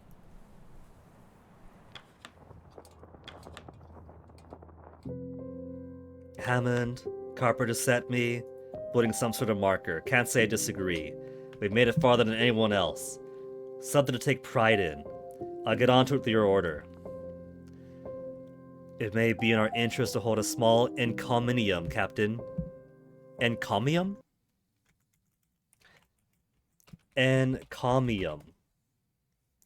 A speech or piece of writing that praises someone or something highly.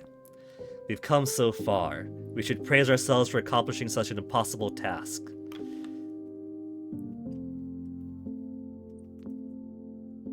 Scout the area for signs of human activity for safety. And lo and behold, that'd be the cairn up here, with a letter and 1 bolt-action rifle.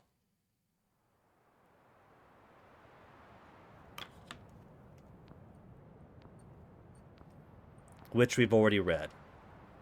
Bertram Reynolds, head scout of the Viscounts.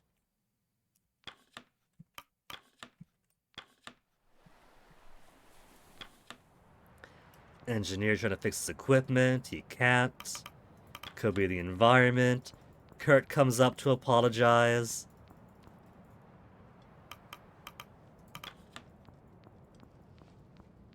Hammond willing to apologize. Short apology, but he says he's willing to depend on Kurt for navigation here on out. So bygones are bygones. Construct a marker site. Mark our journey. Just a small little slab of one of the boats. Are the boats gone? Because I was like, that's a mast there? That's a piece of wood? We didn't bring any extra wood?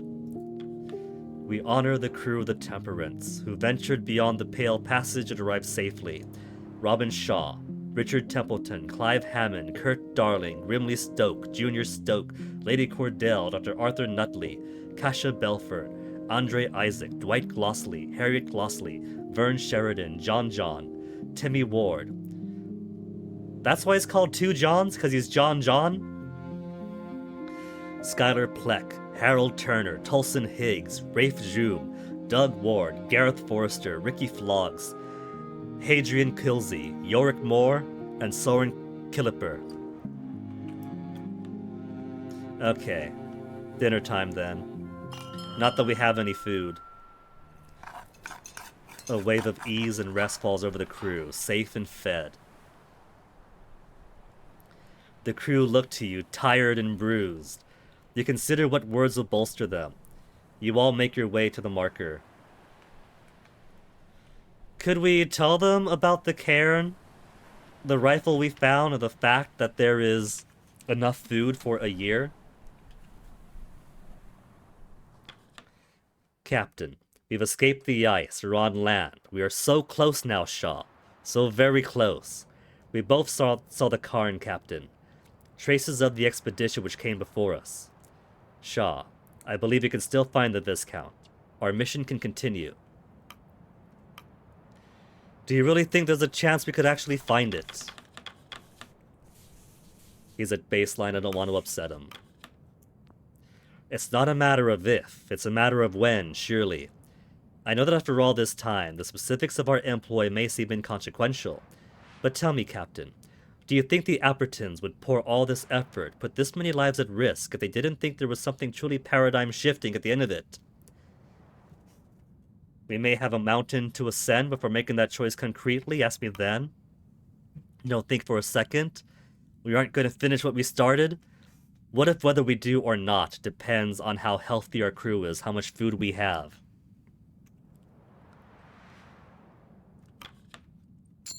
"15 loyalty, we got more buffer. I don't doubt we shall, one way or the other. We shall speak soon. Good luck, Captain." Nutley approaches you, also getting the beginnings of a beard. "Captain, we've come a long way, haven't we?" "You've grown quite a lot in that time, Nutley." "Have I? Am I any taller?" Before we move on, there is something I have to confess. Something I've carried on my back this whole time. I don't feel right keeping it from you any further, so I allowed Captain Hunt to abandon us. Explain. When the ship was going down, I saw him. I watched as he grabbed his supplies and began to take off onto the ice. He saw me, but didn't say a word. He knew that I was too spineless to do anything. I couldn't even bring myself to tell anyone. He was right. I was too spineless. Until now, at least. And now you know. Deception! Assisted mutiny! Insubordination! You will never work again!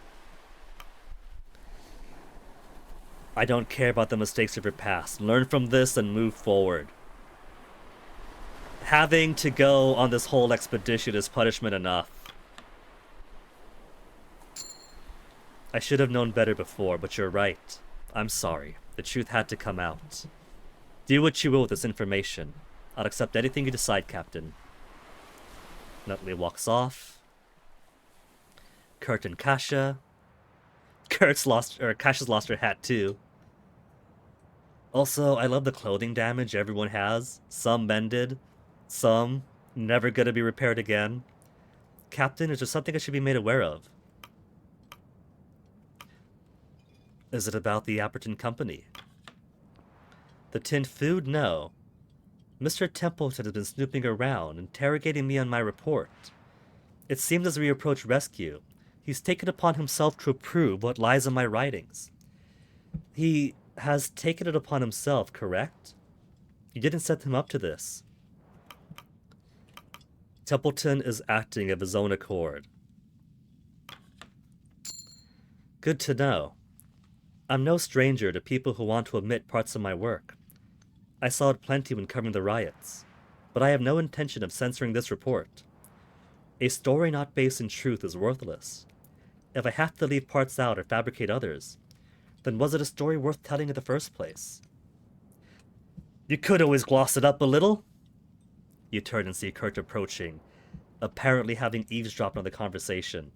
Is that how his expeditions got so popular? What do you mean? Well, a story can still be plenty honest, but some require a little bit of polish. What about your films?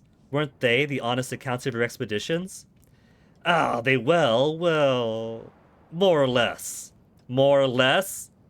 Most are true, I'm sure. There's no objective truth after all the camera adds 10 pounds. I'm certain the films played up his heroics. Now, Captain, there's no need to question my accomplishments. I've never faked any of my exploits. It's fine. Then what did you mean by glossing it up?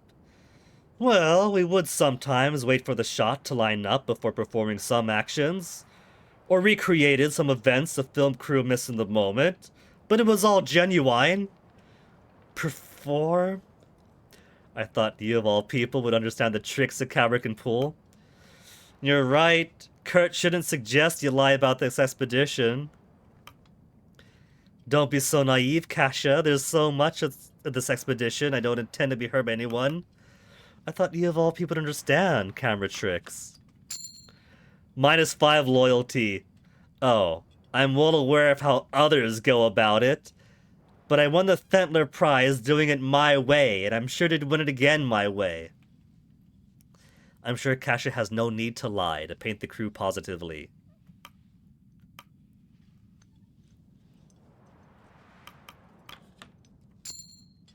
Of course, of course. But those who read these sorts of things can be tremendously judgmental. Why are you suggesting this, Kurt? I just feel that we braved so much that we deserve a somewhat flattering write-up. So perhaps some omissions are necessary. Such as what? The look on her face. Many of this crew come from backgrounds best not shared with the public, and more has happened here that should remain on the ice. Look, Kurt, the nights get cold and lonely, and it's ever so dark inside the tents. You know, I'm sure Kasha saw nothing. That private conversation with Nutley. You resigned yourself from the sale, is that what it is? You want no one to know about whatever health issue you have under wraps? I'm not gonna straight up say it's cardiomyopathy. Regardless,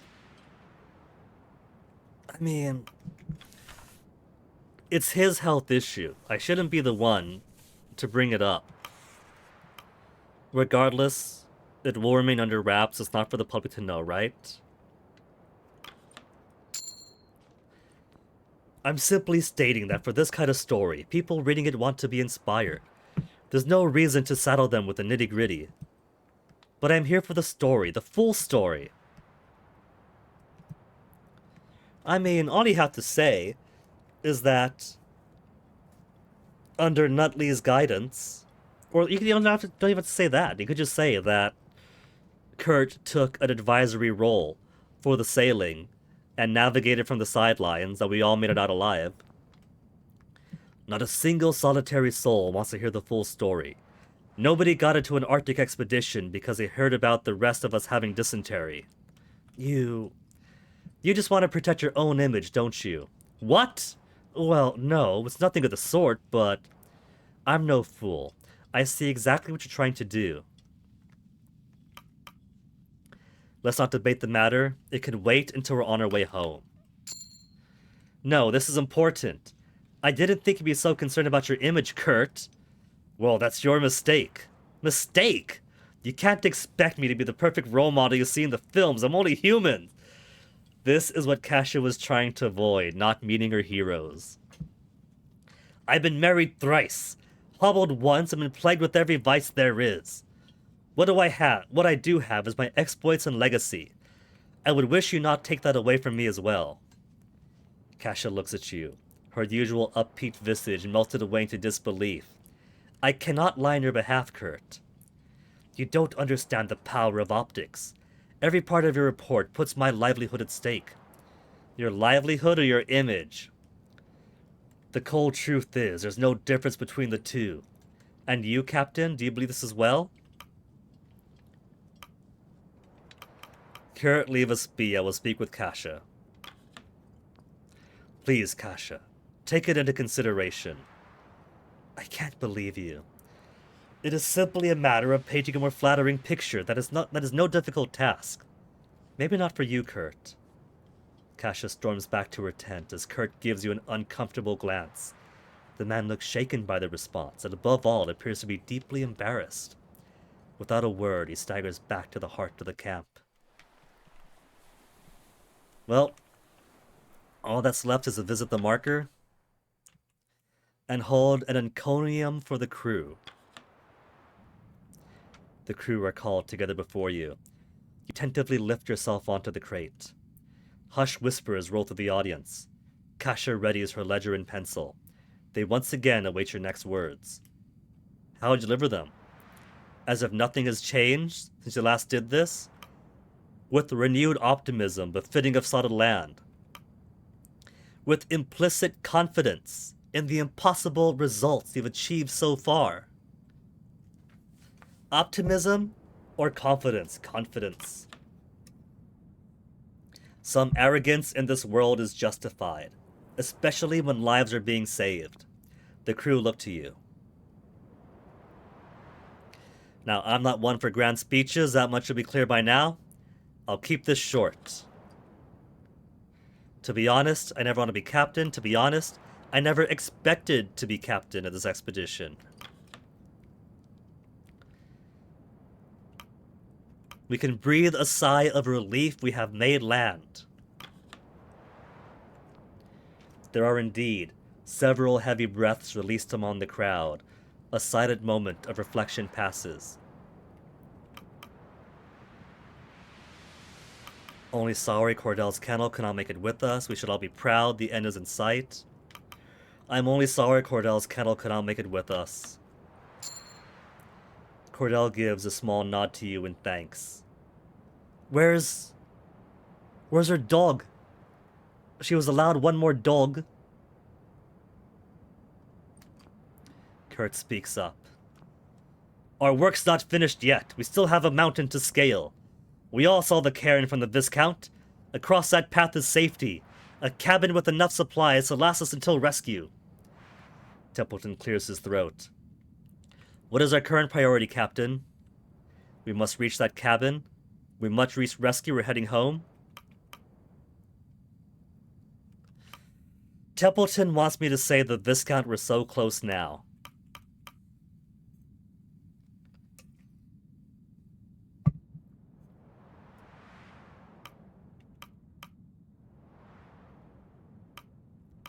No matter what, we must scale that mountain. We'll know our next course of action from there. Kurt gives a nod. The assurance of solid ground seems to stir those listening. Well said, Captain. Indeed. Well, we don't have much time. Best be moving on. Back to work. The crew are granted time they need before they eventually disperse, returning to their roles at camp. Don't tell me there's more. There can't be more. We got no food, we got no fuel, and had no opportunity to replenish. You dream you're back on the Temperance. Wake up, shaken. You awaken, shaken, literally by the engineer. He stands over you, bug-eyed. For a moment you think you're back on the Temperance. The ship is sinking! Clearly we're on a tent. He shakes you harder. The jolt brings you back to your senses. Shaw! It's Cordell! What about Cordell? There's food and supplies missing from the stores. I think she's trying to make a run for it. Then why are you wasting time with we need to stop her? After getting up, the two of you charge out of the tent into the snow.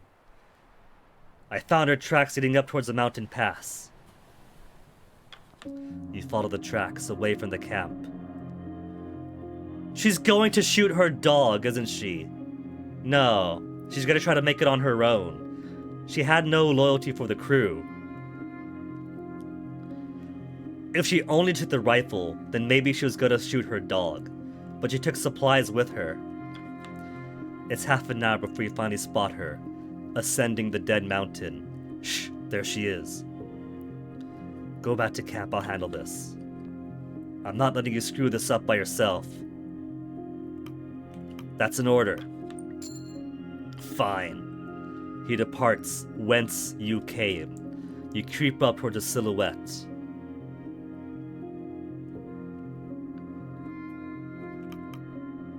Cordell! Cordell picks up on the sounds, slowly turning back around to spot your line of sight. She clears her throat. Captain Shaw? To what do I owe the surprise? You know full well why I'm here. I can't say I do. I have no reasonable idea what you're trying to tell me. If you wish to make paranoid accusations, you should inform me of what those accusations are. You think you can just abandon the crew in the dead of night. This isn't a matter of can, it's a question of should.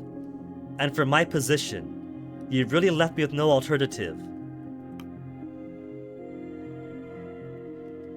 You're not making any sense. Why now? Why not when we cross the mountain? Stanbury is expecting.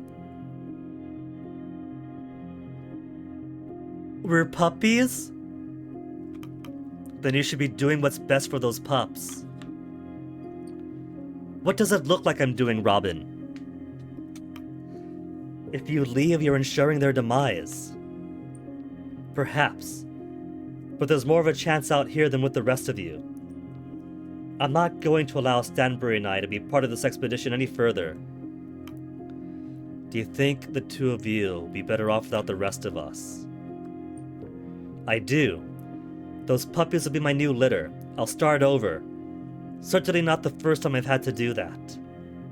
This snowfall's been gonna set on you both.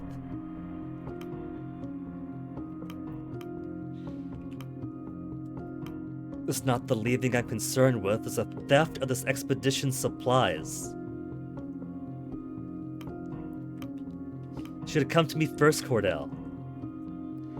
We both know that wouldn't have worked.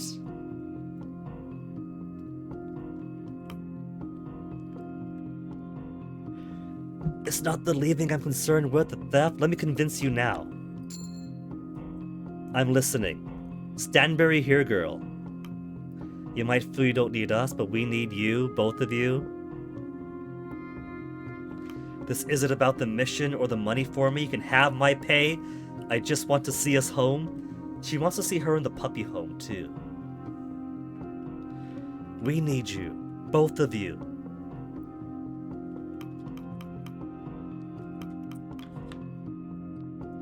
She's still listening. You've seen Templeton. I'm gonna need people on my side who care more than this stupid mission. Most of the people in this expedition are half the age of you and I. We're losing souls. We know the help we can get. You've seen Templeton. Need more people on my side who care more about than the mission. You've proven you can take care of living things. Can you help me do the same? She's loyal to me. She finally walks over to you. The two of you begin the long trek back to camp. Stanbury follows, patiently. 20 food and 20 fuel. Not a word is spoken on the journey back, and Hammond's gonna be fine. He's 10 over the bare line. Look at him. I just realized that it's not just the bald hair and the scruff on his face. He's got a tan line of soot where the goggles normally go.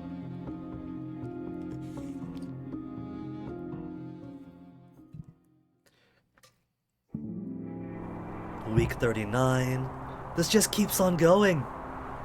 Before we cross this chasm, I gotta pee again. I thought we were gonna be in epilogue territory. All the better reason then to have seen disaster and what it looks like and then reset. Because I thought, okay, we got epilogue coming up. Maybe we can do epilogue and then go back a couple of weeks and then try for the better ending. But no, this is so prolonged that I gotta empty the ballast real quick.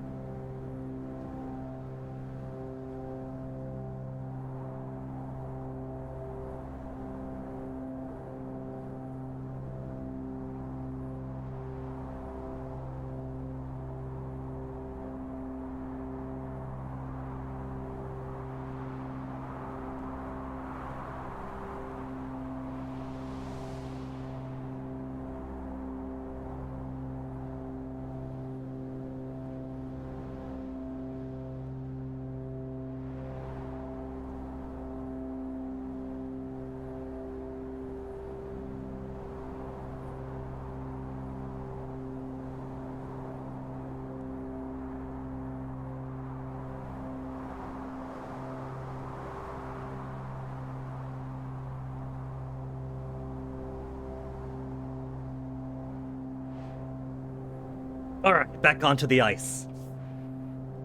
Kasha, careful! You turn your head to spot Kasha, perched precariously over the edge, her camera in hand, lining up another shot from her position. It's a great shot of the horizon, trust me. You got a good shot of falling to your death, get back over here. The ground isn't safe, you can't trust anything beneath your feet up this high. Kasha doesn't heed their warnings, instead lining up the shot and snapping it cleanly. She's got an old camera. Those old cameras make big shutter noise, don't they? I'm thinking avalanche. There, no issue. And this might just be the banner image for my report. If the civilian is done being foolish, might we move on? Kasha nods and turns back around to join the rest of the crew, only for her to slip on the ice beneath. You lunge forward and pull Kasha forward, so she isn't hurling over the edge, but her initial stumble sent the camera falling down. That was a close one. My camera! Be thankful the camera took the plunge and not yourself, young one. Despite reassurances, Kasha moves back to the edge of the cliff, peering over, searching for her camera. I can't lose it. Everything for this expedition was on there. Nuh-uh. She's been developing plenty of film. Wait. I see it. Nonsense. It's a blip on the rocks. You can't see the ground from this distance. No, it's not on the ground. It's not on the ice. It's not too far down. It can climb back down and... Not a hope. You want to go back to climbing? If I lose that camera, my entire reason for being on this nightmare goes with it. I'm getting that camera. She turns to you. Captain, we have to do something. This is your mistake. If you fall to your death, it's your own damn fault. I'm not putting anyone else at risk, so no. It's just a camera, Kashi. You've still got your notes, so no. Or no.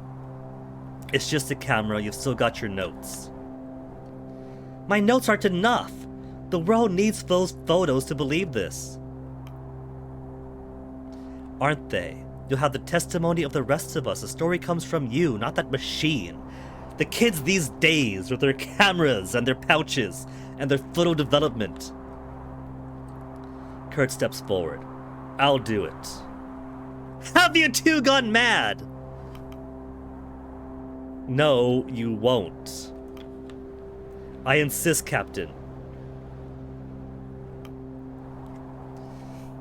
The guy has cardiomyopathy. He wants to make good in Kasha's eyes. But he's gonna die, man.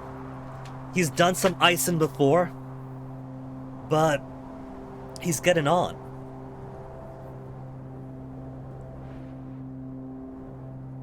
Fine, but be careful. I'm coming too. This is my fault. You'll be safe with me. No, I meant the man with years of bloody climbing experience.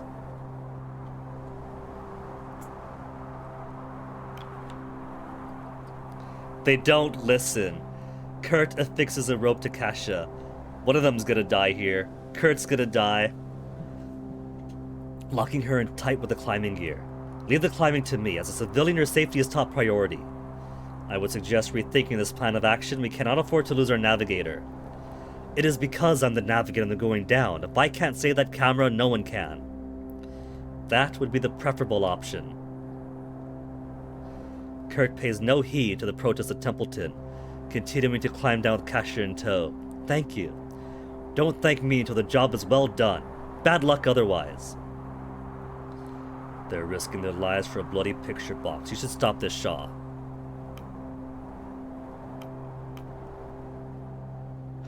Kurt, your pay will be docked for this. That won't work on me, Captain. I paid to be here. At least I did something. Kurt and Kasha begin to slide down the wall of the cliff at a steady pace, Kasha keeping her eyes on the camera at all times. Easy now, easy now. You can do this, Kurt. Reassuring yourself isn't very reassuring to me, you know. Okay, I think I can get it from here. Think? Both of you, please don't make any rash movements. She collects the camera. And there we go.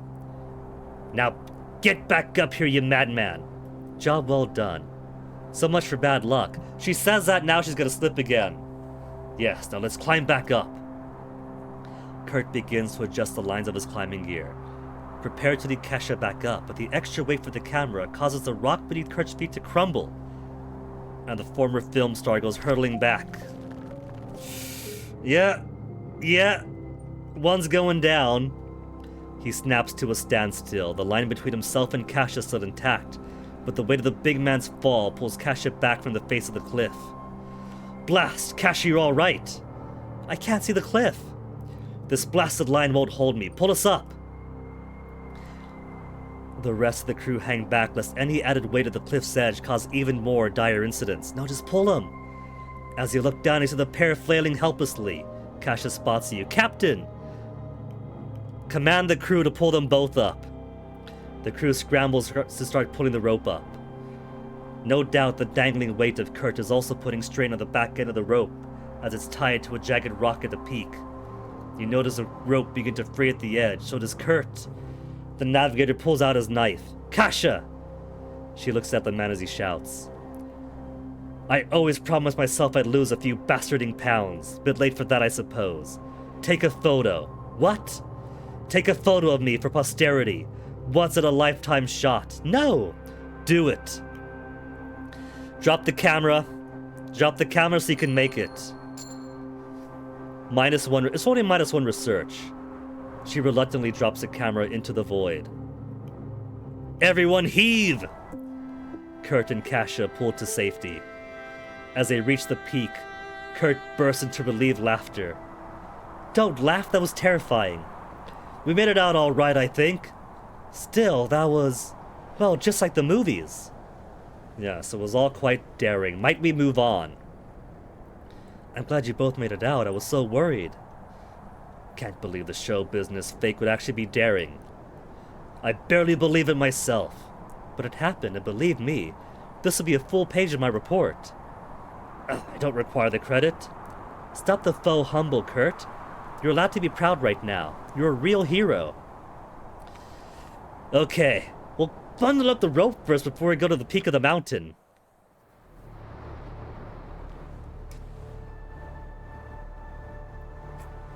Oh, that cave does look wrong. We got some vents over here, and a really twisty-looking cave. Oh, look at that! There's a sea on the other side! The crew finally crest the mountaintop, grabbing everyone's attention as a cave in the rock wall. A cave. A good spot, some shelter from the winds. Still, what lies inside? It may prove a danger. The crew get to work, setting up camp at the peak of the mountain. Camp is set up. Excuse me. Saved game to tree.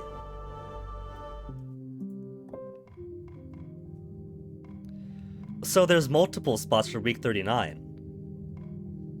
We could possibly have saved the camera too.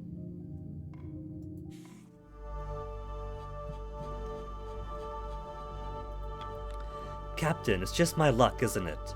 To make it this far, and to lose the camera at the final hurdle. We should be grateful nothing more important was lost. As Kurt approaches, Kasha lets out a small chuckle. Yes, it is a bright side, of course. Your life is much more important than that camera. Yeah, still, it would have been nice to recover it. Of course, I'm not taking this for granted. There is something I should say. Past comments I made. Forgiven. Would allow me to apologize first. Kurt's gonna be apologized for everybody. No, I understand now. You can't convince me to lie in my report. I'll tell the entire truth. I understand. And the truth is that Kurt Darling is a true hero. You didn't say that.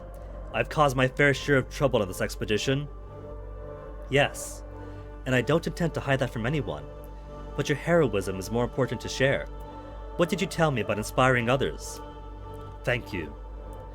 I can only hope another young Kasha Belford reads my report. Let's hope they grow to be less reckless than you. Deserve to be commended, Kurt. Can still clean up some aspects, right? Sure, Kurt, you can be commended. We don't deserve anything, Robin. That shouldn't be our motivation. Chasing glory has been my vice for too long. Whatever you write about me, it has my blessing. There. I could expect honesty. Toasties woke up and he's wandering out of the room. Thank you, friend. And thank you. Request 10, what have we got this week? Templeton's gonna make me make the decision on if we go for the Viscount or make it to the cabin. Captain, it is time. We're at a crossroads and a decision needs to be made. We both read the cairn. We both know the location of the Viscount lies in this cave.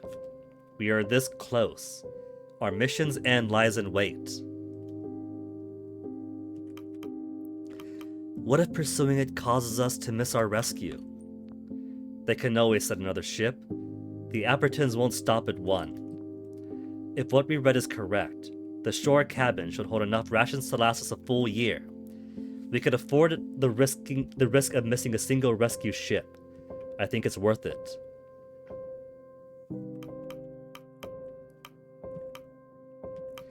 We should secure that cabin first before returning. We could do both.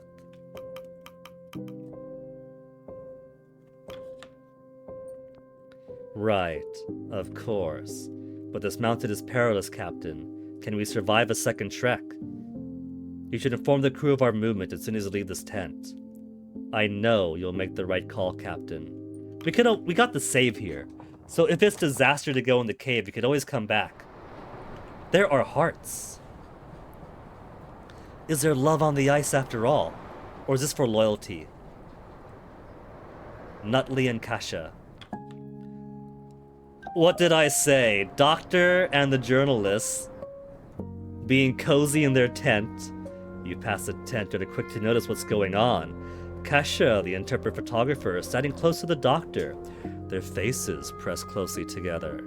She's alerted to your footsteps and opened her eyes. Hey, Toasty, you just gonna sit over there? Which quickly widen as you're spotted. Quickly, she and Nutley pull away from each other, their heads nervously swiveling around the tent, Nutley letting out a punctuated cough. Captain, you could have cleared your throat or something. We're just, sticking together for warmth, a clever decision. Should have expected this with you two immature youths aboard the crew. -5 loyalty. Excuse yourself, Captain. I was being funny, but I guess I was judgmental. We are far from immature. Our relative lack of experience doesn't mean we aren't sensible and accomplished. We are free to make our own adult decisions. Not that we weren't making any decisions. Give it up, Arthur. I doubt we'd be convinced the captain of anything. Congratulations, both of you. Oh, thank you, Captain.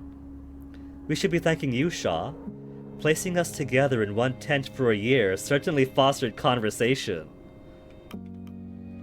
Never consider myself a matchmaker.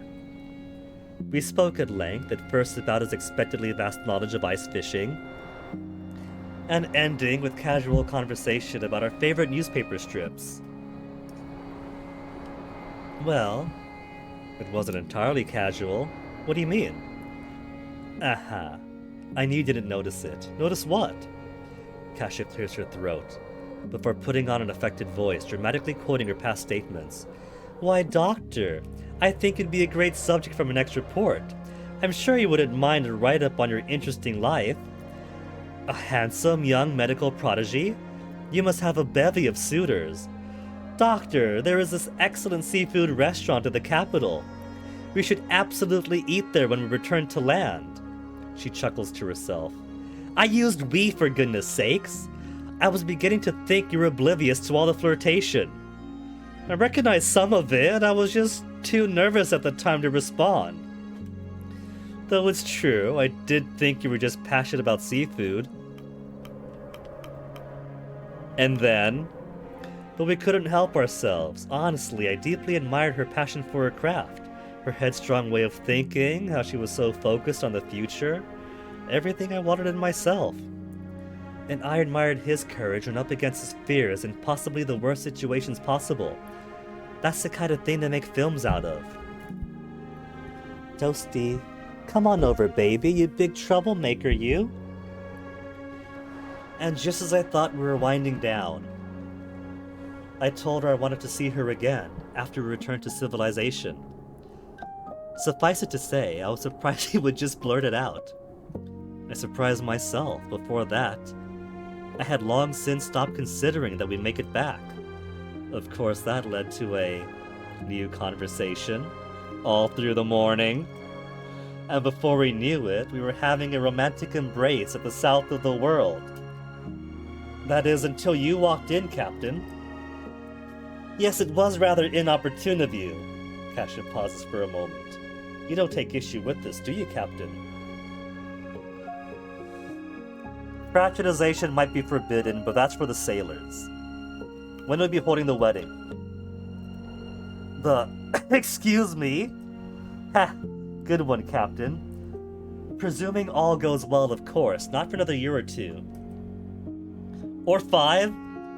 Now, Doctor, you know me. I like to live fast. 5 years is fast! I think I could whittle you down. I'm joking, of course. It's far too soon to speak on that. Well, forbidden or not, we're at the end of our journey here, I hope. Matters of the crew are in the past, to sail home with Kasha. Sit there, Toasty. Well, it's something to look forward to.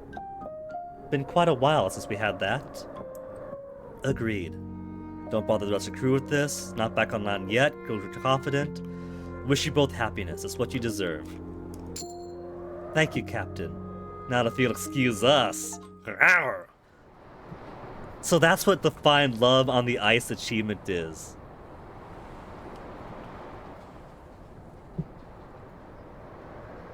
Cave entrance.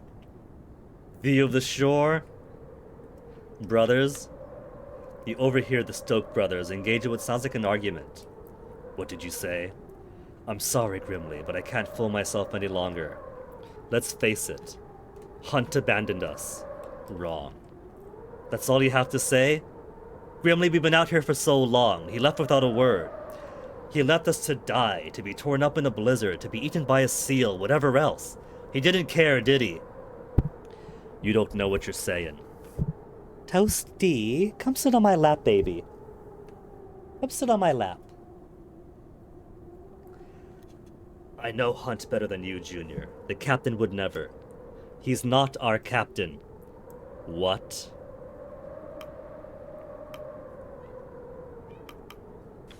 Junior's gonna like me being blunt, but Grimly isn't.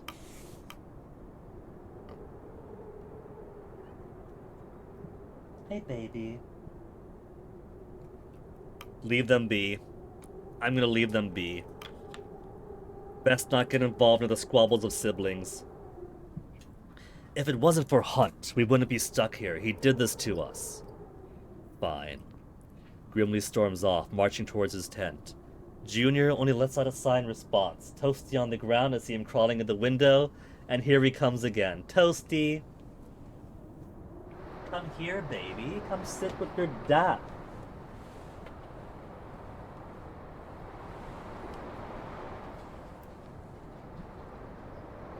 Navigator and engineer. Notice Hammond and Kurt huddle around the boiler, deep in conversation. There's a heart on them. Are they in love too? Deep in conversations, you approach, your heads perk up, noticing you. Captain, didn't see you there. Apologies, Captain. Seems we're both caught up in our work. My work? You're just watching me, Kurt. But you did manage to pick out the materials. We were just replacing the spyglass I cracked on the mountain. I may not be of any use in this cave, but you never know we might need it next. Aye, once again the boiler comes in handy. Toasty, if you want to sniff the bowl, the empty bowl, I'm going to put on the ground. Sniff it there. Go on, Toasty. Go sniff it. Go sniff it. Sniff the empty bowl. Aren't bickering again? Meaning to ask how you're faring after the incident of the mountain? What do you make of this cave, Kurt? It's an odd one, no doubt. A lot of questions we shouldn't be answering. Our priority should be to get to shore, not to go spelunking. Coming from you? Isn't that the point of your shite films? Upon hearing that, Kurt puffs out his chest. Oh, so you've seen my films? Oh, these two are gonna be in love. Just the one. And what did you think? Pure bollocks. I should have figured. I haven't seen enough to judge. You've never seen my films? Well, I hope you would amend that once you return to civilization. I just can't get over all the inaccuracies in them. What inaccuracies? You take me for a fool, Kurt. I know a stage shot when I see one. Well, they did certainly clean up a lot in the edit. I don't get it. What don't you understand, chum? You're a proper bloody navigator, Kurt, and a damn hero. I've seen it with my own two eyes. Thank you. So why do you star in all those phony films? I wouldn't call them phony. And well, they may not be the picture of accuracy, but they have a power to inspire people. More so than any true story could. Maybe I should watch them then. They come highly recommended. By who? You? Who else? Bit biased, aren't you? Well, I can't deny that. Take it from me, Captain. Don't waste your time on them. I wouldn't say that. But there's much I wouldn't say that you would, Hammond. In fact, it's clear that there's one thing I'm in need of. It's someone who can keep me grounded. They are gonna start dating! Get to it, Kurt. What do you want to say? I was wondering, would you consider... Spit it out, would ye? All right. Would you consider joining me after this, on further expeditions? As an engineer? Yes, but also as a level head. I need someone like you. I'll think about it, Kurt. Think Hammond would love to? I think Hammond would love to. Perhaps I could join you both. Make this a menage a trois. Asking for a job, Captain? The three of us on the same crew again. Hold on, I'm gonna send this to Fennec.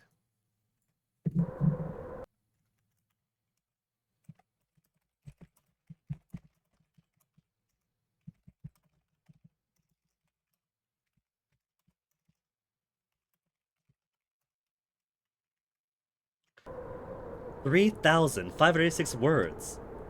Well done, Shun and Chum. Very productive today. That's bound to go horribly wrong. Perhaps, but I think our ingenuity will help us pull through. Hammond pulls out the replacement spyglass. Anyway, here you are.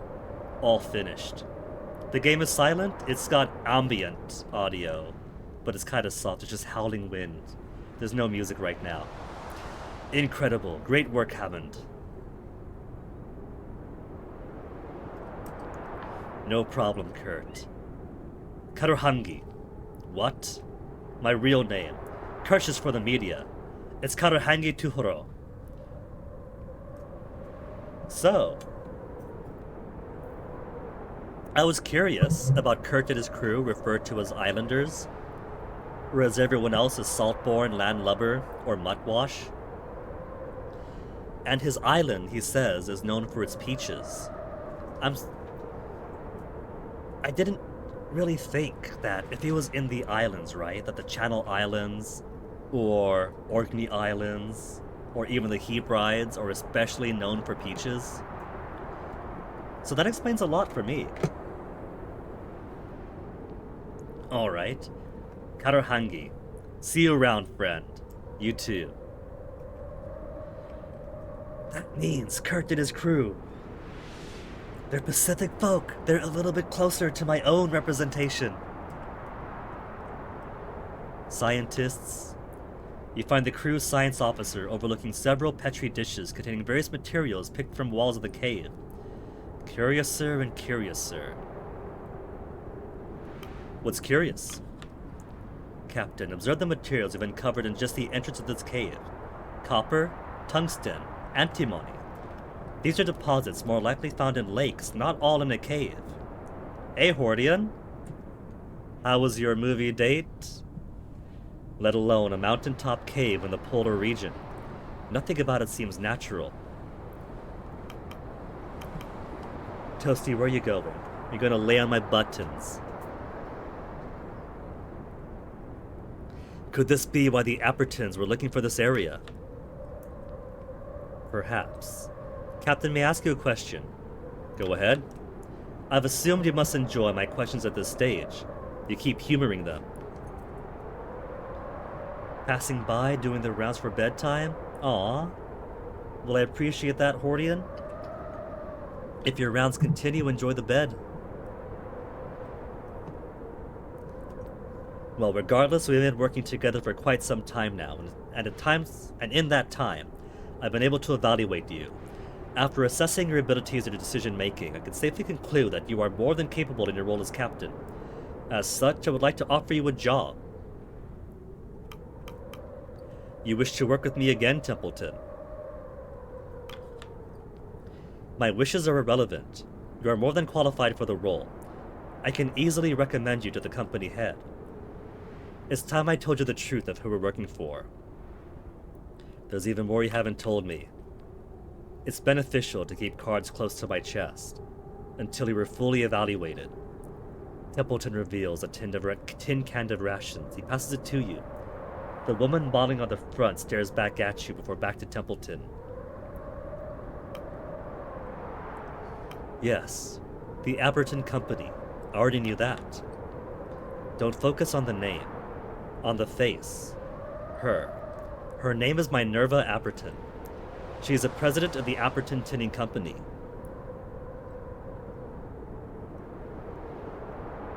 But why would she fund this expedition? The same reason anyone would. Tinned food is perhaps the lowest priority with the company in today's age, as you can likely tell by the shoddy work on our rations. Well, they must not care about this expedition, because they gave us shoddy rations that can barely last 3 weeks.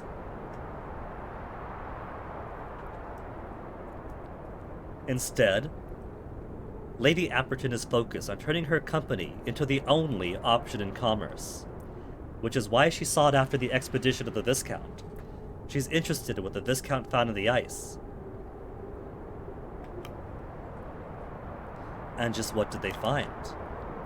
No doubt there are just several details Minerva has kept hidden from even myself, but I will tell you what I can.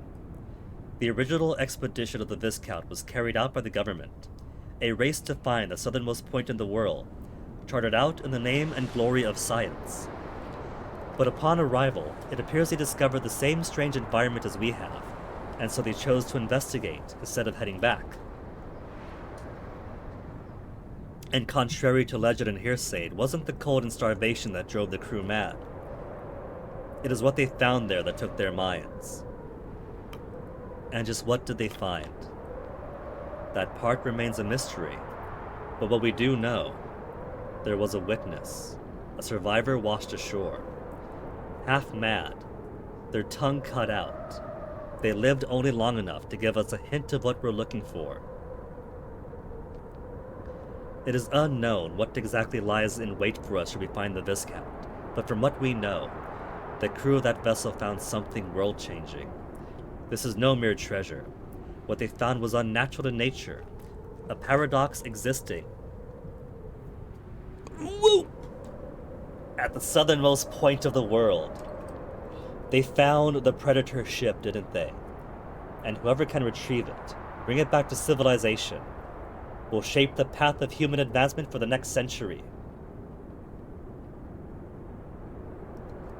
Sounds like Minerva has been swept up in a myth you knew the entire time, never told me. Hearing that, I believe I'm being underpaid for a mission of this magnitude. Yes, I could assure you a greater rate of pay should we be able to recover the secret of the Viscount.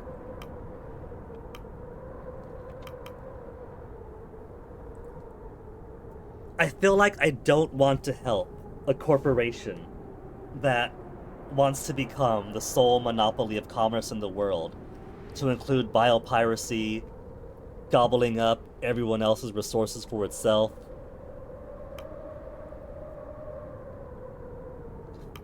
What we'll do is we'll go in, see what's in there, oh shit, that's cool, and then reload and finish the game with everyone going home. Top priority to recover what the Viscount found.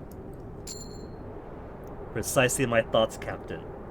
It is good to see we are both at the same level mind. Now I have told you all that I know. Please leave me for my research. You turn, but Templeton speaks up once more.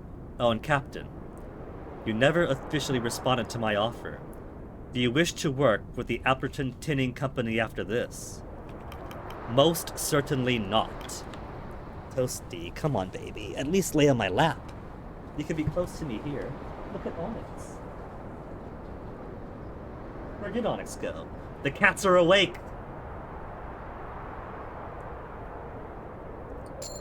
-10 loyalty, but he's still loyal enough. Oh.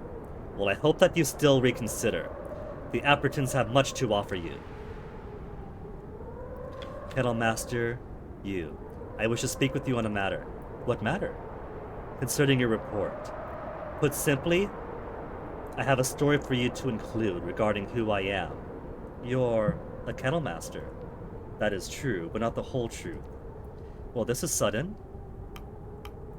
I've been curious about your past too. Elsie, no, my headphone wire! I have no doubt you were. Cordell turns to Kasha. The reporter quickly scrambles to gather notepad and pen. Now, I'm certain you have heard them call me Lady Cordell. Yes, frequently. I asked her around. Apparently, it was a moniker granted due to how you spoke. Well, those who dub me with that name have no idea of the irony in doing so. The truth is, I am a noble. Or rather, I was. What? I suspected you might have an upper-class background. Your suspicions have not done you wrong, Shaw. I thought it was pretty obvious. I was born and raised within the nobility. I don't mean to call you a liar, but that's just a big claim. Ingrid Cordelia Weston. What? You keep your ear to the ground often. I'm sure you have heard of her. Yes, actually. She's a distant relative of the monarchy. Had a seat as an MP for a brief period. Went missing unexpectedly. Well, I am Ingrid Cordelia Weston. Let her continue. I have all the proof I need to show you. No need. I believe you. You do? It would certainly be an odd thing to lie about. I assume you are aware of the political system, Kasha.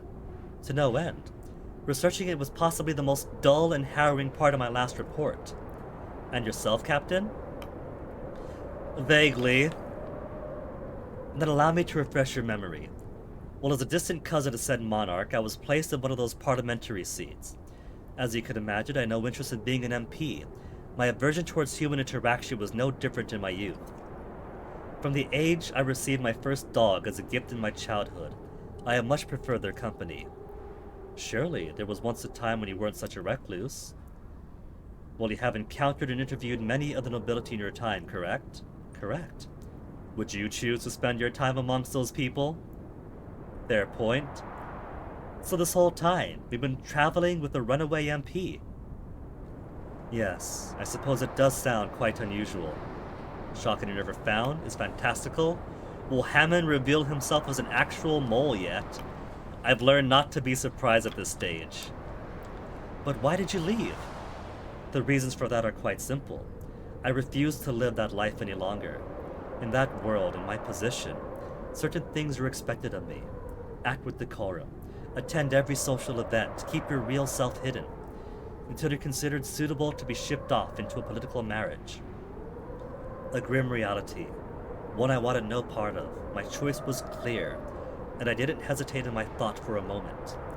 I left home in the dead of night, taking only 2 things with me. My certificate of birth, for reasons more practical than sentimental, and my dog, for reasons more sentimental than practical. I started a breeding kettle at the capital, earned the moniker of Lady Cordell among the common folk, and from then, I was free. Free to feel the ground beneath my feet.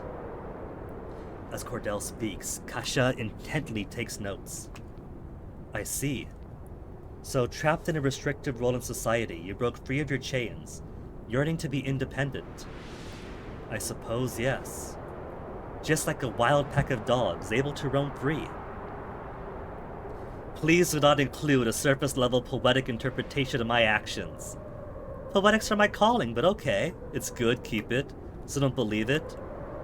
Have they considered returning to the nobility? Fuck no. No, that's good, keep it. There's no accounting for taste, Captain. I think I'll respect Cordell's wishes. Though I do think with enough rewrites it can make it sound great. I doubt that. Thank you for sharing, Cordell, but why have you shared this with me? Why now? My report. It would expose your identity to everyone. Why would you allow that? Because I trust you to tell my story, and I no longer have anything to hide. Thank you. I promise I won't let you down. I'll tell the whole truth of your tale. I know you will. Assuming you leave out that tripe about wild dogs. And yourself, Captain? How's Stanbury? I'll call you Ingrid from now on. How is Stanbury?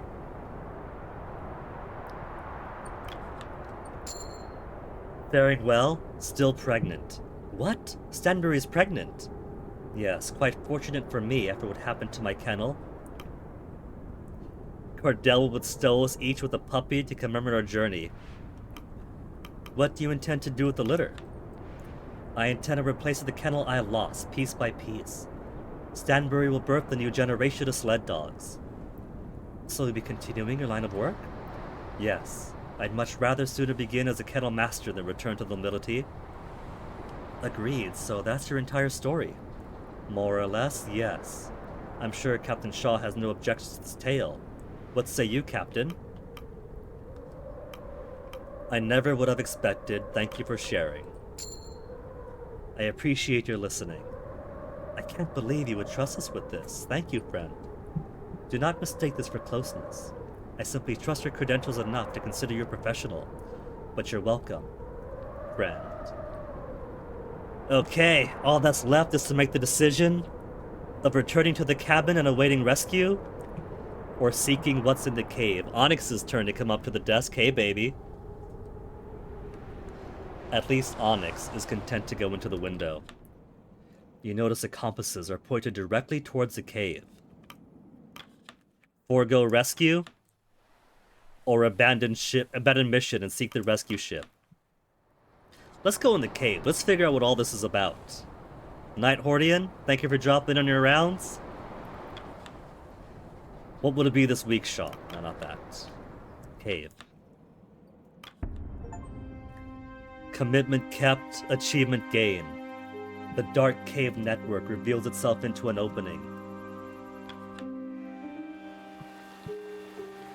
Oh, there's lush plants in here. That's pretty cool. And the Viscount.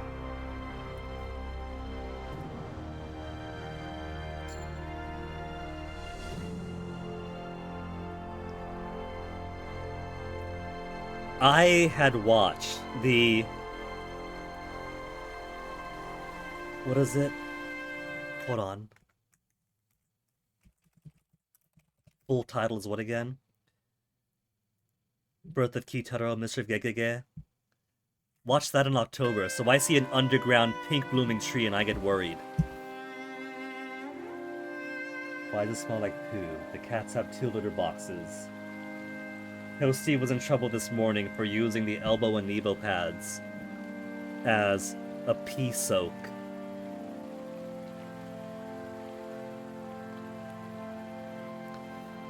There it stands before you, the Viscount. Word was left by its former crew, but not as it was left. The ship stands quite different indeed. A tree's growing through the ship, so maybe these plants are parasitic. The snow, filtering into the grotto, seems almost frozen in time. The weather itself remains fixed in awe of this impossibility sprouting from the great lost ship. Keep staring but for a moment longer. You can barely believe your eyes. It certainly isn't a dream. You make out the letters spelling Viscount on the hull of the vessel. After 5 years, no, 6. After the most roundabout road possible, you finally found it. Drop the mask of captain but for a moment and cheer. Celebrate like a sailor. You fill your lungs in air with preparation. Fuck!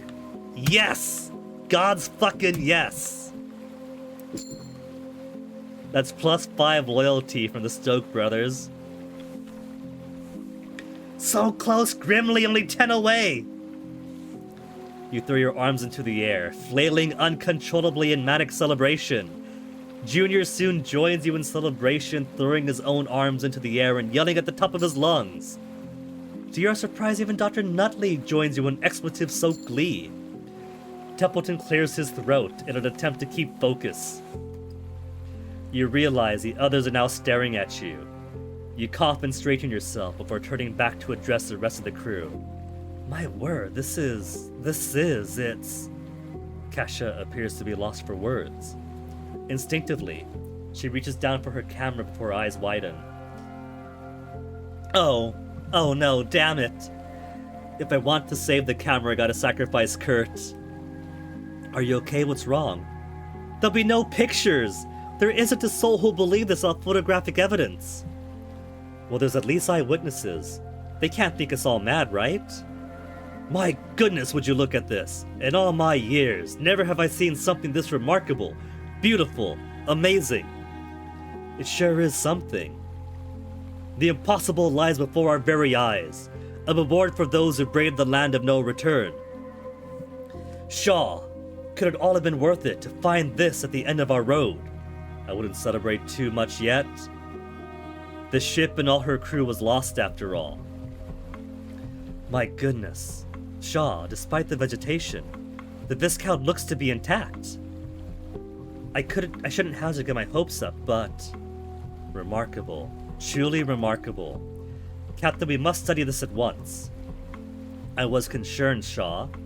I was worried we might not find anything at the end, but this is more than I could have possibly imagined. How could something like this exist out here? It's just not possible, is it? Believe your eyes, Doctor. Wow, Grimly, looks familiar, doesn't it? Aye, a tree in the snow. The fruit of the three sisters, right? That old tale would keep me up at night. Careful, Shaw. There's many sailor songs about this, none of them good. Awfully superstitious, don't you think? Any good sailor would be. Besides, we're looking at it now, aren't we? What the fuck am I seeing here? Am I seeing things here? You're not. You've got to be fucking joking. I know, this tree. The tree? I don't give a shit about some bloody tree. What? Then what are... The Viscount, look at it, it's seaworthy! You know that from a look. I know every inch of it. It's just like its twin. We can sail this. Is this gonna be our escape then? We could scuttle the cabin, get all the food for a year. It didn't take us a year to get this far. Captain, this is truly a discovery for the ages. We need a moment to collect our thoughts. Under no circumstances is anyone to touch that boat. For all we know, that plant could be poisonous. We need to practice extreme caution, he says, as we're breathing in the pollen and petals. Well, you're a botanist, aren't you? Take a look at it. Grrr, bark, bark, bark! Stanbury, please. I'm no expert on plants, but something about that thing unnerves me. Don't trust it for a second. We need a proper assessment of that tree, Templeton. Agreed. This is what we came here for, Shaw. This is the fruit of our labor. Well, we should not lose focus. The crew set to work, making up a makeshift camp on the side of the ship in the grotto. This just keeps going. It's locked. Well, there's nothing else I can... Oh, there, I can go down below decks. I mean, Hammond says it's ship-worthy, but there is a whole lot of tree growing through this. There's an organ. Eerie.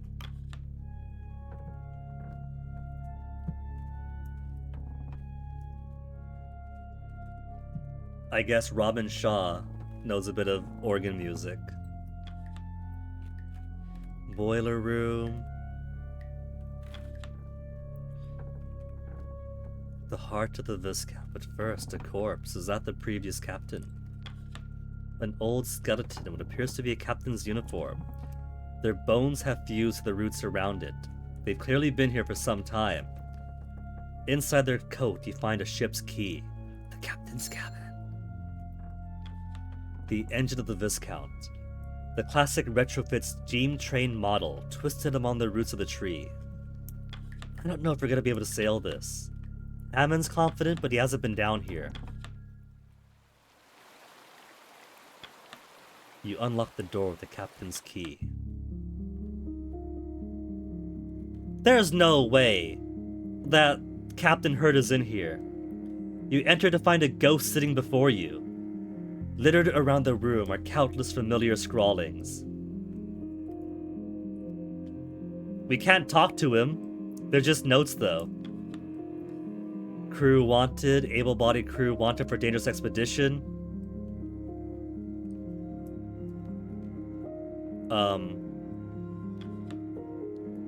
She must not have it. Always stuck in the ice. That's the root of the game. Interview, weeks, at that point they're stuck in the ice. At that point is death. At that point is death. At that point something major happens. Captain Hunt is a player. He's playing the game.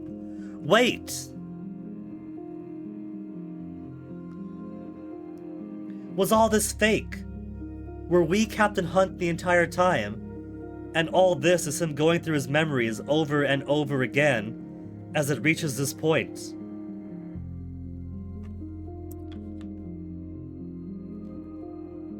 Grimly, is this vote? No, this isn't vote count. This is a count of their loyalty, isn't it?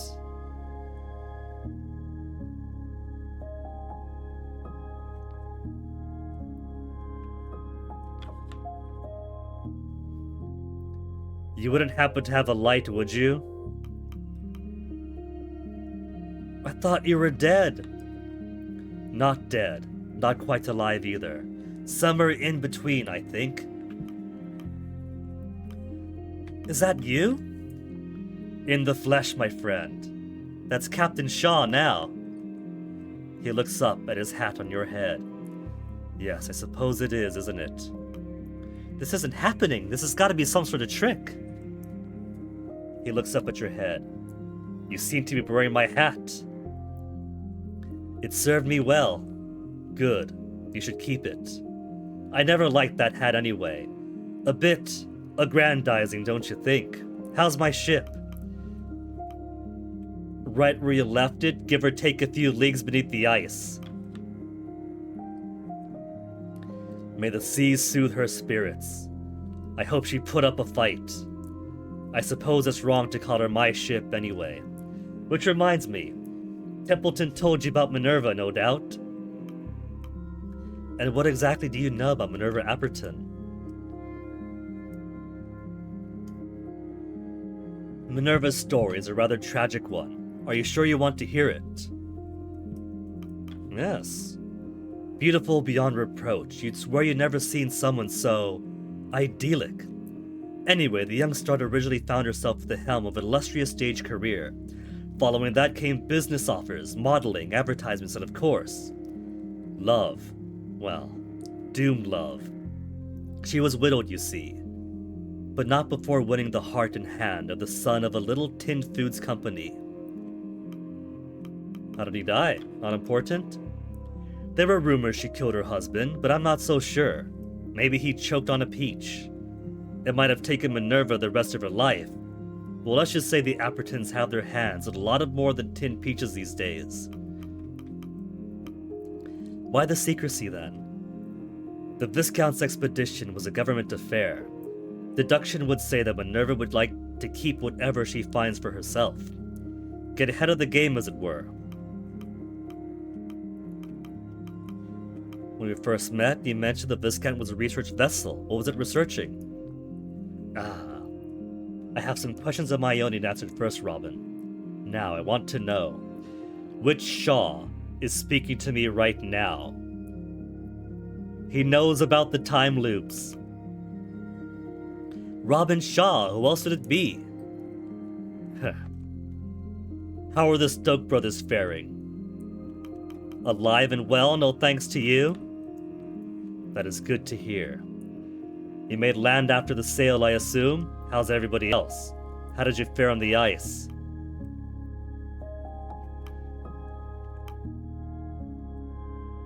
The kettle master attempted to leave the expedition once we made land. I talked her out of it. Not easy to do. You must have made a convincing argument. Kasha dropped her camera during the climb. We avoided disaster, but the camera was lost. Drat. That camera was the most important item on this expedition. It's the only way any of this will be believed. We'll have enough eyewitness testimony. I certainly hope so. The doctor meant to stay with us to the end. He felt his nerve on the ice. Now that is pleasant to hear. He was the only crew member I was unsure of. I didn't want to upset his father by getting the poor boy killed. Not that any of that matters now. Does the Temperance not exist, and he's really the captain of the Viscount, and all of us were on the Viscount? You'll be thrilled to learn Mr. Templeton is fine. Heh, I expected as much. Has he given you much grief? He's been a valuable ally throughout all this. Is that so? Maybe I should work on my interview technique. I've got a question of my own. Of course. I'm sure you're wondering what led me here. You might be able to tell it isn't a particularly hopeful answer. I failed my men. Less dramatics, please. How are you still alive? Yes, of course. Well, there were 4 of us. I'm sure you quickly figured out. Smurf, Corvid, Joe, and myself grabbed what we could and headed off with one of the larger lifeboats. Why abandon us in the first place, Hunt? I left for the good of the crew. And taking our supplies was also for the good of the crew? You'll understand soon, Shaw. Our flight was in the name of finding ourselves here. All of us. Smurf was the first to go. They knew what they were doing. They made their choices and now they have passed. Be more specific, Hunt, and need details. He looks wistfully at the table. The custom of the sea occurred. What do you mean? It was Corvid's idea. There was a protest, but after we learned the tins were poisoned with lead, we had no choice. The tins were poisoned with lead.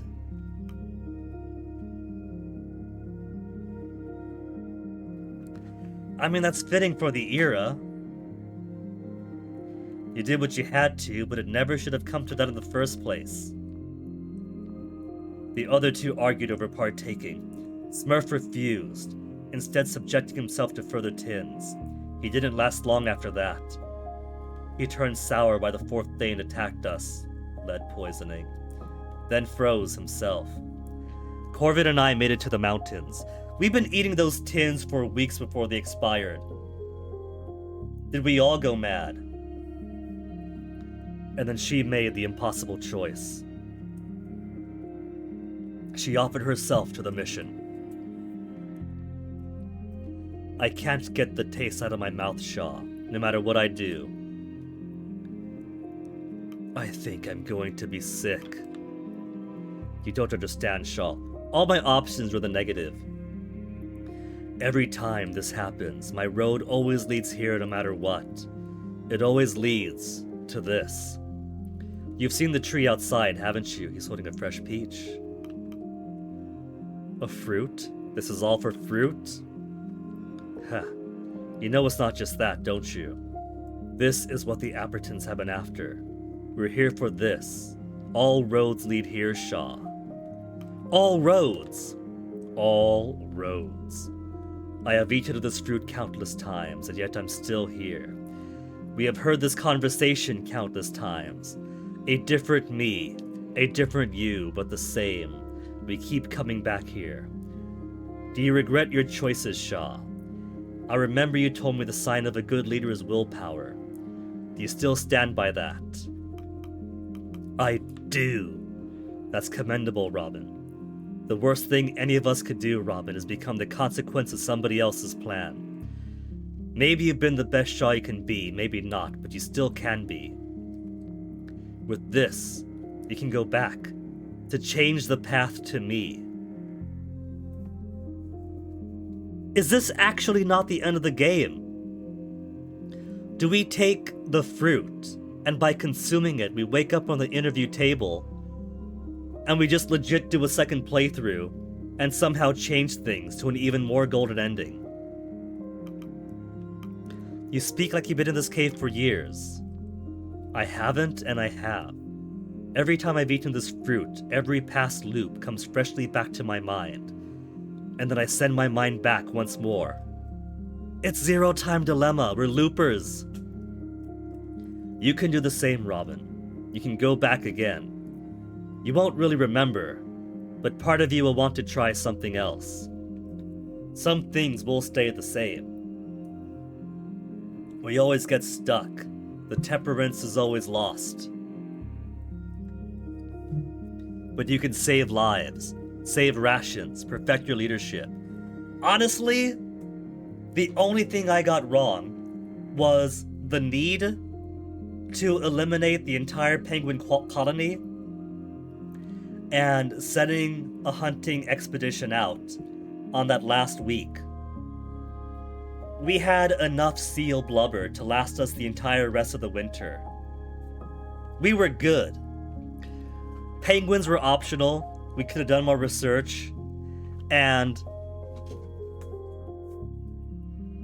we didn't need to kill all the penguins. That is it. Those are the only two things I regret. Beyond that, getting Grimly to be loyal to me is the only difference, and that's just for achievements, really, and personal pride. Excuse me. If you eat the fruit, that is. Open up that eye of yours. He pushes the fruit forward. What do you say, Robin? Eat the fruit! All caps! Hey, Toasty. Toasty, I'm going to search this room for poo. You've been awake longer than Onyx, and Onyx knows where to poo, baby. You have been known to use my laundry, ow, and our Nebo and elbow pads as piss grounds. I suspect the closet. You go behind my drawer and have left the poo, haven't you? His head has fallen my fingers. The all caps really does leave an impression. But I want to finish the game. Maybe I'll play more. Maybe I'll even stream a second playthrough. But we're gonna bring this journey to a close. I don't trust it. My path is settled, Hunt. A fruitless endeavor. Survive the ice unstained achievement. Come here, Mr. Pooh Body. Ow. Well, at least this means you're proud in your choices. We should head out, Robin. We have people waiting, I understand. It's been an age since I've seen my crew. But before we do, there are some Dark Souls-like game you saw, Chud and Chum. Someone else playing. And when you die, it says, Mort. Which one was that? There's Mortis in that one kind of Spectrum-looking game. Faith? Was it Faith Trilogy? Something like that? Also, that'd be funnier if there was one where it said Merd. You know, there's a cat fostering store in the next town over. And it's so funny because it's called Morty's, because their mascot cat is named Morty with an I. But every time I see it, it's just Mortis! The Mortis Cat Rescue Adoption Store. Before we do, that tree out there, do you plan on taking it back to the Appertons? I'll need the crew's input. Of course. Me, on the other hand, I'm still making my mind up. I don't think the Appertons are going to get this tree. If that means that I lose Templeton's decision, ready for the big reveal? What should we say?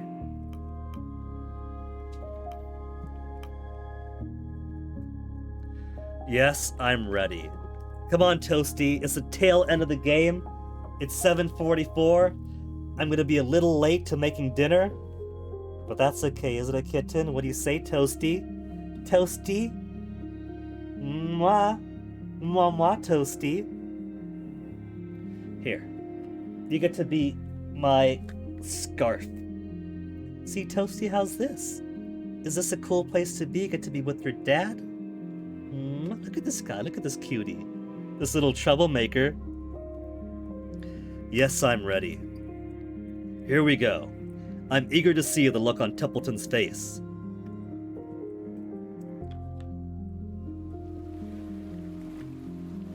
Well, boys, at attention for the captains. The two of you pace toward the rest. Templeton is the first to notice you. I guess that means that's our large lifeboat at the bottom of the waterfall then. I thought that was just one of the Viscounts. As predicted, the look on his face is a unique concoction of shock, anger, and mortification because some secrets are going to be coming out now. Templeton, I appear to have found your lost captain. Other heads rapidly turn in your direction, one by one. They abandon their work and rush to assemble to see the sight themselves. We certainly have a lot to clear up before we continue. There's gonna be another vote. And of course, Grimly and his crew are going to vote for Captain Hunt to remain captain. And everyone else is going to vote for me. But if we were a little bit nicer to Grimly, we could have ended this with a full 100% of the votes saying, sorry Captain Hunt, but Shaw's our captain now. Toasty's bobbing his head because he wants to jump back onto the desk. I put my arm out and he puts his head down disappointingly. We have a lot to clear up before we continue. Aye, that's a bloody understatement. Bloody hell, it's actually him, walking corpse. Others begin to mutter frantically. Toasty, you're getting your leg caught on everything. Hunt, you're still alive. Ah, the doctor made it. Good. I need you to fix up my teeth. Excuse me? He survived this entire time? I'm gonna struggle to convince people my report is true at this rate. This is quite the shock. Hunt whispers to you. I knew the look on his face would be worth it. But, perhaps you would learn to clarify our situation. I'd like to know what happened myself. Gods, is that Grimly? That's good to see you again. Where are the rest, Hunt? The rest. Smurf, Corvid, Joe. Where are they? They didn't make it. All these years, and just like that, they're gone. Did they at least receive good deaths? As best they could, Grimly. Now is not the time to dwell on those gone. Captain. Yes, no, Captain. No, Captain Shaw. How in the world did you find this man? He is indeed the only survivor of those who left us. He has since partaken of the custom of the sea. He's been moving ahead of us this entire expedition, found at the captain's cabin. He attempted to trap me and ambush me as dangerous.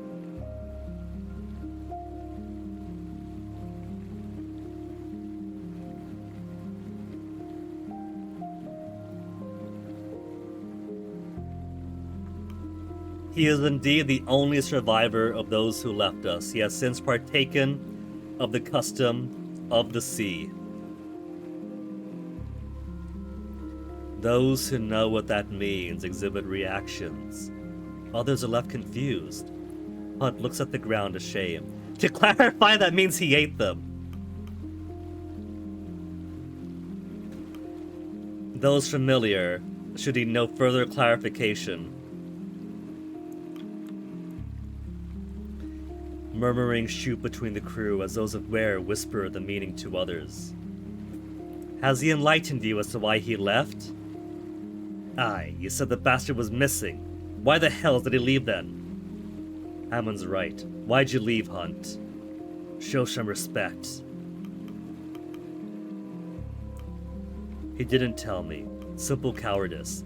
Get ahead of us and destroy the Viscount. He didn't say that. He didn't tell me. You note, the captain doesn't try to correct you. I mean, between those options, did he say it was to destroy the Viscount? I didn't hear him say it was to destroy the Viscount. It was for the Peaches. To do things over or something. Captain, I think it's time we open the floor to the rest of the crew. Something tells me many of them have words to share. Junior takes a root of the captain before being held back by his brother. You left us! Why? I didn't plan on going home. None of us were going to come back. That's it? And why couldn't you bring us too? Why even plan that? He's pawing at the crew. Toasty is pawing at the crew. Toasty, do that again, do that again. Look at the crew, Toasty. Paw at them. Yeah, just like you were doing.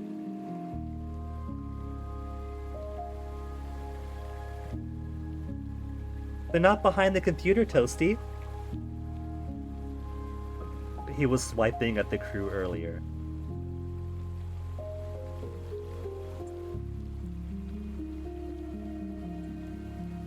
Send that to Fennec. Come here, baby, come here. Come sit on your dad's lap, stinky butt. Do you want those answers, Junior? Stop defending the man, damn it! Why didn't you trust his Hunt? He's pulling on my headphone cable now. Why didn't you tell them, Hunt? They've served you for years. It was more complicated than that. I do trust them, I do. But you're both young. I had to take the oldest, my top men. We aren't your top men? Well, that's... After all this time, we had the wrong idea, Grimly. I have nothing left to ask, Captain. Hunt, why did you bring me aboard this expedition? Excuse me? Doctor, this is hardly the time to work out your insecurities. The floor is open, Templeton. Quite so. Hunt, I've been asking myself that question since you left, since I saw you leave. You... Arden, you what? You saw Hunt leave, and you didn't stop him. He couldn't stop Hunt and his men. What does it matter if he saw him? It's in the past now. We won't hold that against you, Arthur. Excuse me, water burps. All I've been drinking is water this whole time. And I got the burps now. I know, but I still need to know. Heh, I remember that. You looked like a frightened deer when you saw me ready to go. Is that why you brought me on board? Because I couldn't stop you? Because I was young, naive, easily manipulated? It is, isn't it? Hunt tilts his head in confusion. Hells no! Oh? No, it was a favor to your father. He's my barber. That's it? That's the entire reason? Aye, he's very good. Asked me to toughen his boy up a bit. Seems like it's done the trick. Kasha lets out a small chortle before covering her mouth to stop herself. Arthur did that himself. To be honest, I was worried from the beginning that my father was involved, and yet, after all that's happened, I'm actually relieved the real reason is so... benign. This entire time, it didn't matter. I put more thought into why I was here than Hunt ever did. The doctor has no choice but to laugh at the absurdity of it all. We're getting away from the point at hand. Anyone else apparently require a psychological evaluation? You turn yourself back to the crew to find yourself face to face with Hammond. He darts past you and confronts Hunt. Enough bloody games. You should have gone down with the ship. That's tradition, you coward. Tradition would want all of us dead. Best not follow that now, I think. No more jokes, Hunt. Hammond's right. Watch your mouth, Hammond. How about Hunt watches himself? He left us to die, bastard. Indeed. To pick and choose when tradition matters. It's shameful, no? At least Shaw sees sense. The crew are still looking to you to make sense of all this. Is there anything else you'd like to add, Captain Shaw? Complain about events past? What are my options here? About our benefactor. Their name is Minerva Apperton. She owns a tin food company. The tinned food? As in, the peaches? I spent an age attempting to uncover information on the mysterious benefactor. You mean to tell me that we were eating from their tins this entire time? Curious. Why would a tinning company invest in such a mission? Ridiculous. It seems our captain is suffering from some kind of delirium. A tinning company? Absurd. Hunt told me when I met him. It's true. Templeton could deflect all he wants, but Hunt told us. Yes, it's true. Is that so? Well, I am certain there's no questioning the testimony of a lunatic deserter. Rufus Hunt lets out a belly-aching laugh in response. For all your sake, I would hope you wouldn't believe such tripe. That goes for you too, Captain. Har! Tripe. You have a title for deflection, Templeton. Doesn't change the truth. Now, Captain, perhaps you have something more tangible to tell the crew?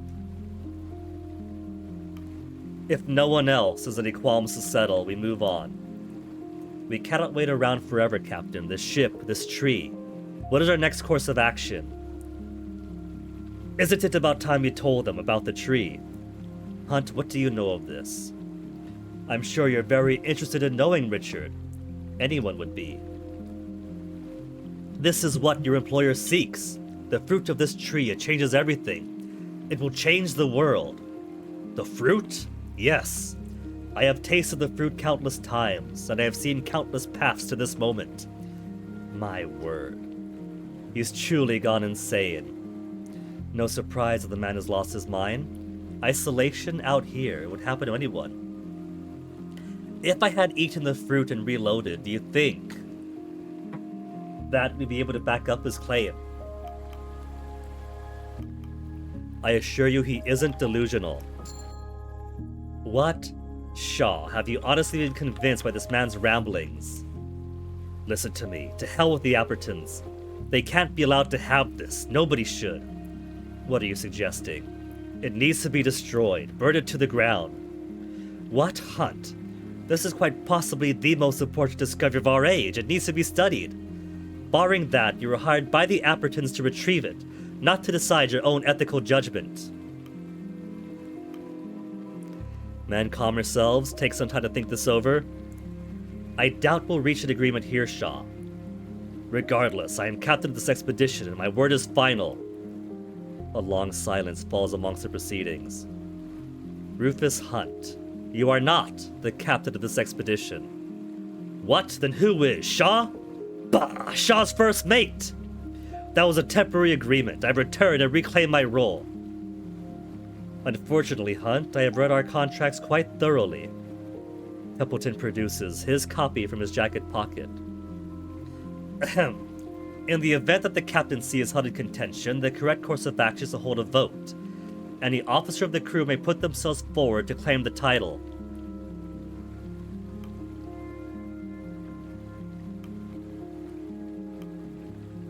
Any crew member. Any officer. That means yourself, Hunt, our sadly departed deserters, and myself. A vote? I welcome it. The contract also states the candidates should put forward their selection for the first mate position. The selection of first mate is allowed to make their case to the crew in an open forum as to why they should be selected the paired candidate. Good luck with that. Best get to it then. If I make Grimly my first mate, will that elevate him to loyal? Come on, you lots. The captain's vote requires a deck.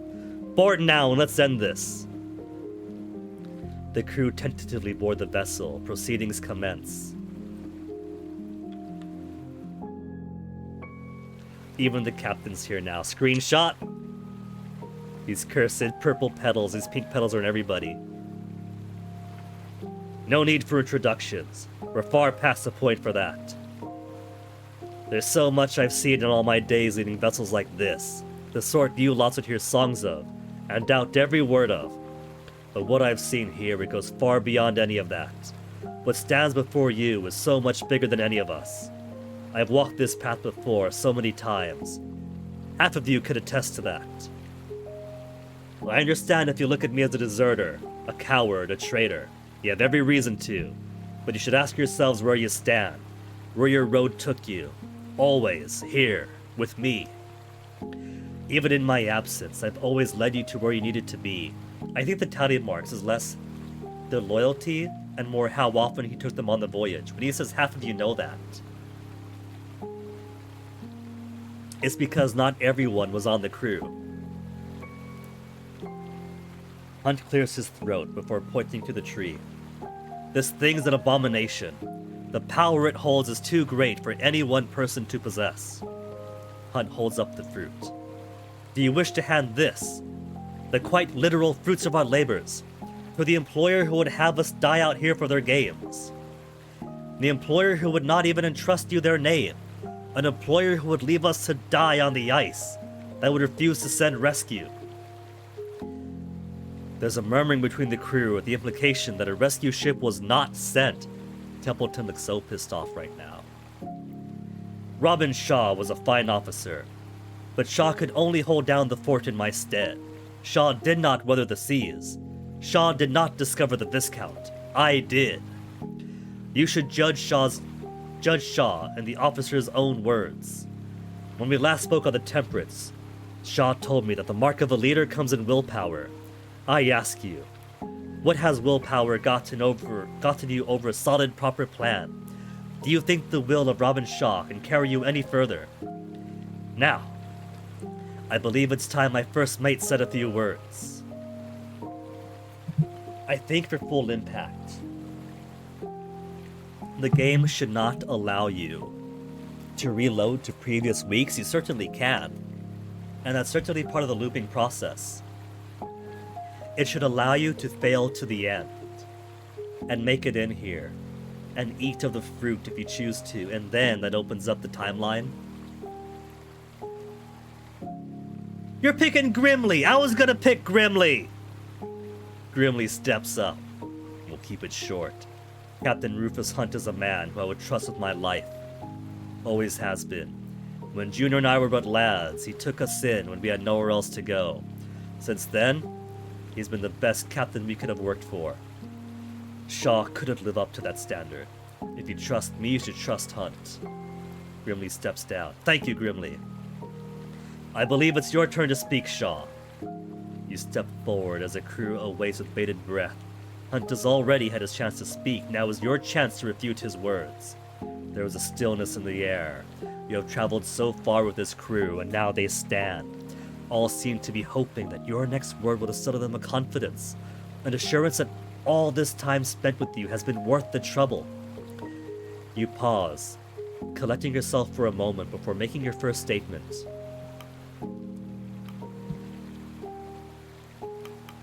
Hold up the captain's hat.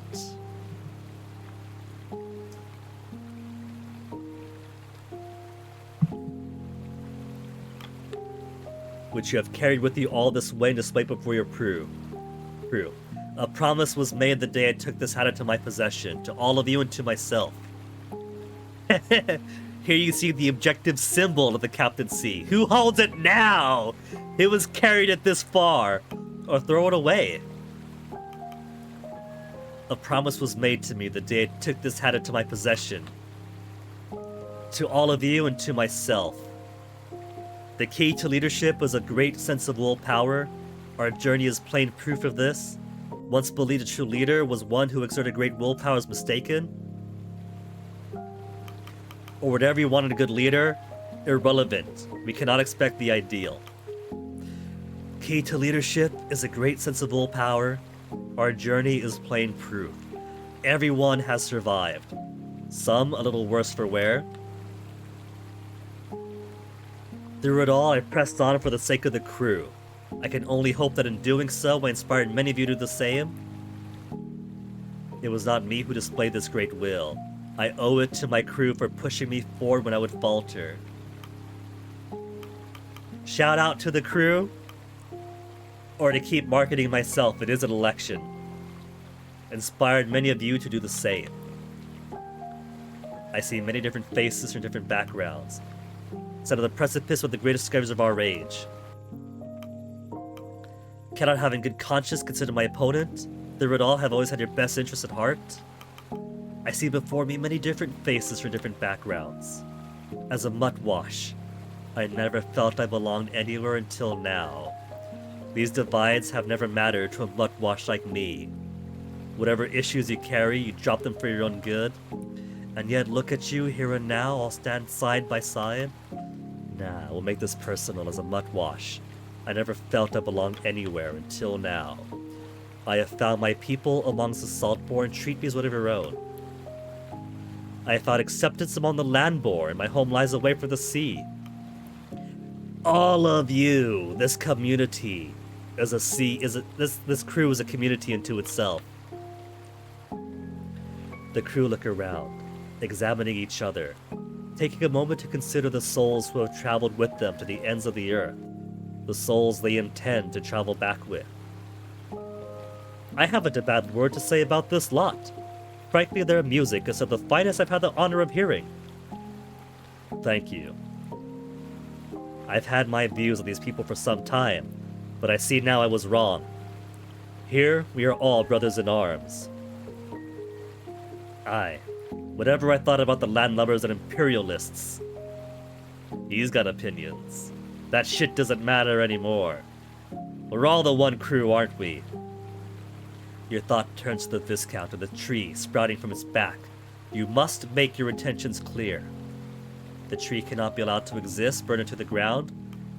We have numbers. We can sail the Viscount home. That's what I intend to do. Send an envoy out to meet the rescue ship. They could be here any moment now. Or hunker down. Rescue be searching for the ship. They will find us with it. If I burn the tree to the ground, the Viscount's gonna go with it. If we sail the Viscount home, we're going to be bringing the tree with us.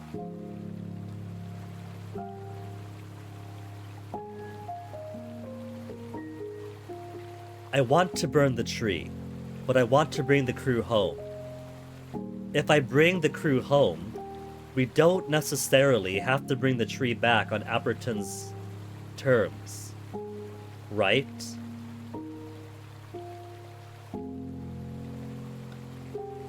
There's probably no rescue. Let's be honest about that.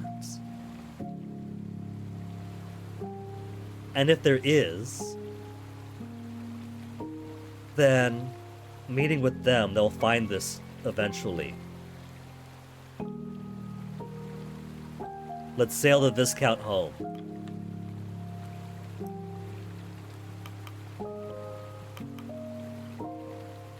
The time for fear is over. Let us all stand to be united. Plunge ourselves headfirst into the depths. Who will I choose as my first mate to speak on my behalf? They're all loyal to me except for Grimly. I was gonna pick Grimly, but I could pit two brothers against each other. Kasha, Dr. Nutley, Hammond, Kurt, Cordell, Templeton. We've all got good options here.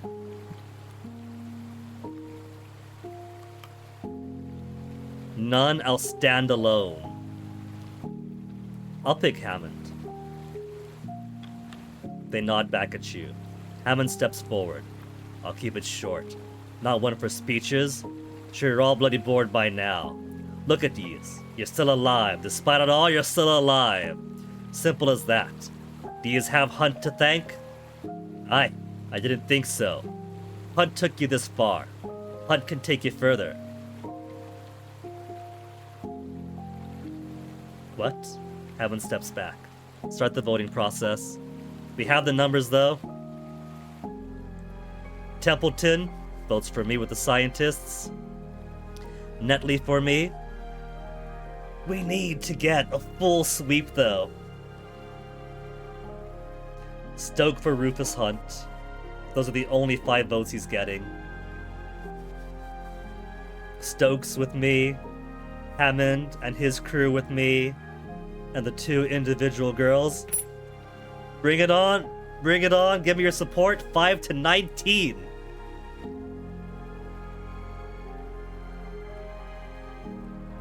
There you have it. Congratulations, Shaw. I knew you can do it. Then why challenge me? I forced a vote because I had to be sure. Congratulations, Shaw. Now, with that bloody business done, someone can finally start steering this crew again. But that still leaves Hunt. Don't trust him not to try something.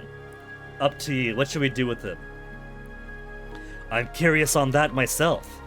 Well, Shaw, you're the captain. What should we do with me? Join us as a free man. Until we reach land at least, then it's out of our hands, isn't it, Robin? A consequence of someone else's plan. Now we need to know. What do we do with this thing? Don't trust this bloody tree for a second, but it's still attached to the ship.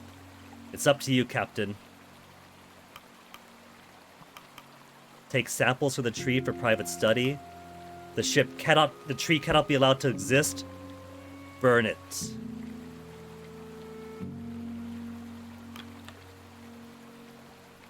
What? Are you sure, Captain? If we burn that thing, the Viscount goes down with it. We'll be out of luck sailing out of here. Man. That's what I thought. It's so entangled with it. Can't they just chop away at it? Chop at the pieces that aren't so connected. The lifeboat's not gonna fit 25 people and provisions and make it all the way home. The Viscount could. You're right. We cannot destroy the Viscount. Better safe than sorry, Captain. How the fuck are we leaving this cave? Not like we can signal the bloody rescue ship from here.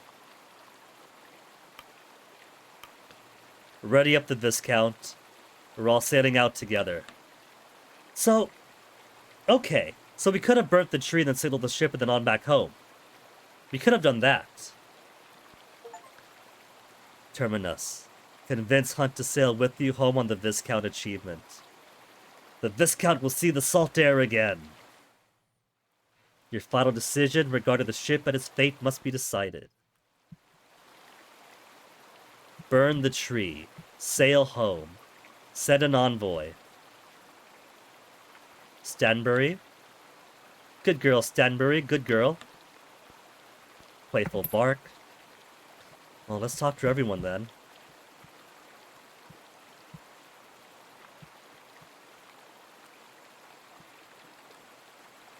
Cordell? To be honest with you, Shaw, I'm still trying to wrap my head around this madness. Well, I doubt such knowledge will be out of our hands as we return to land, correct? Still, I suppose we should be proud of our discovery. We could have made it this far without you, Cordell. Or Crane, or Razzo, or Pascal, or Stanbury. I did not accomplish much on my own, Captain. Sure she did. She kept Crane and Rozzo, Pascal, and Stanbury alive. All I ask is that my kennel be remembered. It'll be odd to return to land. My name will be in papers soon. No doubt I'll be recognized for my past. What will you do once you return to land? I certainly won't be returning to my past life, even if I am known. I believe I'll find myself a new home, start over with a new kennel. I've done as much before. I intend to do so again. With any luck, we will not meet again. It's been good knowing you, Cordell. I hope not. I hope we meet again. Well, we'll see. Frankly, you seem to bring misfortune, Captain. A jape, of course. It has been interesting, Robin. Promise me to take care of yourself. Kasha, have a lot to run on a sail back, don't I? I still can't believe this. I'm looking at it. and I still can't believe it. Not just the tree, but sending the Viscount back to land. I'd never believe it if I read it. We'll have to believe it. We're bringing the tree back with us. Har! Ahem, well, she's picked up on Kurt's laugh. You're right there, there's no denying their eyes. It's funny, Captain. The reason I took on this story, interest in exploration was waning. I grew up on the stories of Kurt Darling. These great explorers were like legends to me. I didn't want that passion to disappear. Who would have thought that we stumbled upon a great discovery of our own? You're one of those great explorers now, Kasha. Your name will be in the history books. That is bizarre to think about, Captain. Regardless, I hope you continue to thrive, Shaw. You deserve that much. In fact, remember to keep in touch with me, especially if you have a good story to share. They'll write books about you one day, Robin. I know I will. I know I will. Aww. I can speak to Junior, but not Grimly. Not thrilled about taking that tree with us, Captain. It's our only way back. We'll have to make do. It's gonna colonize colonizers. Can't argue with that, I suppose. I'm sure that thing will be taken out of our hands once we arrive anyway. That'll be our benefactor's problems. Can't we scuttle the ship once we get to shore, or get close to land? Regardless, I'm looking forward to a normal meal for once. If I see another seal, penguin, or tin peach can, I think I'll hurl my guts, Captain. They'll be dining on plenty of fish for the next sail, I imagine. What will you do once you return to land? Track down whatever greasy spoon I dined in back in the city and try their entire menu. I'm tired, Robin. I'll be happy to have someone cook for me for a change. Stay in contact, Robin. If you ever sail out again, let me know. I'll be happy to work with you. Nutley. Captain, I can't believe we made it. And to sail out on the Viscount, it feels almost triumphant. Kurt is no doubt coming up with a perfect poetic phrase before we set off. You made it so far, I'm proud of you, Arthur. I thank you, Robin. I owe it to you. You know, I still thought it was all hopeless. Even after leaving you that letter, I had very little faith in survival.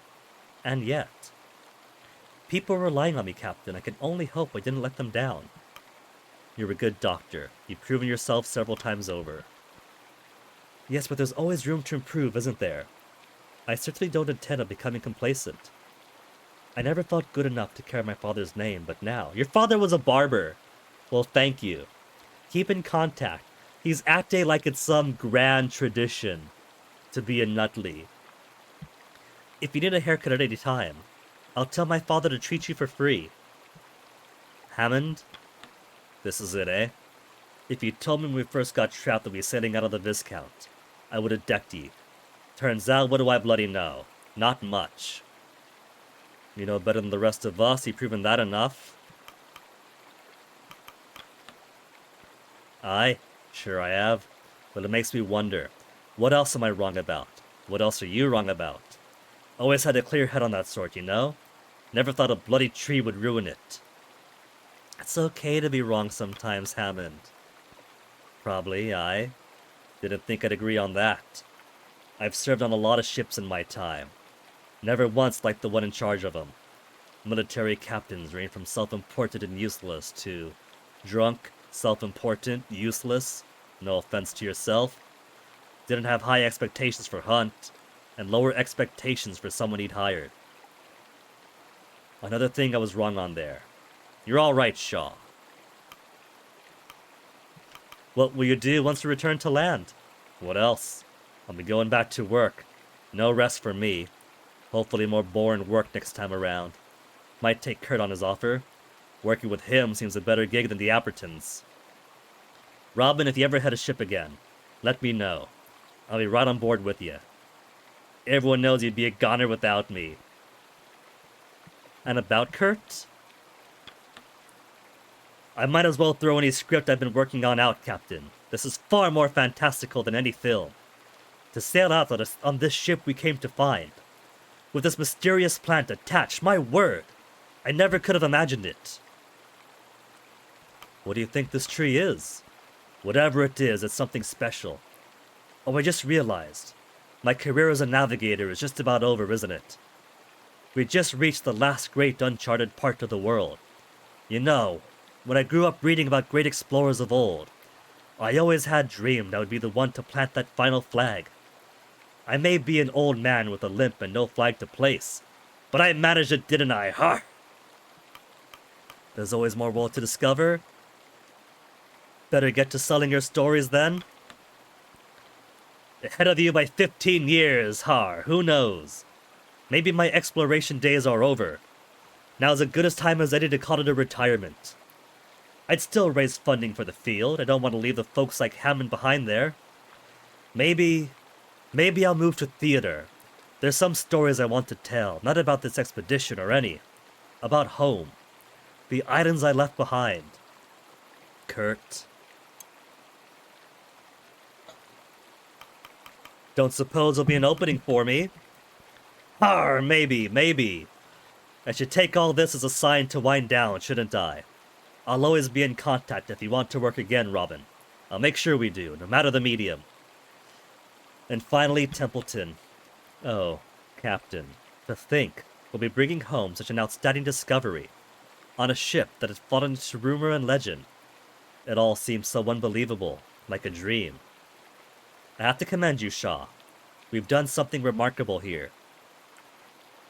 What's this we talk? I'm the captain here. You deserve a great deal of credit. You proved a useful advisor. Technically, the most he did was state the obvious. I'd be like, yeah, Templeton, the crew's morale is important. Yeah, Templeton, I'll read your book. Yeah, Templeton, it was a nice book. Hey, Templeton, go confront Grimley for me. Templeton, stand down! Well, I can only suggest. The final decision was yours always. I've always fancied myself an expert, Shaw. I'm sure that comes as no surprise to you. But over the course of our expedition, well, it's become clear just how little I truly know. And to be honest, Shaw, that excites me. I'm excited for what lies ahead. What are your plans? We don't get to talk much shop with him. To be at the forefront of such a discovery. I had my doubts once. I certainly had my doubts on you, Shaw. I've never been more happy to be wrong. I hope we have the chance to work together in the future. Our lives may be quite busy once you return. I think the proper gold ending for me would be take a private clipping of the plant for study, burn the tree down, and then meet the rescue ship for the voyage home. That way, the Appertons don't get the tree and its metaphysical fruit. My crew get to return home, and if anyone gets to exploit the fruit, it's going to be on my turn. We need not work together to remain in contact. Well, you know, it's the Appertons I have a problem with, not him. Sure, Templeton.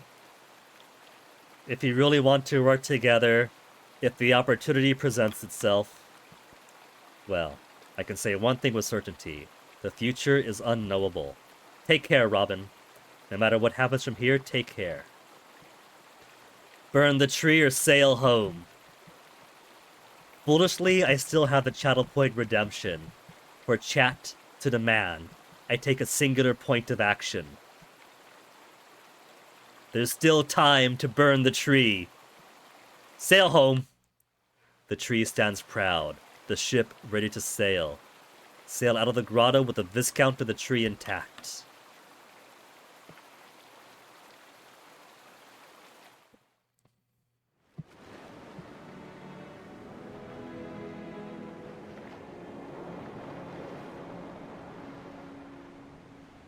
Do what I want? Oh, you're too nice, Shillin' Chum. My mind goes to that missing early exploration locomotive from Sunless Skies. The one that was lost in the Reach and fell to fungus.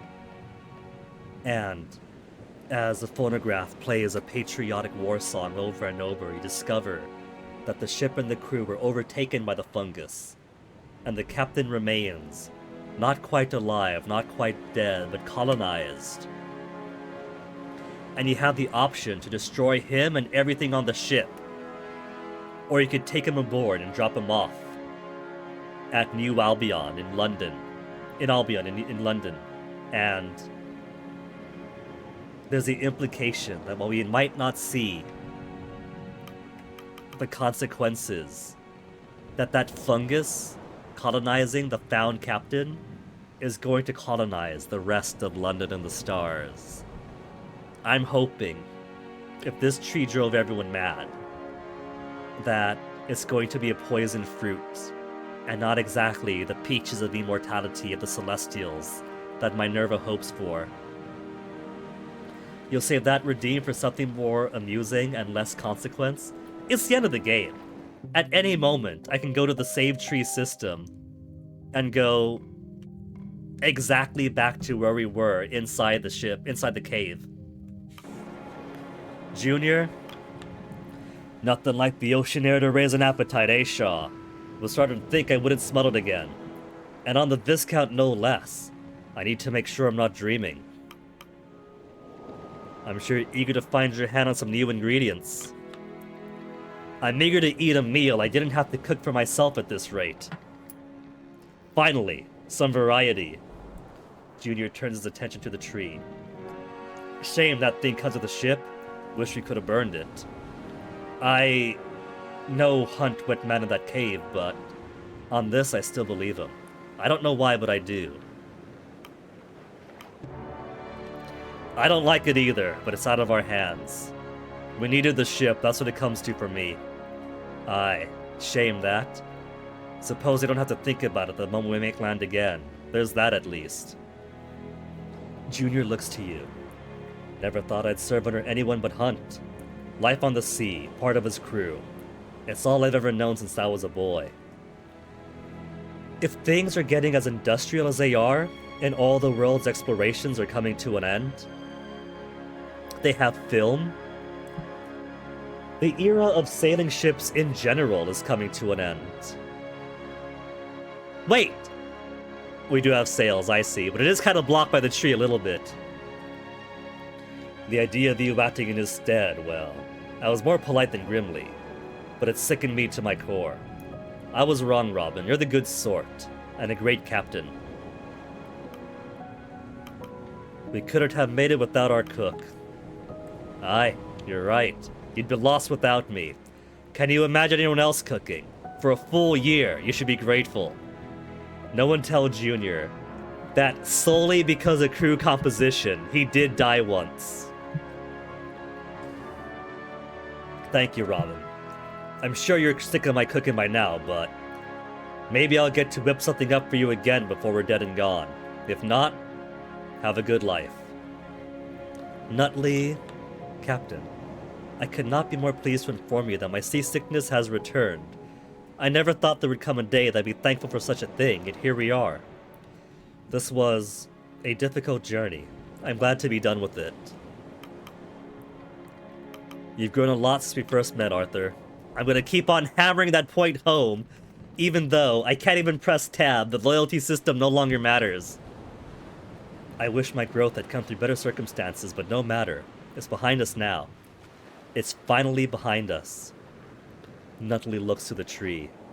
I wish we weren't bringing that with us.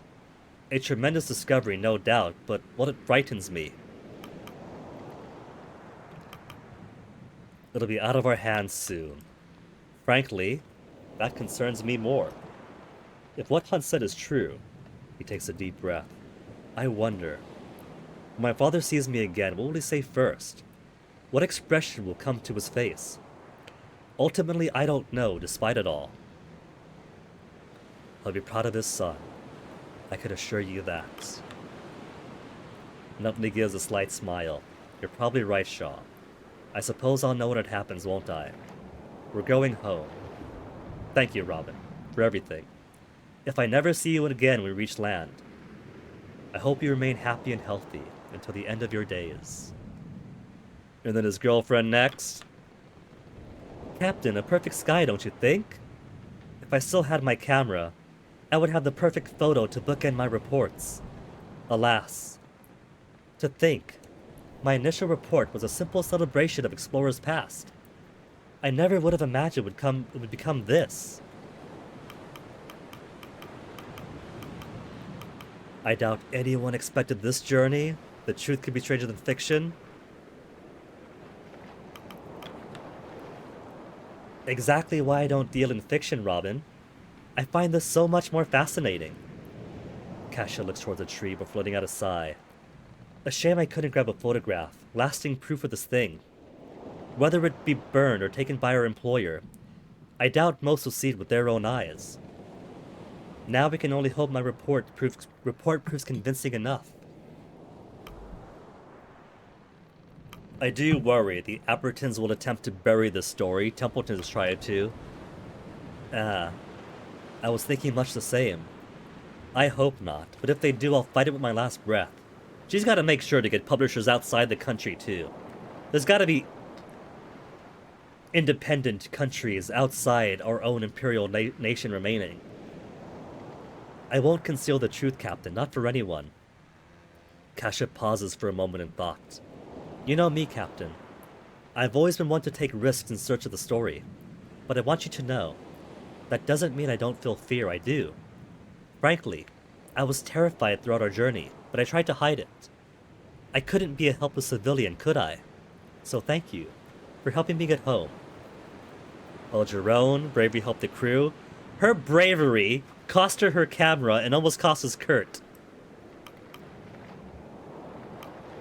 You didn't pretend anymore, you're safe now. And thank gods for that. Thank gods. I'm suddenly like a sailor. I suppose that's to be expected. Growing up, I was fascinated with the great captains and explorers of old. I never thought I'd see the rise of the greatest yet. The one they'll sing songs of, write countless books of. Thank you for making history, Robin. I think we both earned a rest. Cordell, Robin, I can see the horizon of water ahead. I had doubted we would bear witness to this day. From the moment I heard of your destination, I believed you were setting to your demise. And yet you joined. And yet I did. I cannot abandon my kennel, Shaw. Even were death a guarantee, I would have wished it to be with them. Cordell turns her attention towards a tree. I do not believe a word of Hunt's ramblings, yet those in power most certainly will. Everyone is saying the tree is awful. Well, it is not any of my business. Do you really think this won't concern you? Perhaps it will, perhaps it will not. There is naught I can do to prevent that. I needn't worry myself until then. Cordell looks around at the rest of the crew aboard the ship. Good people, all of them. I had not considered this group when I first signed on aboard. I did not expect to know them as I did. I did not expect to know you as I did, Robin. Thank you. No, thank you. Not as valuable. Invaluable. Interesting Ingrid. Glad to have met you. Are we allowed to call her Ingrid? And I you, Robin. She has a smile on her face. I do not know if we'll meet again, Robin. I wish you the best from here. I truly do. Stanbury approaches, playfully nuzzling her head against your hand. Arf arf. Seems Stanbury wishes you the best as well, Captain. Let's get through to everybody while I still have a mouth to read. Templeton? Captain, it is a great relief to be on the ocean once more. I remember the last time I stood here, I spoke of great expectations upon us. It is difficult to say if we fulfilled such. Right now, what others expect, Templeton, please our survival. I feel that our expectation of more, be proud of yourself. Worry not about others, Templeton. Be pleased with our survival. You are right, of course. Apologies. My mind has been racing since we set off. Templeton turns his attention toward the tree. What a specimen. In all my years, I never could have imagined. I admit, Shaw, I do not know what our benefactor intends with this tree. A true marvel of science. I do not trust their intention. Templeton is finally coming around.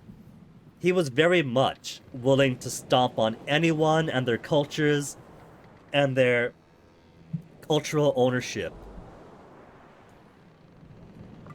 And now, he finally doesn't trust the Appertons.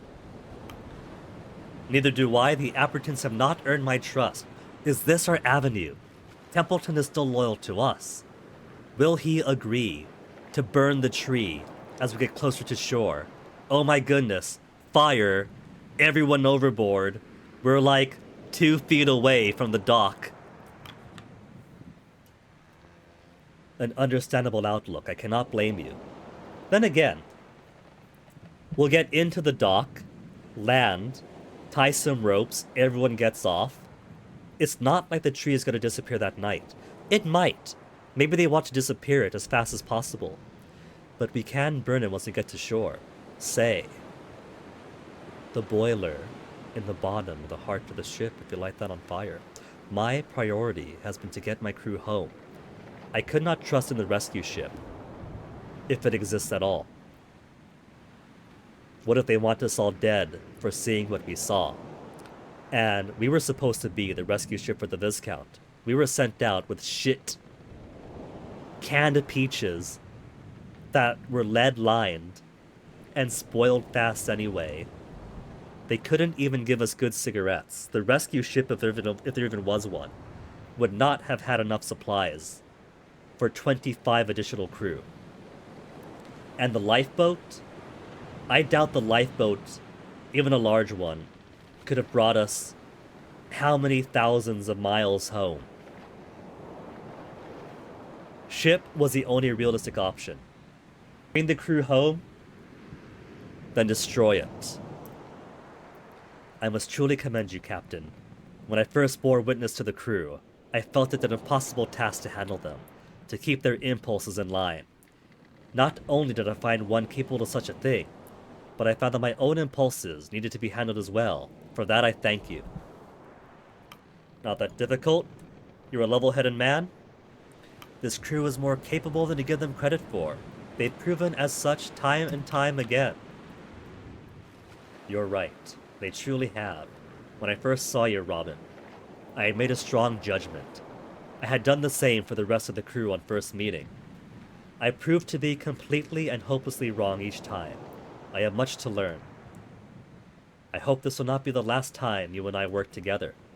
Until then, I wish you the best, Robin. Ah, feel that fresh air, Robin. After all this time, we're back on the sea, on calm waters even. It's been quite the journey, hasn't it? An excellent fill someday, enough to last a lifetime? Eager to get some rest. Once upon a time, I'd say you could never have enough adventure. These days, I'm inclined to agree with you. I very much doubt I'll match our discovery in a later expedition. Kurt gazes at the tree. Absolutely magnificent. And I want no part of it. I do worry. This discovery may prove more trouble than it's worth.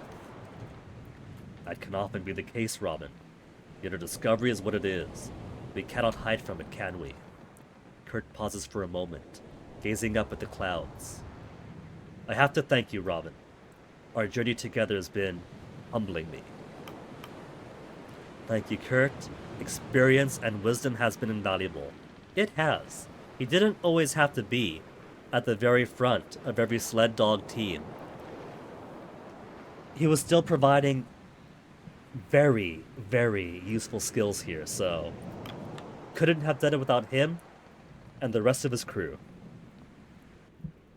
I still have some value in my old age, I suppose. A pleasure to be of help. Robin, I've spent a great deal of time thinking about how I'd be referred to long after I was gone. I changed my name, adjusted my voice. I became the sort of man I thought they'd write books about. Whether I truly am that man or not, I don't mind. Not anymore. I'll be happy just to see my children again. Until next time, Robin, may you have a wonderful life. Hammond, my first mate, smiling smugly. Pshaw, can you believe it? Never thought I'd be setting out on the bloody Viscount. Bet Kurt's trying to come up with something poetic. Too many surprises out here.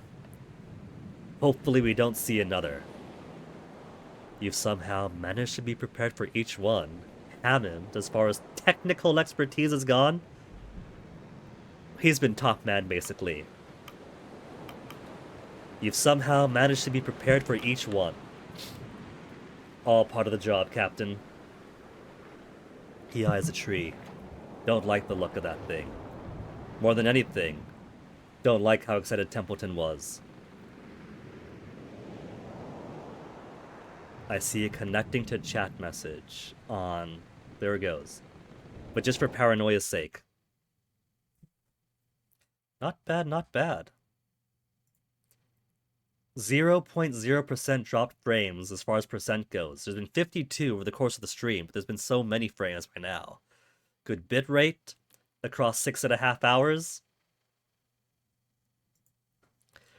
So let's try to bring this to a close ASAP before Comcast gets wind of a successful stream. Would you rather we burned it and take this ship with it? Not a chance, Shaw. But keeping that thing to save the ship might be my first compromise. Hopefully last. Hammond pauses for a moment.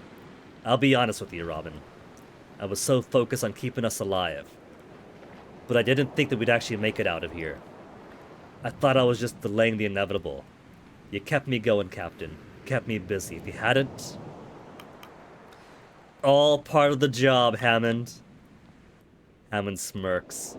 So it is. Never thought I'd say it, but... Maybe there's still plenty for me to learn. I've learned from you, Captain. I'm able to admit that now. Don't get me wrong, though. Me being stubborn bastard kept us alive. Wouldn't have it any other way. We did it, Robin. Soak this time in. I know I will. And finally, the man from the very start of the journey. Our own bookend. It begins with Hunt. It ends with Hunt. Ah, Robin. Lovely day for it, isn't it? Never thought I'd see open ocean again. Neither did I. You finally have time to get your bearings, Shaw. Cherish this peace. Won't last. We return to land, the word will spread. Aye, that much I'm certain of. You bring me on as a free man, but I doubt I'll remain one. Some bastard will be after my head the second we make it home. Hunt looks to the tree. It should be destroyed the first chance we get. On that, I agree. Maybe Hunt is going to be that man. He appreciates that I brought him on as a free man, but he knows that either the government will arrest him for cannibalism or for his dereliction of duty, maybe even considered traitorous, or possibly somebody will want his head, quite literally. So maybe he's gonna be my man. He's gonna be my fire starter. I don't care if people see it, if the word spreads. I don't care if it ends up in Belford's report. I just need to make sure it doesn't fall into their hands. Agreed, but the crew's safety comes first. Aye, that's why you're the captain. You've done a fine job. I still don't know what made you so special, Shaw. What made you stand out among the rest? I'll never figure it out. Far above the head of a man like me, isn't it? The man's a gamer, he's a looper, he's done this journey several times over. If we counted the maximum tally marks, this had to be what? 13 or so? He said at least 13 loops, maybe? And he assumed that I had as well. We had a couple of go-backsies. One because we weren't quite clear on a mechanic, like assigning crew to the coal hold doesn't mean they'll continuously be shoveling out coal for me. It means I get one bag each one I assign. And the bullshit mechanic of if I put someone in the hospital bed for wounds, but they're also frozen, and then I have the engineers turn up the heat, their freeze isn't going away because they're on a duty. Before I raise the heat, you gotta raise heat before anything else. Given it's raising heat for the weak, I think it's perfectly fair to have it fix up crew who are busy with something else. if they're busy with something else because they're hauling penguins in and out of the pile of corpses, they're coming back to the tent every night. If they're frozen because they're out on the ice on the sled team hunting, that is a consequence for the end of the week. They'll still be frozen. That, I think, it could be fair to say, could use a little tweak. I don't think I'd be unjustified in that. Hunt looks across the rest of the crew. An interesting mix, don't you think? Never could have expected they'd pull through, after all. More than our mistakes, Rufus, you should know. You should have seen them hunt. They were the perfect crew. I can't take credit for that. Neither could the Appertons. You're the one that brought them together, Shaw. When we spoke that last night, I was in the tub. About what it takes to be a leader. I didn't think you had any idea what you were saying. I couldn't hear the confidence in those words. 'Cause he's not watching the stream. He's not watched and he's not subscribed. If he was, he'd hear the words. Shows what I know, doesn't it? I'm going to enjoy the horizon, Robin. I suggest you do the same. Good work. And now, set a course. To Zanzibar, to meet the Zanzibarbarians. Staring out on the horizon, your first mate Hammond comes up beside you. Well, Captain, what's our heading? There we go. Sail for home and give the tree to Minerva? Sail for the closest shore and burn the tree. I can't let him have this thing. That, I'm very happy to say that choosing to sail home on the Viscount does not require giving the tree to the Appertons. Immediate priority is getting my crew home. That had to happen. Nothing says a tree has to come with us.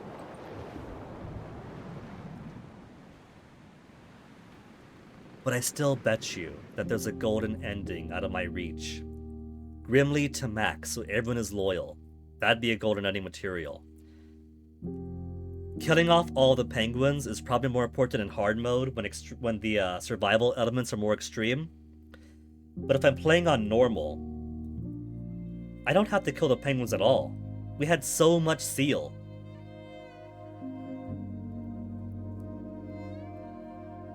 And then saving the camera. I think maybe if we hustle our asses, we could save the camera without sacrificing Kurt. It can't be that much heavier.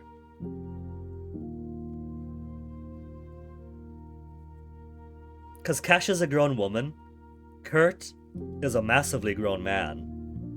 And the camera, what, adds 10 pounds if that? Any troublesome weight will be from Kurt.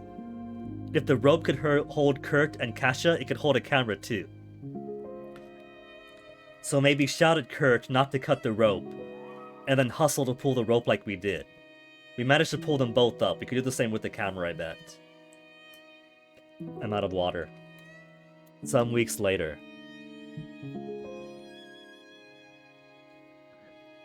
Excuse me. She's on the phone. We see more of civilization now. This office kind of reminds me of The Occupation. Reports finalized, ready to publish. Are you ready to astound your readers? Almost. One final thing before we publish. And what's that? I'll be removing the final section about the tree? What? Why? You got a good story here. A year surviving out on the ice, and all of a sudden I'm reading some unbelievable nonsense about a tree in the coldest part of the world. Come on, Belford. It's true, I know what I saw. And I know what I'm not seeing. Proof. Why is there no picture of this great discovery? I told you I lost my camera on the mountaintop. Convenient. Without it, we can't run with this. We'd be a laughingstock. No one's gonna buy this out of proof. The Daily Appeal is already a laughingstock. And you really think I would get trapped on the ice for so long just to come back here and lie? Belford, you can't admit that. No, it's too important. If you do, I'll take my report to another paper. Fine, but if this blows up in our face, it'll be on your head, understood? I wouldn't have it any other way. Epilogues for everybody.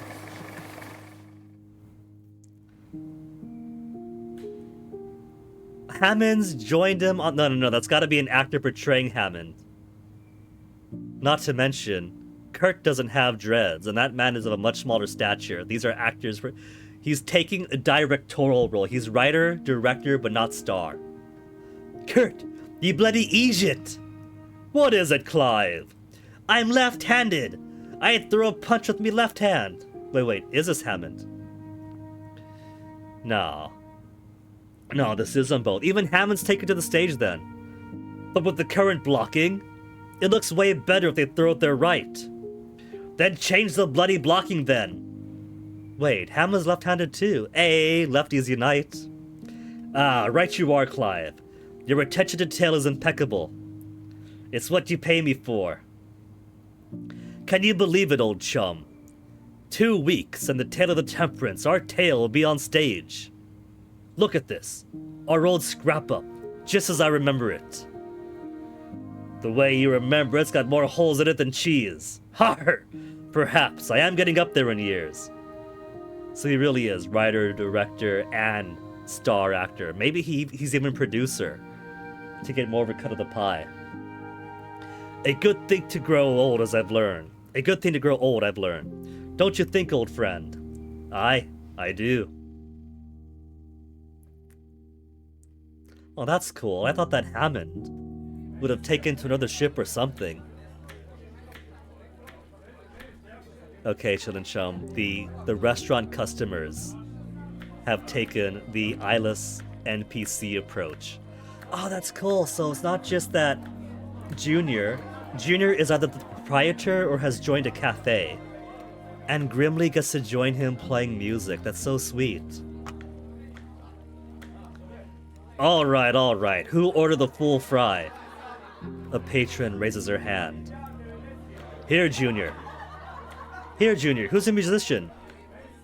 Come on now. Can't you see the resemblance? That's my brother Grimly. I could tell him to keep it down if you like. Not at all. He's doing a tremendous job. Ha! You hear that, Grimly? Aye. Ha! Always humble.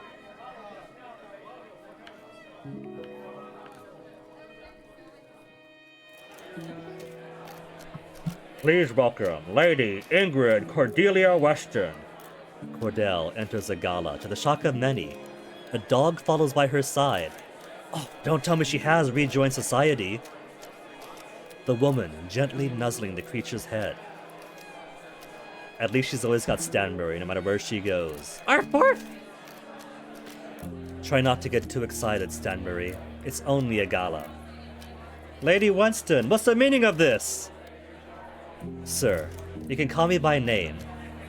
You call me by name, yet I have no idea who you are. Well, you should know that I was not asking. You cannot bring a mutt with you. How odd.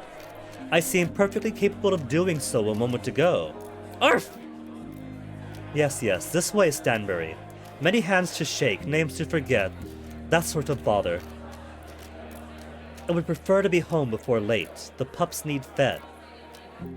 Cordell moves across the room, her faithful dog in tow. Well, she might have returned to society, but it's on her terms. She's got her puppies. She's got her new kennel of sled dogs. The barber shop. And Kasha, is that Kasha right behind him? Nutley and Kasha stand at the entrance of the barber shop, belonging to Arthur Nutley Sr. Nervous? Always, yes. Man, the day I brought Fennec home, Mom was pissed. It was Thanksgiving. We had just come back from Dad's grave. It wasn't his funeral, no, but it was a month after. My aunt... Which aunt was there? One of my older Palawan aunts was also visiting, because, you know, Dad, her sister's husband, also Uncle Larry and a couple other family members buried there. And I was like, well, I kind of gotta get the bus down to the airport. It's like, oh, son, says my aunt. Who are you bringing up? You know, because she's expected I bring home some girl, some cutie. And then mom's upset because she knows that if I'm trying to rush to the airport, I must be trying to bring somebody home, and she's upset that I'm doing all this without telling her. And then I end up bringing Fennec home. Not a cutie little girl, but a man she's never met before. Always, yes. A very queer man. Trans man. Lots that she's unknowing of.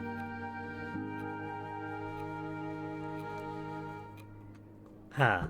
But are you more or less nervous than usual? Less nervous, more giddy?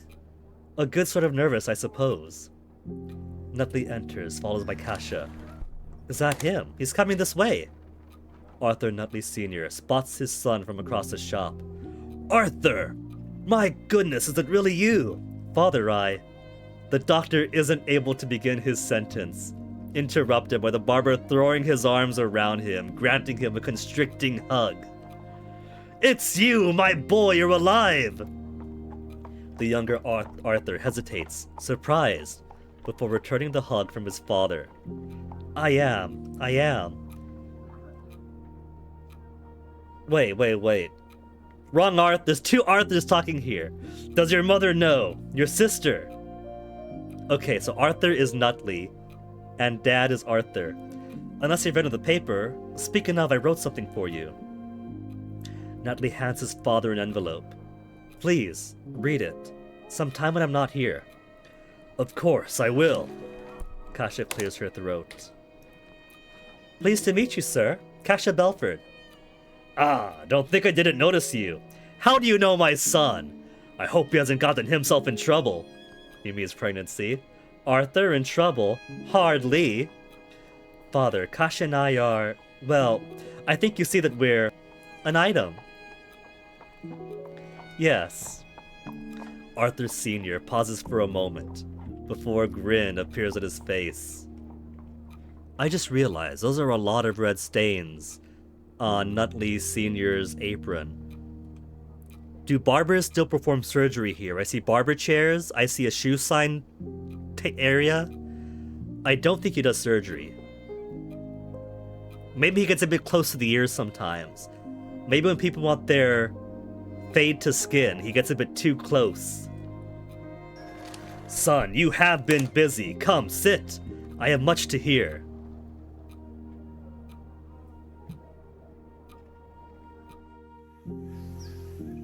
The old scientist ponders the table before him. He lights a cigarette. He took a clipping. We might not have chosen the option of a private sample, but he did. Minerva. Mr. Templeton, you wish to speak with me? Yes, do not worry, this won't take long. Out with it then. Minerva Apperton. I, Richard Templeton, hereby tender my resignation. This is sudden. I assure you that it is not. I have given this a great deal of thought. I intend to leave your services effective immediately. Very well. Will that be all?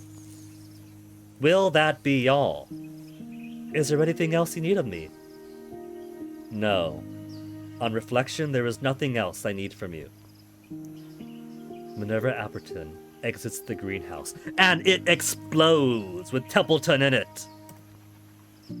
Templeton breathed a sigh of relief. Well, that's that then. That's a very brief epilogue for him. And Hunt in jail. Hunt waits in his cell.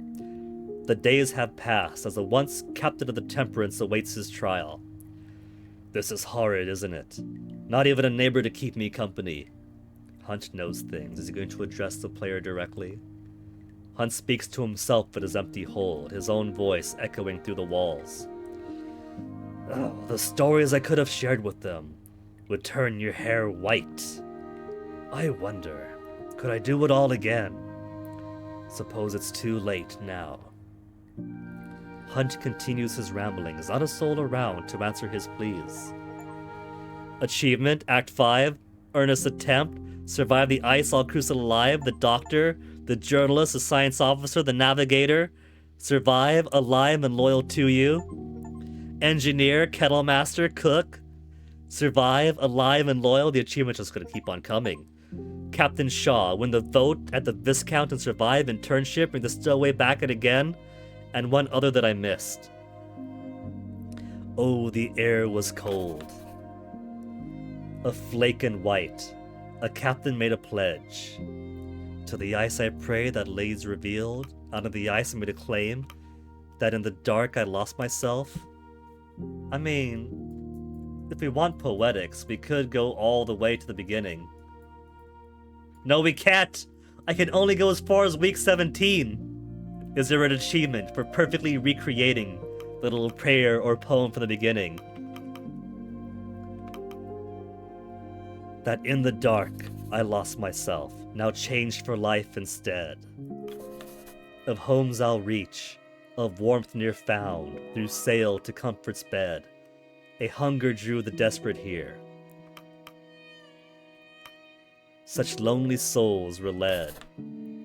What did I do when steel hearts broke and courage did abscond? I've led these souls, so help the gods, out of the pale beyond. So in the end, so I guess we could interpret this framing device. The temperates down in the water in the beginning was very foreboding. I was like, wait a minute, that's our ship, isn't it? Are we gonna hit an iceberg and sink? Or the engine blows up or something? But I guess this entire game could be seen as Shaw writing their memoirs of the thing. It begins with the sinking and ends with the sinking, a reflection upon the temperance. I do believe that appropriately it is time now to sign off on this log.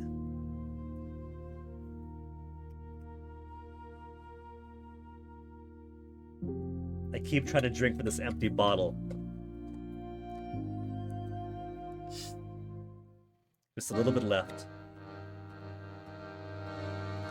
Is it gonna give the song?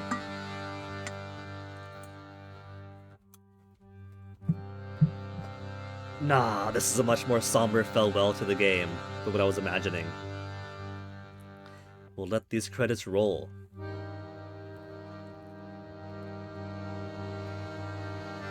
So,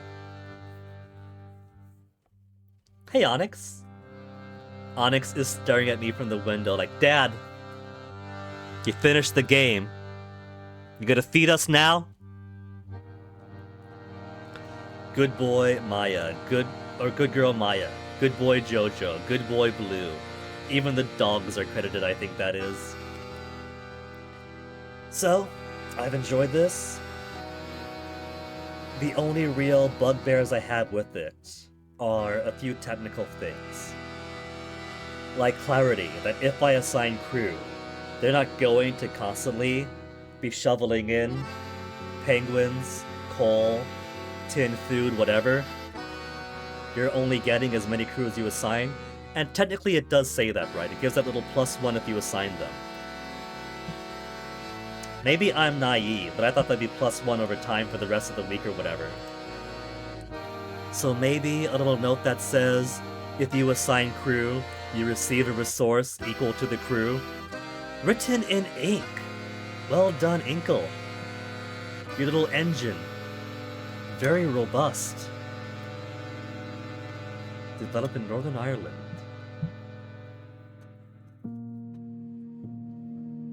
And a bit of order of operations, like if you put someone in the med bay, then they won't benefit from raising the heat. So, I think they could have allowed raising the heat to affect any crew currently frozen. I don't think that it ruined the balance of the survival game. And I could be quite satisfied with how I brought this crew on, but now I really do want to try to seek some golden end. Again, that golden end. Everyone likes us to include Grimly. Oh, Toasty, you're in the window too?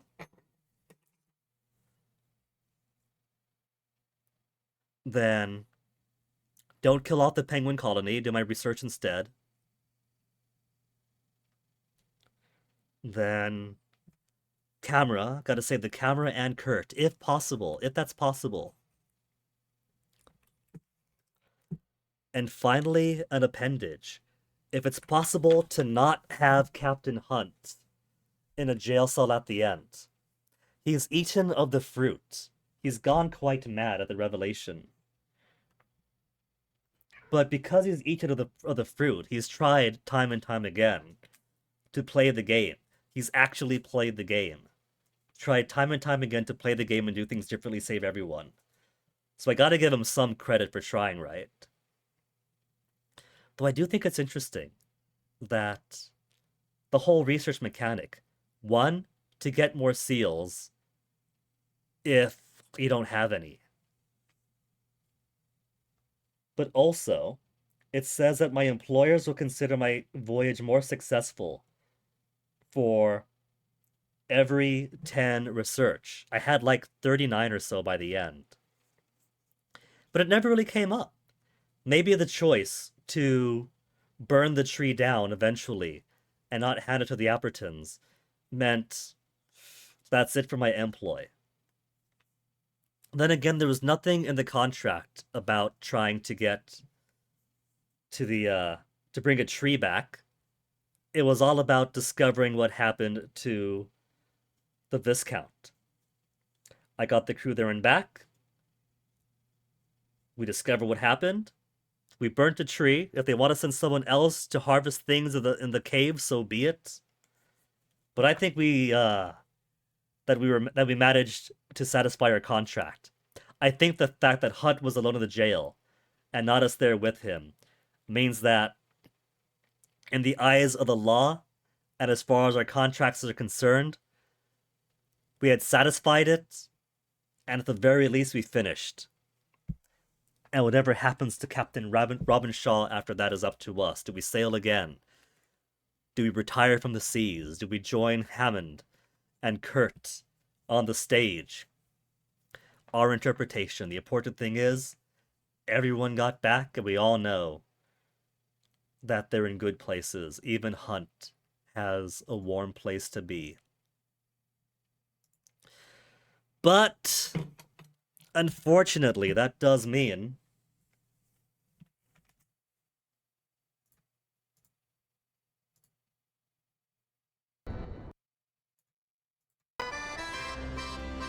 that has to be it for the night. 7 hours of stream tends to be on the long side for me. Where they normally go like what? 4 to 6 hours average?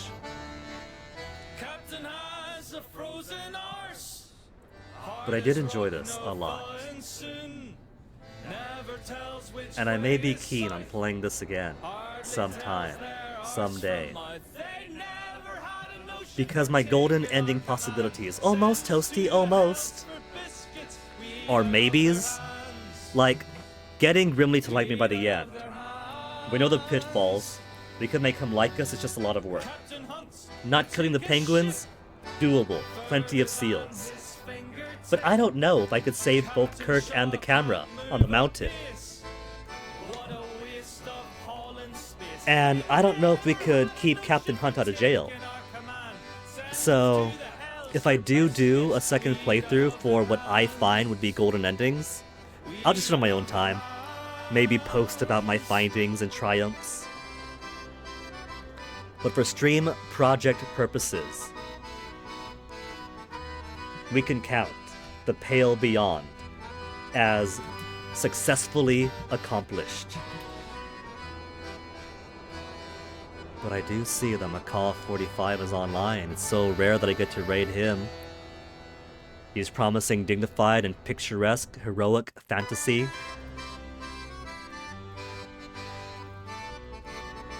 By Japanese legends, capital L legends, so let's go on raid his directions. Folks, thanks for hanging out. As I've indulged in this very cool, chilly, intimate adventure. Can't get any more chill and intimate than huddling in a tent for warmth by the fire. I'll see you guys around. Stick around for the raid and go check out what Madness Macaw's got next. I got cats to feed.